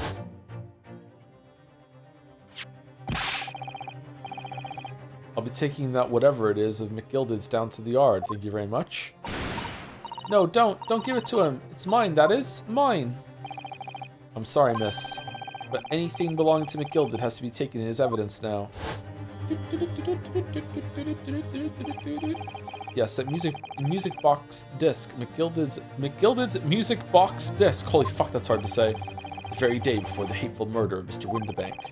The accused attempted to make off with this article, which clearly doesn't belong to her.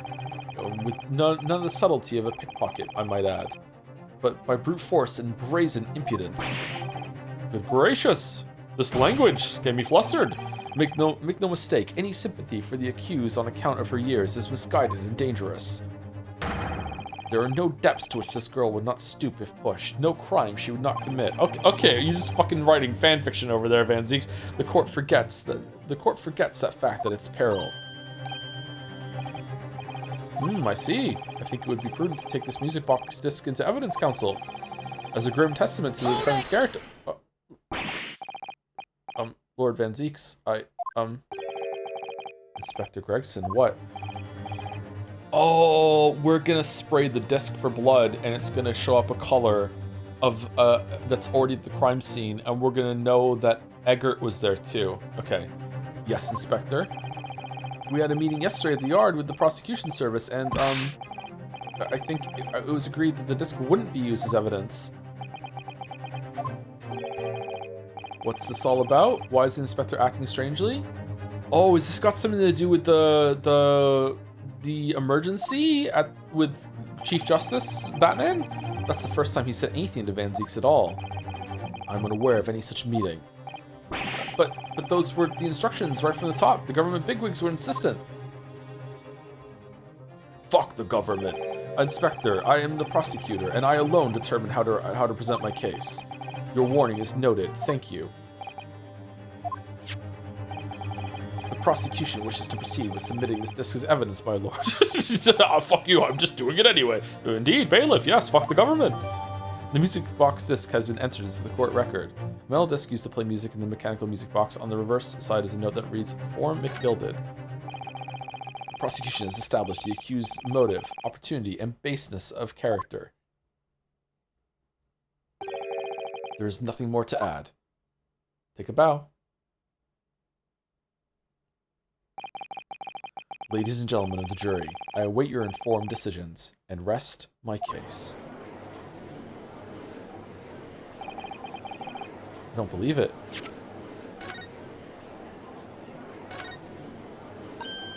Oh, Runo, look! This is blood. Gallons of the stuff. Yes, you're right. Just a small smear, but definitely blood. Actually, I feel as though I might have noticed that before. Aha, then it's my time to shine again. I thought I'd be waiting forever. Okay, it's gonna turn green.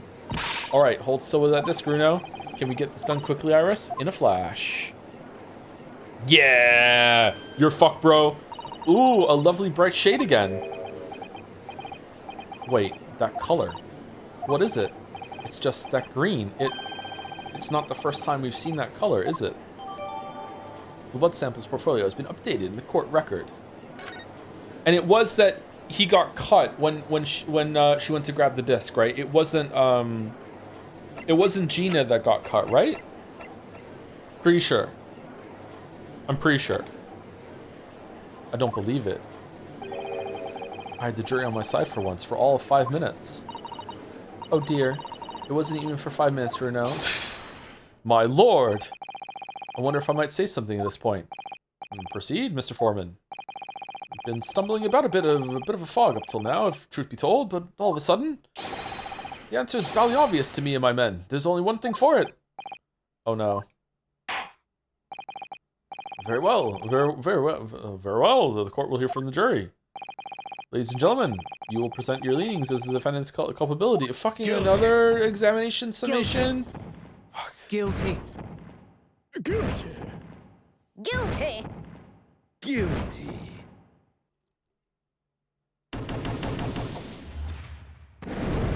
He slammed his head again.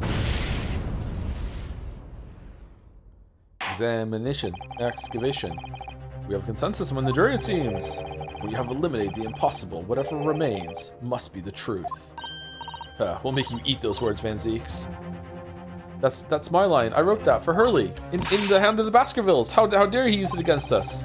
Wait, in what? Hound of the Baskervilles? Don't worry, Iris. I don't think we're finished yet. There's still more to this case than we realize.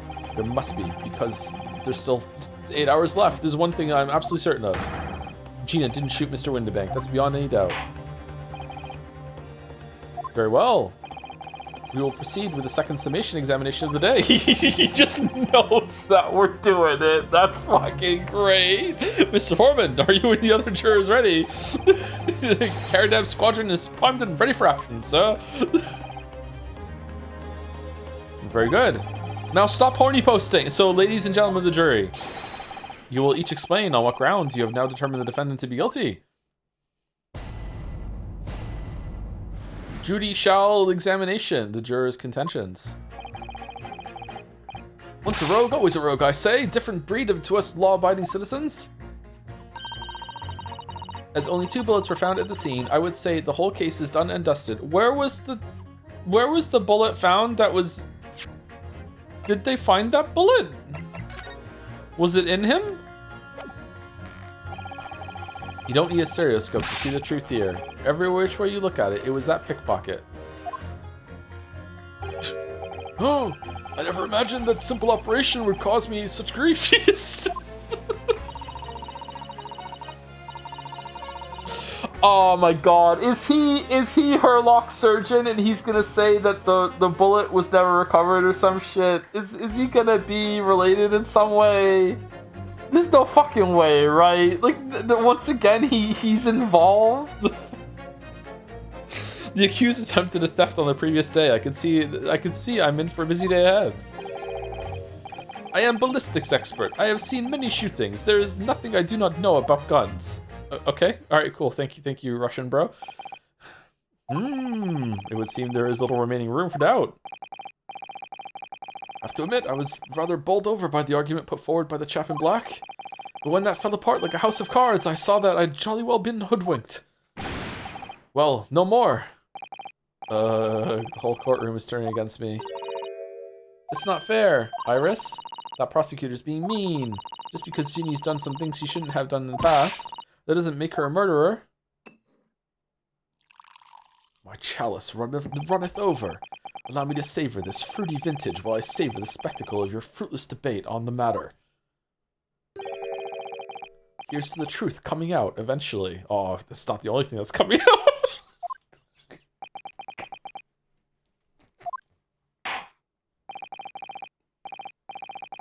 That's enough preamble. Counsel, proceed with the summation examination.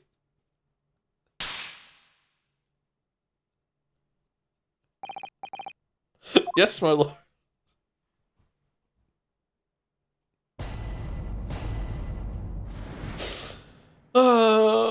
the defense's rebuttal.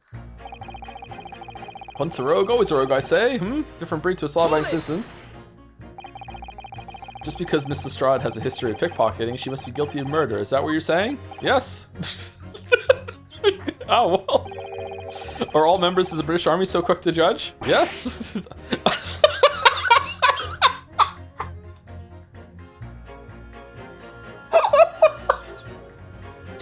I beg your pardon? Are you mocking Her Majesty's Armed Forces, the greatest military organization in the world? No, I'm simply illustrating my point. Making assumptions about people because they're a soldier or pickpocket is wrong and dangerous. Well, yes, might have a point there, I suppose, old chap. But let's not forget the girl had already shown she had it in her from before. She's clearly a criminal sort through and through. Can't deny it. When you say that she'd shown she had it in her, are you referring to this? Exactly. Tried to swipe that only a day earlier, or am I mistaken? Not exactly. Given that I was actually there at the time, it's hard to refute that. I've never actually seen the real thing. I can't wait to have a closer look at it. Ah! Oh yes, of course. The hint for us to look at it, yeah. Mr. Sholmes did use his caramel punches to make a copy of this. Yeah, he did do that. Yeah, that's true. And then ordered every type of music box you could find from across Europe. And they got delivered to the hospital. We still don't know what tune it plays though, do we? I don't think it plays a tune. I think it plays some sort of secret message that's gonna topple the government or some shit. I'd love to see how the original compares to Hurley's copy. Actually, can it even do speech? Or is it just sounds? Would it capable of doing speech? Maybe it's like a Morse code sort of thing? McGilda's disc. Am I just thinking that because there's someone in the jury that's doing Morse code? Could it be a clue somehow? Perhaps we should examine it in more detail. Or you did, bruv. As only 2 bullets were found at the scene, I would say the whole case is done and dusted. Alright, did this change? No, it didn't. Okay. Hold it! It's the number of bullets that has you convinced? Only 2 bullets were fired, and the 2 guns that fired them have been examined by the police. When the parlor maid asks me how many are invited for dinner, I always tell her to count the table settings. Well, that's logical, I suppose. Although, yes, sometimes after dining, crockery does go missing. 1 or 2 guests rather like the fine china. Does your employer dine with thieves? So I suppose, if there was another bullet somewhere of which we were unaware, I'd have to reconsider my position. Oh god, the surgeon really did. Oh fuck, the surgeon really did. A 3rd bullet somewhere in the scene, could that be possible? It's impossible, I can prove it. No, not yet. We need to talk to the surgeon first. Unfortunately, only 2 bullets were discovered by the police during the investigation. Yes, I know. Oh, so they did find a bullet in Windibank, right? Or on the floor, okay, and I don't imagine the good men at Scotland Yard would have overlooked anything.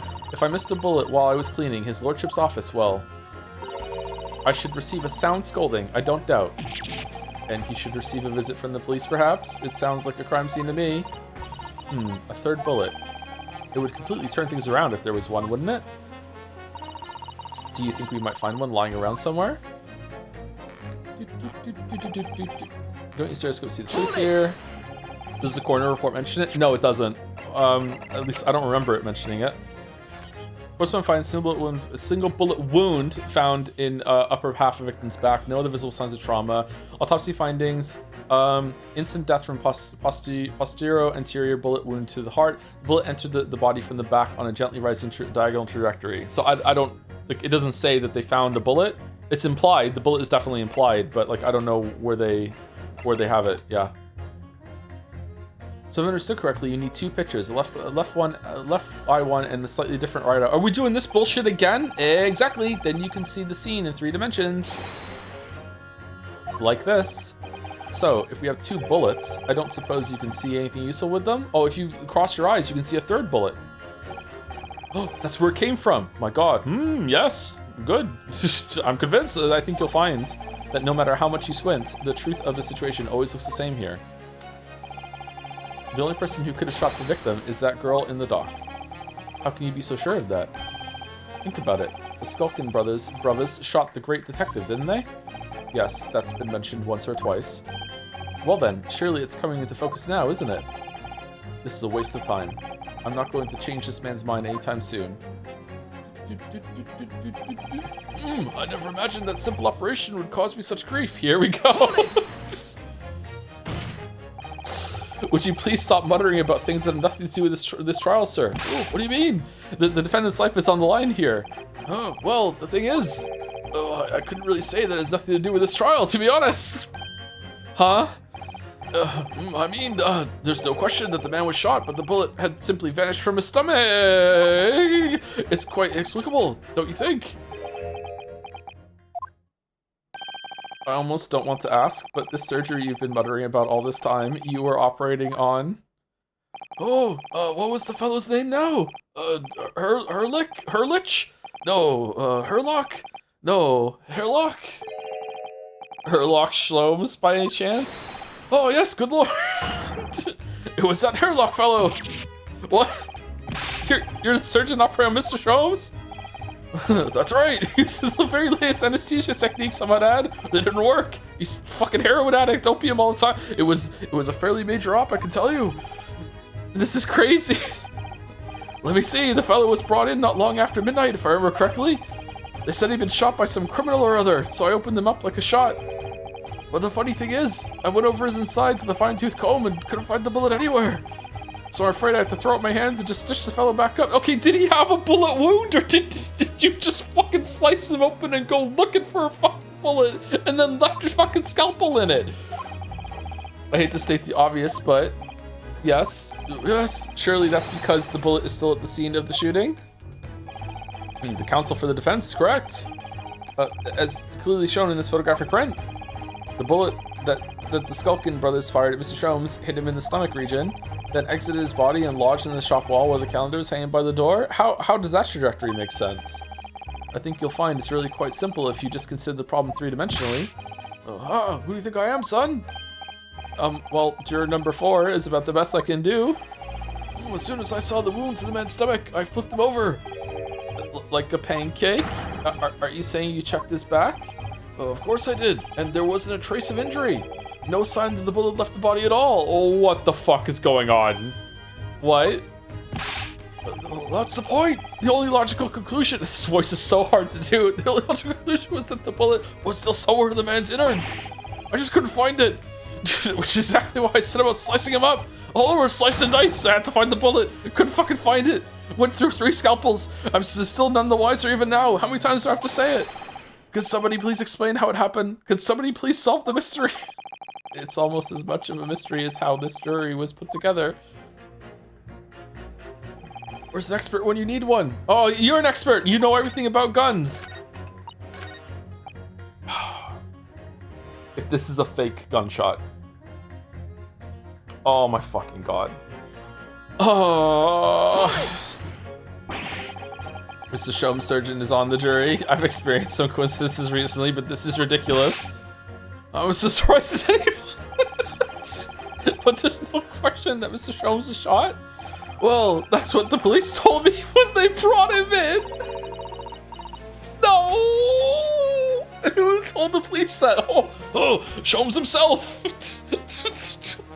How bad were his injuries, doctor? Oh, non-existent. He was in a bad way. He lost a huge amount of blood, you know, from all of me, my fucking cutting him up to find the fucking bullet. And I suspect he was shot at quite close range, too, because his skin was badly burnt around the point of entry. Burnt? As I said, I flipped the fellow over and examined his back, but there was no sign of an exit wound. Would a blank fired really close to the skin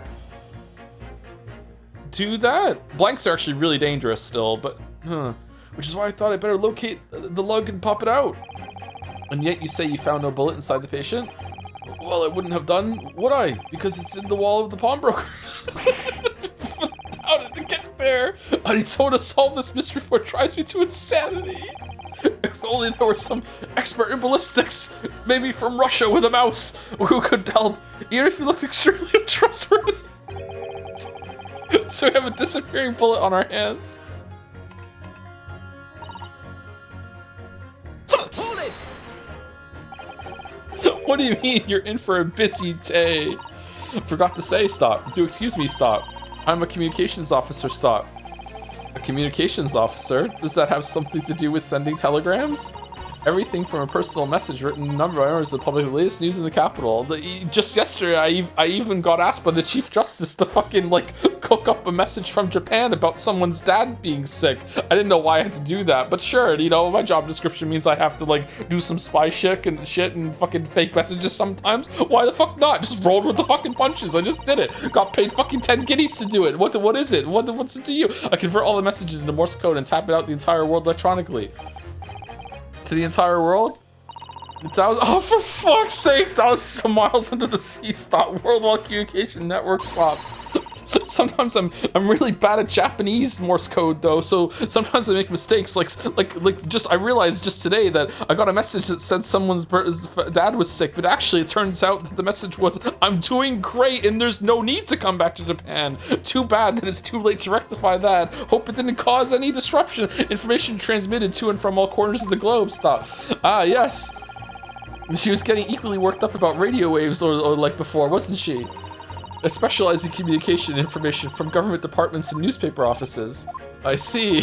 So I'm sure I should have to wire the newspaper reports of today's guilty verdict later. So no sleep for me tonight, I imagine? None for us either, right? Sorry. Let's just finish the trial first, shall we? I'm ballistic expert. Hold it! This trial is so funny. I thought you were just a tourist. Good day. I am visiting London for sightseeing. I would like to take bus to Crystal Tower, please. There's no way he's just a visiting tourist. So, you're a ballistics expert? Who knew? I knew. I have much experience with guns. Ah.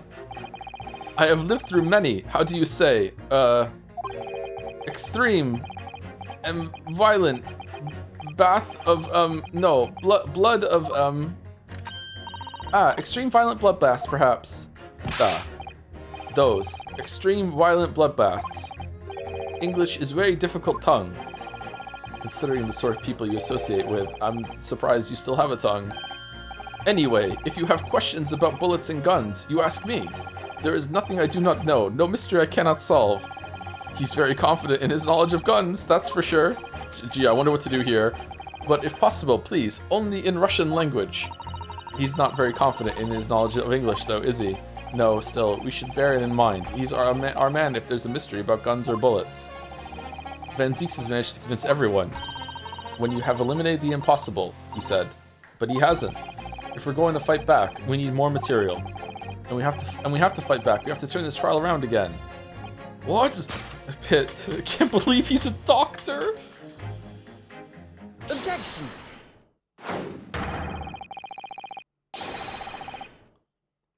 Those two statements clearly contradict the idea that all I do is pit jurors against each other. I was about to say that's not a contradiction. That's just like helping them out.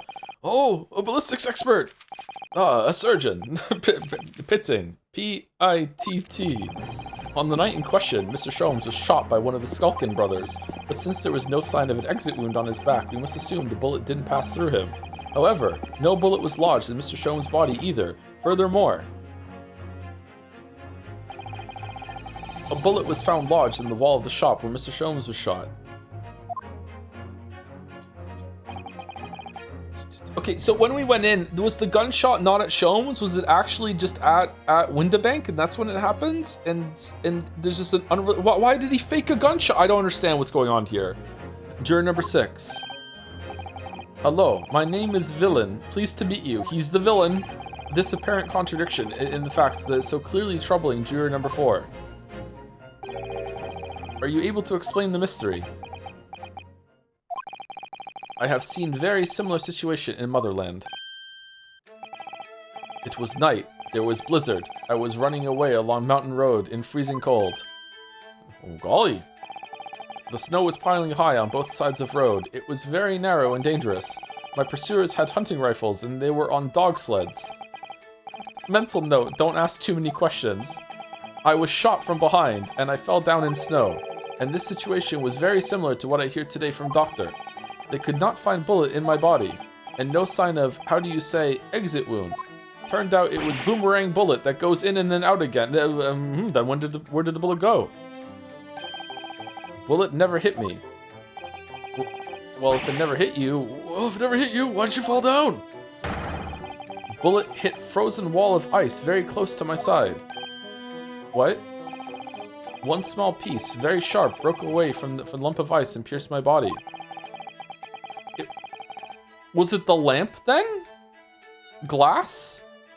It made a deep wound that looks just like bullet wound. Oh, good gracious! Of course, piece of ice quickly melted inside me, and that solution to mystery of disappearing bullet.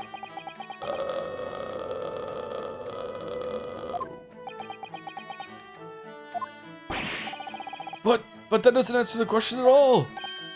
The shooting happened in a pawnbroker shop, not some snowy mountain road in another country. Well, there was a picture of a cat building a snowman, so maybe someone did a stereoscopic thing and made it 3D and a chunk went off of it or something. Just an idea, but we might not be looking at exactly the same scenario here. Bruno, where exactly was Hurley shot again?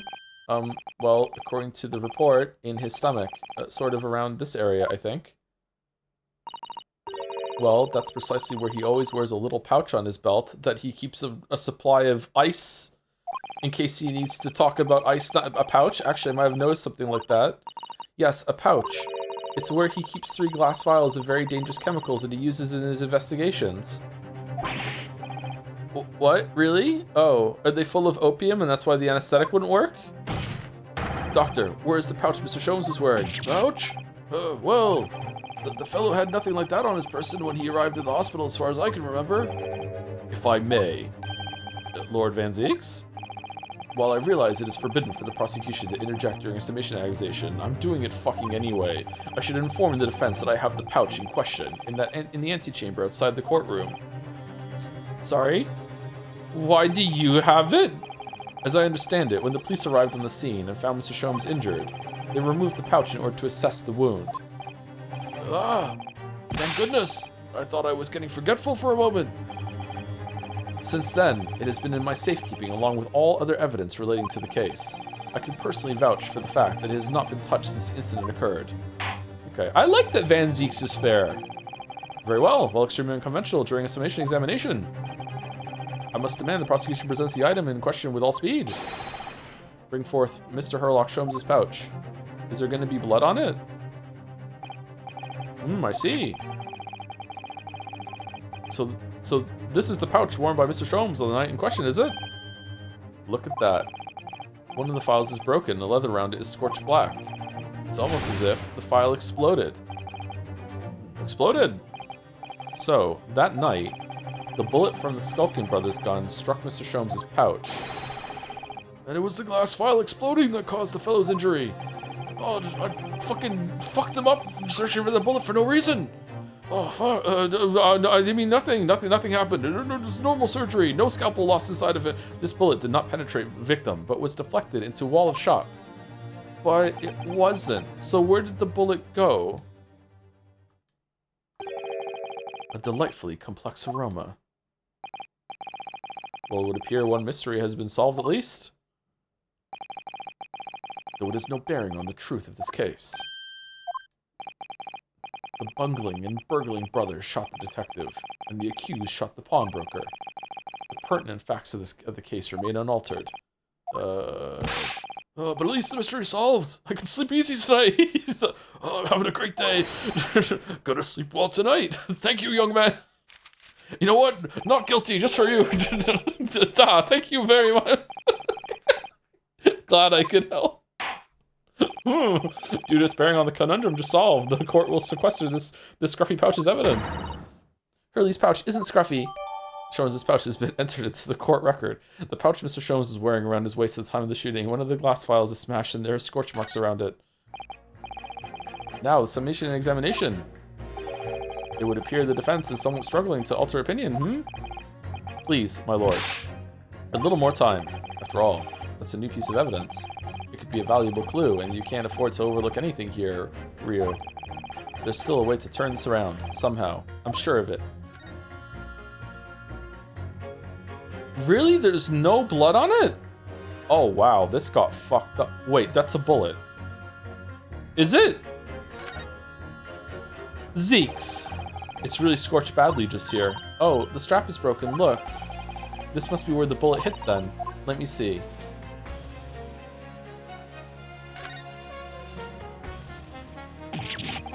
What the? Iris, look. Behind where the Big Z, what the fuck? Big V, what the fuck? Behind where the broken file was. Do you see it? Ah, that's where it is.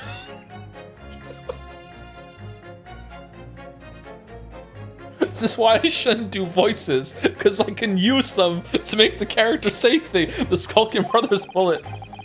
What a stroke of luck that it hit his pouch. This is an amazing discovery. What this means is, there were 3 bullets fired at Windibanks that night. We found exactly what the juror was talking about. Okay, clearly this is slam dunk, they're all gonna change now, right? The 3rd bullet, in red too. It's time to press that juror again, I think.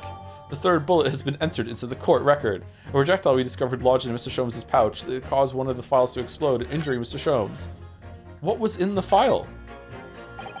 This file has been smashed to pieces. Presumably, this is where the bullet struck. As soon as the bullet hit the chemical in that file, there would have been a really big explosion. A big explosion? Well, Hurley's potions and chemicals are amazingly useful for the investigation work he does. He's a witcher. But they're also quite tricky to handle, safely at least. They're very dangerous. Oh, I'm sure that when this file broke, the chemical inside it would have ignited. Note to self, always walk on the right-hand side of Sholmes in future. The left is the danger zone. Danger zone! This is the bullet that was fired from the Skulking Brothers gun on the night of the incident.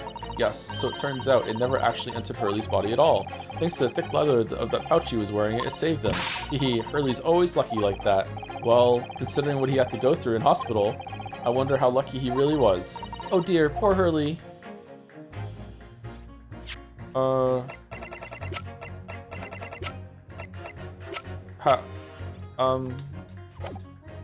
do I do it? Hold it! Then I ask you to reconsider your leaning, sir. Oh no, that's another matter entirely. Sorry? All I can think about for the moment is this wonderful sense of relief I have that the mystery is solved. I need some time to let that sink in before I could possibly consider anything else. Alright, I thought surgeons had to be able to think quickly. Perhaps we should leave him alone for now while he saves his inner peace, and focus on some of the other jurors. I suppose we have to. I wish I had the chance to experience inner peace sometimes. I don't understand what I'm supposed to do. Like I can't present. Can I? Oh, there was an option. I remember. There was like impossible. There was an option. I can prove it. Allow me to show you then the 3rd bullet. Take that! Ta-da! Here it is. We discovered it just now. Yes, on the night in question, the Windibanks pawnbrokery, another bullet was fired. What is this new trickery, you Nipponese conjurer? Where did you find that bullet? It was lodged inside Mr. Sholmes' pouch. What? This pouch was removed from around Mr. Sholmes' waist before he was taken to hospital, and since then it has been touched by no one. What do you mean to say? The shot fired by the Skulking Brothers that night? Yes, as your lordship has surmised, it hit this pouch. But that makes no sense whatsoever. We already know the whereabouts of the bullet fired at Mr. Sholmes. It was clearly visible in this photographic print. Ah.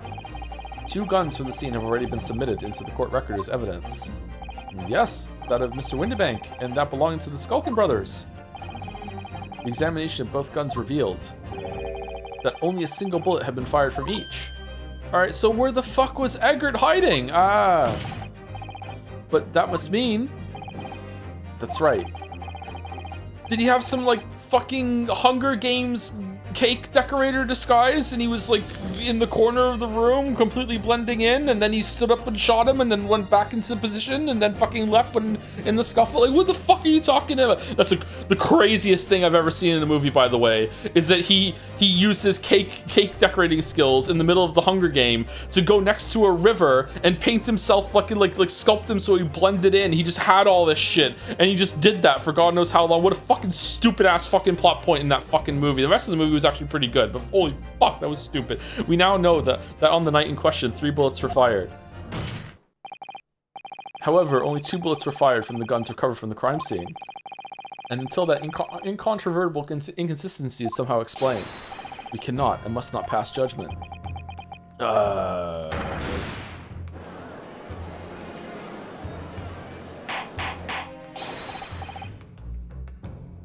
Order! Order! Order! While the summation examination remains incomplete, this court has been presented with new facts. Facts that would appear to shake the very foundations upon which the case against the defendant has been built.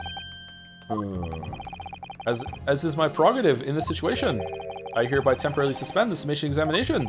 By Jupiter! What? Bailiff, bring the witnesses back to the stand at once. Oh my god, really?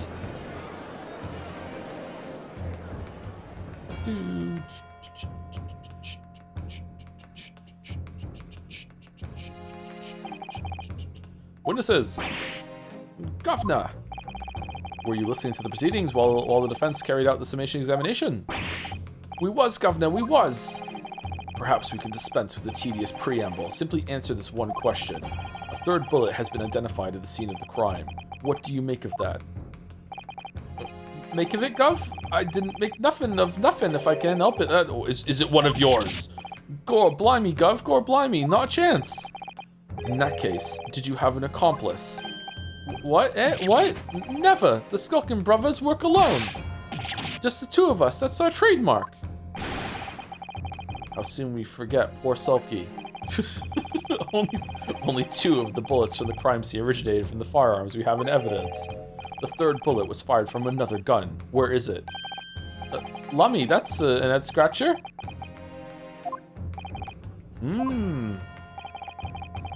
Counsel for the defense. Yes? Just prove where the gun was. Just do it. I've learned over these cases that sometimes I could just say to you, prove something, and then you just do. Chop chop!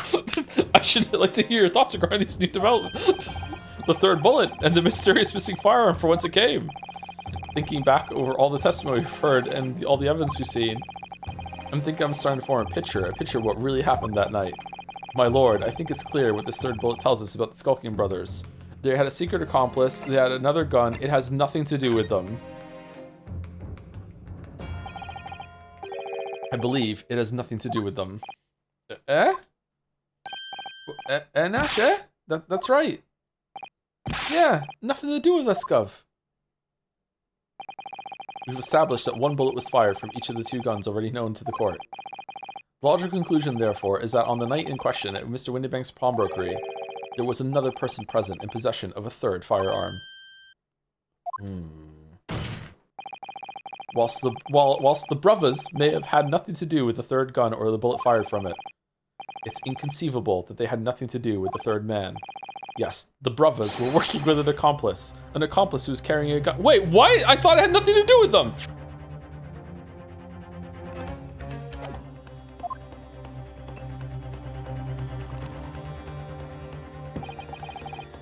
An undercover brother. An accomplice, you say? Pigs will. Pigs will. Pigs will what? These protracted proceedings have already forced us to endure 2 summation examinations. I know, right? I'm kind of mad about it too. They take so long. Yet in all that time, there's been not a 3rd man. If this apparently red light being exists, the court must be shown hard evidence. Without it, this fantasy will be crushed. We've had 2 summation examinations. How about a 3rd? No, I won't stand for it. The prosecution demands answers on 2 counts. Firstly, proof, evidence that this accomplice was ever at the scene of the crime. And secondly, The identity of the spurious character. Bro, why is this on me? Like, what the? Why is this the burden of proof on me? There was a third gun, third person. That's how it works. The Skulkians is a fucking third-person shooter. The Skulkians are lying. Skulkians are aliens now. The Skulkians are lying. I know that. But how can I ascertain the identity of the person they're hiding? Well, Counsel. I'm supposed to prove the existence of this accomplice and reveal the person's identity even. Okay, I can prove it. It's this guy wearing white. How do you know that? All right, hear me out. Strap in. This is gonna take a while. Okay, all right. So the day before I went to the pawnbroker with Herlock because he likes to just leave things there at the fucking pawnbroker's vault. Yes, I do too. Got a series of gavels I swap out. I do. Okay, so while we were there, the Ginny who came in and tried to do something and get a coat, and there was a metal disc in the coat, but then this guy came in and tried to steal it from her, but it's actually he was the thief, but she was probably the thief too, but it doesn't matter. There was a metal disc there and he cut his hand on it. Okay, following you so far somehow. Don't know how I'm doing this, Counsel. Well, the little gnome thing that's standing next to me has this weird invention that makes it so when she sprays some fucking thing on blood, it changes the color depending on what it is. Ooh, sounds magical. I like it. Maybe you could spray my blood. We will after this, Judge. Don't worry about it. Anyway, so it sprays the blood of the color and it's a unique color for everyone. I think there are more people than there are colors in the World Council, but okay, proceed. All right, so when the blood we sprayed it on the disc right now, it turned green. Okay. Well, we also sprayed it on the calendar where that other bullet went. Yeah, the bullet we can't explain. Yeah, and that also went green too. Therefore, through this via no magical blood changing color shit, it turns out that he had to be there too and got shot. All right, valid, let's go. What do you say, prosecutor? You must be fucking kidding me. Like, what the fuck are you talking about? In response to the prosecution's demands, my lord, the defense is just fucked. I'm ready to present answers. I'm good, let's go.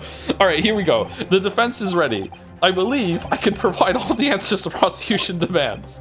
So, my Nipponese friend, despite the swimming eyes, you seem to think you have something to say. Swimming eyes? This promises to be interesting. I have to push forward now. There's no other option. I need to use every single piece of evidence available to me if I make a difference. In that case, Counsel, I would ask you to present the evidence without delay.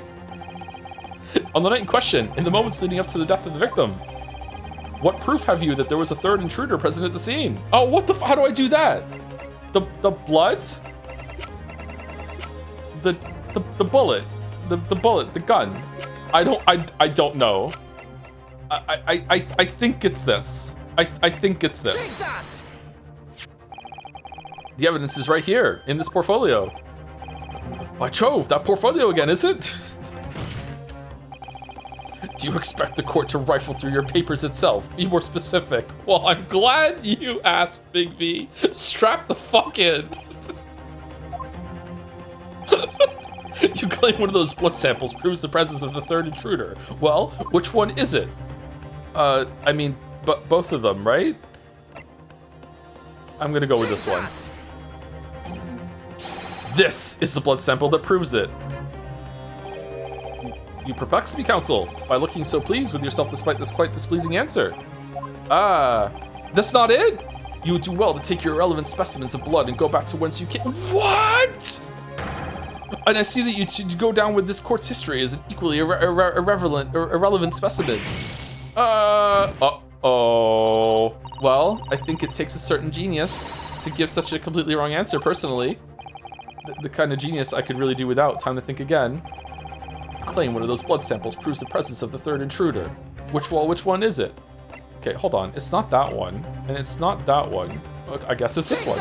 Okay. What am I looking at here? There appears to be some green paint or such like around the bullet hole in the middle of the calendar. Wait, it permanently changes the color of the blood? That's a bloodstain, my lord.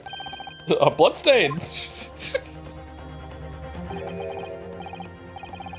Green blood, curious even for you. Is the court to understand that the intruder was some unhuman creature? Yes, it's crawling ollie. It's something developed by Mr. Herlock Sholmes. Oh, by the Great Detective. Yeah, we love the Great Detective. Yay, we'll accept it. Sure, new invention stop. Not yet appeared in story stop. It's this, you see. It doesn't have a name yet, though.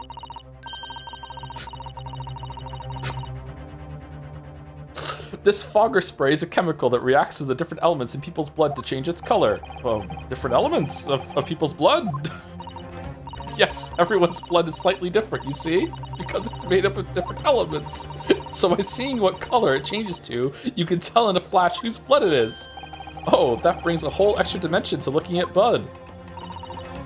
Talk of blood in courtroom, stop. Very exciting, stop. Oh, she likes blood, holy shit. As an example, this one shows the blood of the victim, Mr. Windibank. Ah, a striking blue. I like it, good color. Yes.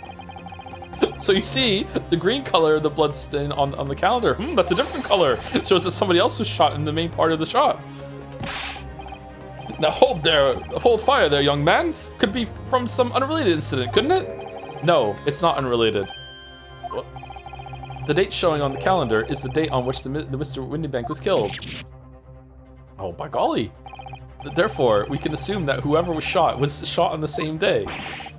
Then whose blood is it? Oh, Skulking Brothers and Stan don't appear to be suffering from any gunshot injuries. Which means it must be the blood of somebody else. The third intruder, in fact. Watch out for them. Whose identity the court is still waiting to hear. Wait, you're just accepting the color blood thing? Really? You can't delay this any longer, my learned friend. Who is this alleged third intruder? It's fucking Edgar Benedict. Clearly a real name. Take that! The man's name is Edgar Benedict. Edgar Benedict? Who on earth are you talking about, Counts? He paid a visit to Windibank's pawnbroker on the afternoon before the incident took place, when the accused attempted to deceive the pawnbroker into releasing this article into her possession. That's right. The man identified by the defense, Mr. Edgar Benedict. He just so happens to be in the crowd. Bring him down! Yeah! Tidy corner preside over here. Then attempt to take the article from the defendant by force. Broker. Yes, sir? It's like the price is fucking right in this courtroom with the spotlight just shining on someone who just suddenly becomes a main character from the audience. I believe this filthy pocket thief has just redeemed an article from you, no? Yes, the article in question belongs to me. I demand for it to be returned at once. No, that's a lie. What are you trying to pull? Give me back my overcoat, you wastrel. Needless to say. Any music box discs too. Is he a spy? Inspector Gregson was there at the time and can attest to what happened. Oh yeah, he was there! In the end, it was the inspector himself who took the disc. Can you corroborate this account, Inspector? Yes, my lord. That's more or less what happened. And in the interest of being thorough, I asked Windibank for a print showing the fellow. Taken from one of his red-handed recorder gubbinses. Yes, that's him talking to Mr. Windibank that morning. And you claim this man is the brother's accomplice? Well, Mr. and Mr. Skulkin? Well, Mr. Skulkin? Uh-oh.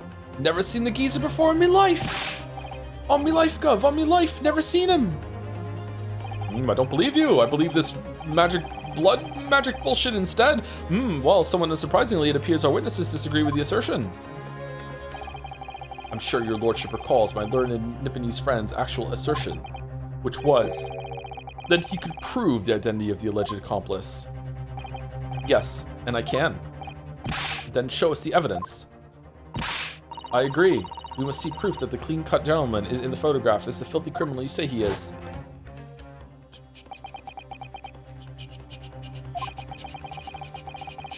This is the last piece of evidence. I've had a feeling that something has been missing in this trial from the very start. But now, I'm going to drag kicking and screaming into the courtroom. Are you ready to present your answer to the court then, counsel? Yes, my lord. The defense will present the evidence now. Proof that the man pictured in this photographic print was in fact the person struck by the third bullet. Okay, so does it want this? Smear of the blood on it turned green when analyzed. Yes, it wants that. Okay. As I mentioned before, on the afternoon of the day in question, the defendant attempted, deceitfully, admittedly, to reclaim this disc from Windibank's. which is when the aforementioned Edgar Benedict appeared on the scene, I believe. This man then attempted to purloin the article from the defendant's possession. No. That's correct, my lord. I myself was present at the time. It was following this that a minor incident occurred. But of course, sir, here is the disc for you.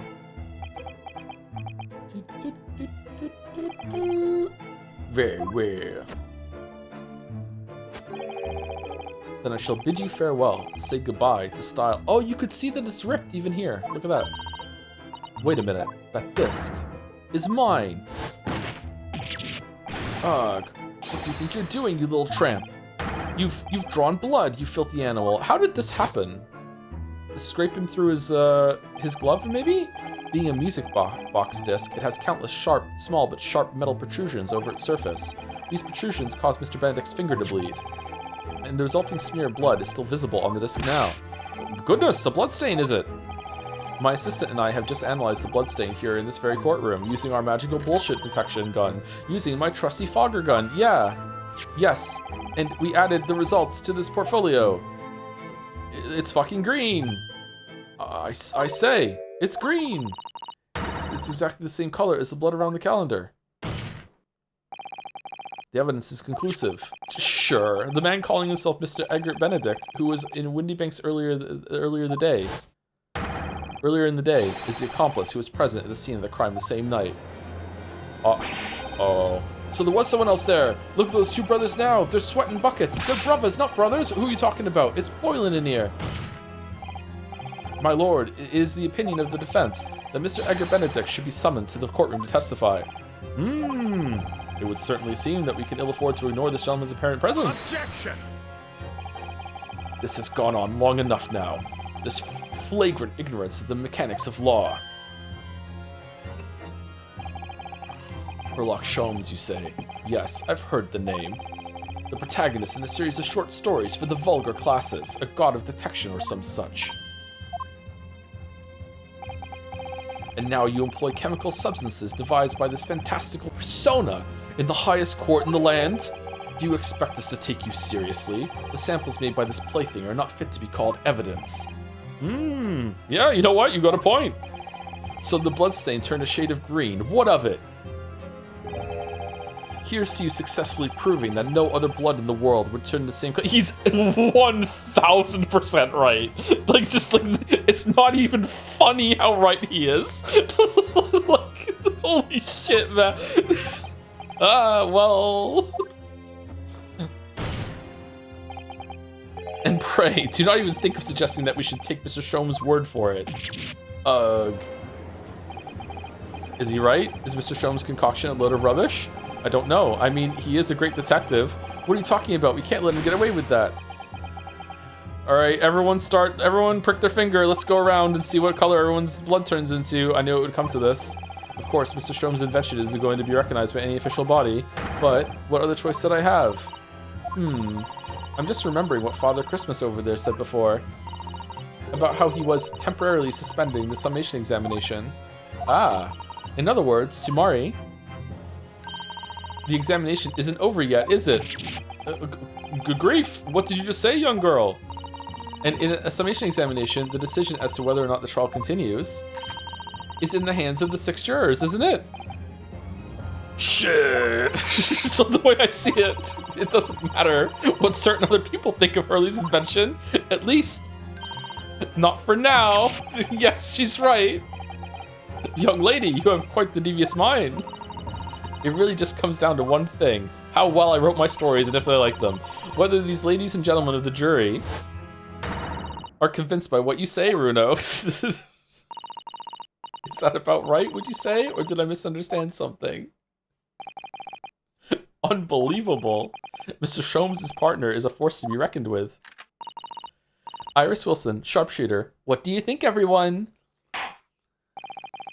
After that shrewd precis of the situation from an entirely unexpected source, it must be acknowledged that the previous summation examination has yet to reach its conclusion. This is absurd. Ladies and gentlemen of the jury, the court now looks to you for your final leanings in this matter. As proud citizens of Her Majesty's Britain, I'm sure you will come to a fair and just conclusions. What?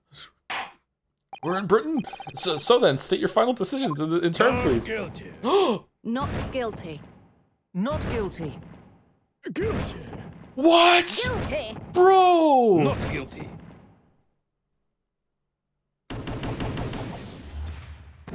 Well, we told you where the bullet went. 2 call guilty and 4 call not guilty. Such is the outcome of the summation examination. Objection. My lord, with all due respect, this is an outrage. The prosecution refuses to accept this decision. Too bad, get fucked. on what grounds? If these jurors are persuaded by some half-baked concoction devised by a pretender to real police work, then they are too ignorant to be trusted with the judgment of anyone's guilt. I'm sorry, Lord Van Zeeks, but the outcome of the summation examination cannot be ignored. This trial will continue. Ugh. Oh. Ugh. Ooh. Gonna take more clothes off, bro, or what? Nevertheless, we find ourselves in a rather awkward situation. The defense has very recently requested the subpoena of a new witness. Okay, is that gonna... But sadly, I fear that will be impossible. What? He's dead. The name of the gentleman gave for himself, Egbert Benedict, is quite clearly false. I'm sorry. Of all the people to work that out, it's the judge. The name of the gentleman gave for himself, Joseph Anderson, is quite clearly false. I don't believe it. Just when I'd managed to prove the man was there that night. Could I say something? Who was that, please? Who spoke? It was me, my lord. Juror number 5. What have you to say, madam? If possible, Inspector. Me, Mom? I wonder if you might show the photographic print to me again, the one in which the gentleman is shown. Do you know him? Oh, right. Yes, this one you mean, Mr. Benedict?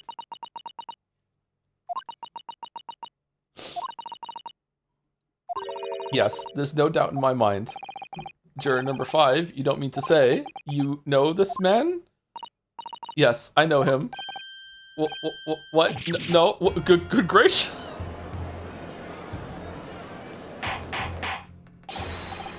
Order! Juror number 5, how on earth? I am a communications officer, stop. As we can clearly see, the gentleman in the photograph is also a communications officer, stop. He works in my office, stop. Blushy crushy? A very talented operator, in fact, stop. Really knows how to work a whatever the fuck this is. He should be in the communication station now, stop. Tapping away on the telegraph, stop. Telegraph, there you go, okay. Well, this doesn't seem right somehow. I can't put my finger on why, but it doesn't feel right. I suppose we all imagined the accomplice would be some sort of hardened criminal. It's a bit unexpected to find out that he has a respectable job by day, whatever he gets up to at night.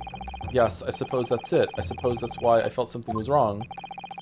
If the gentleman is at London's communication station, we should be able to subpoena him within the hour. Really, an hour. Lord Van Zeeks, if you please.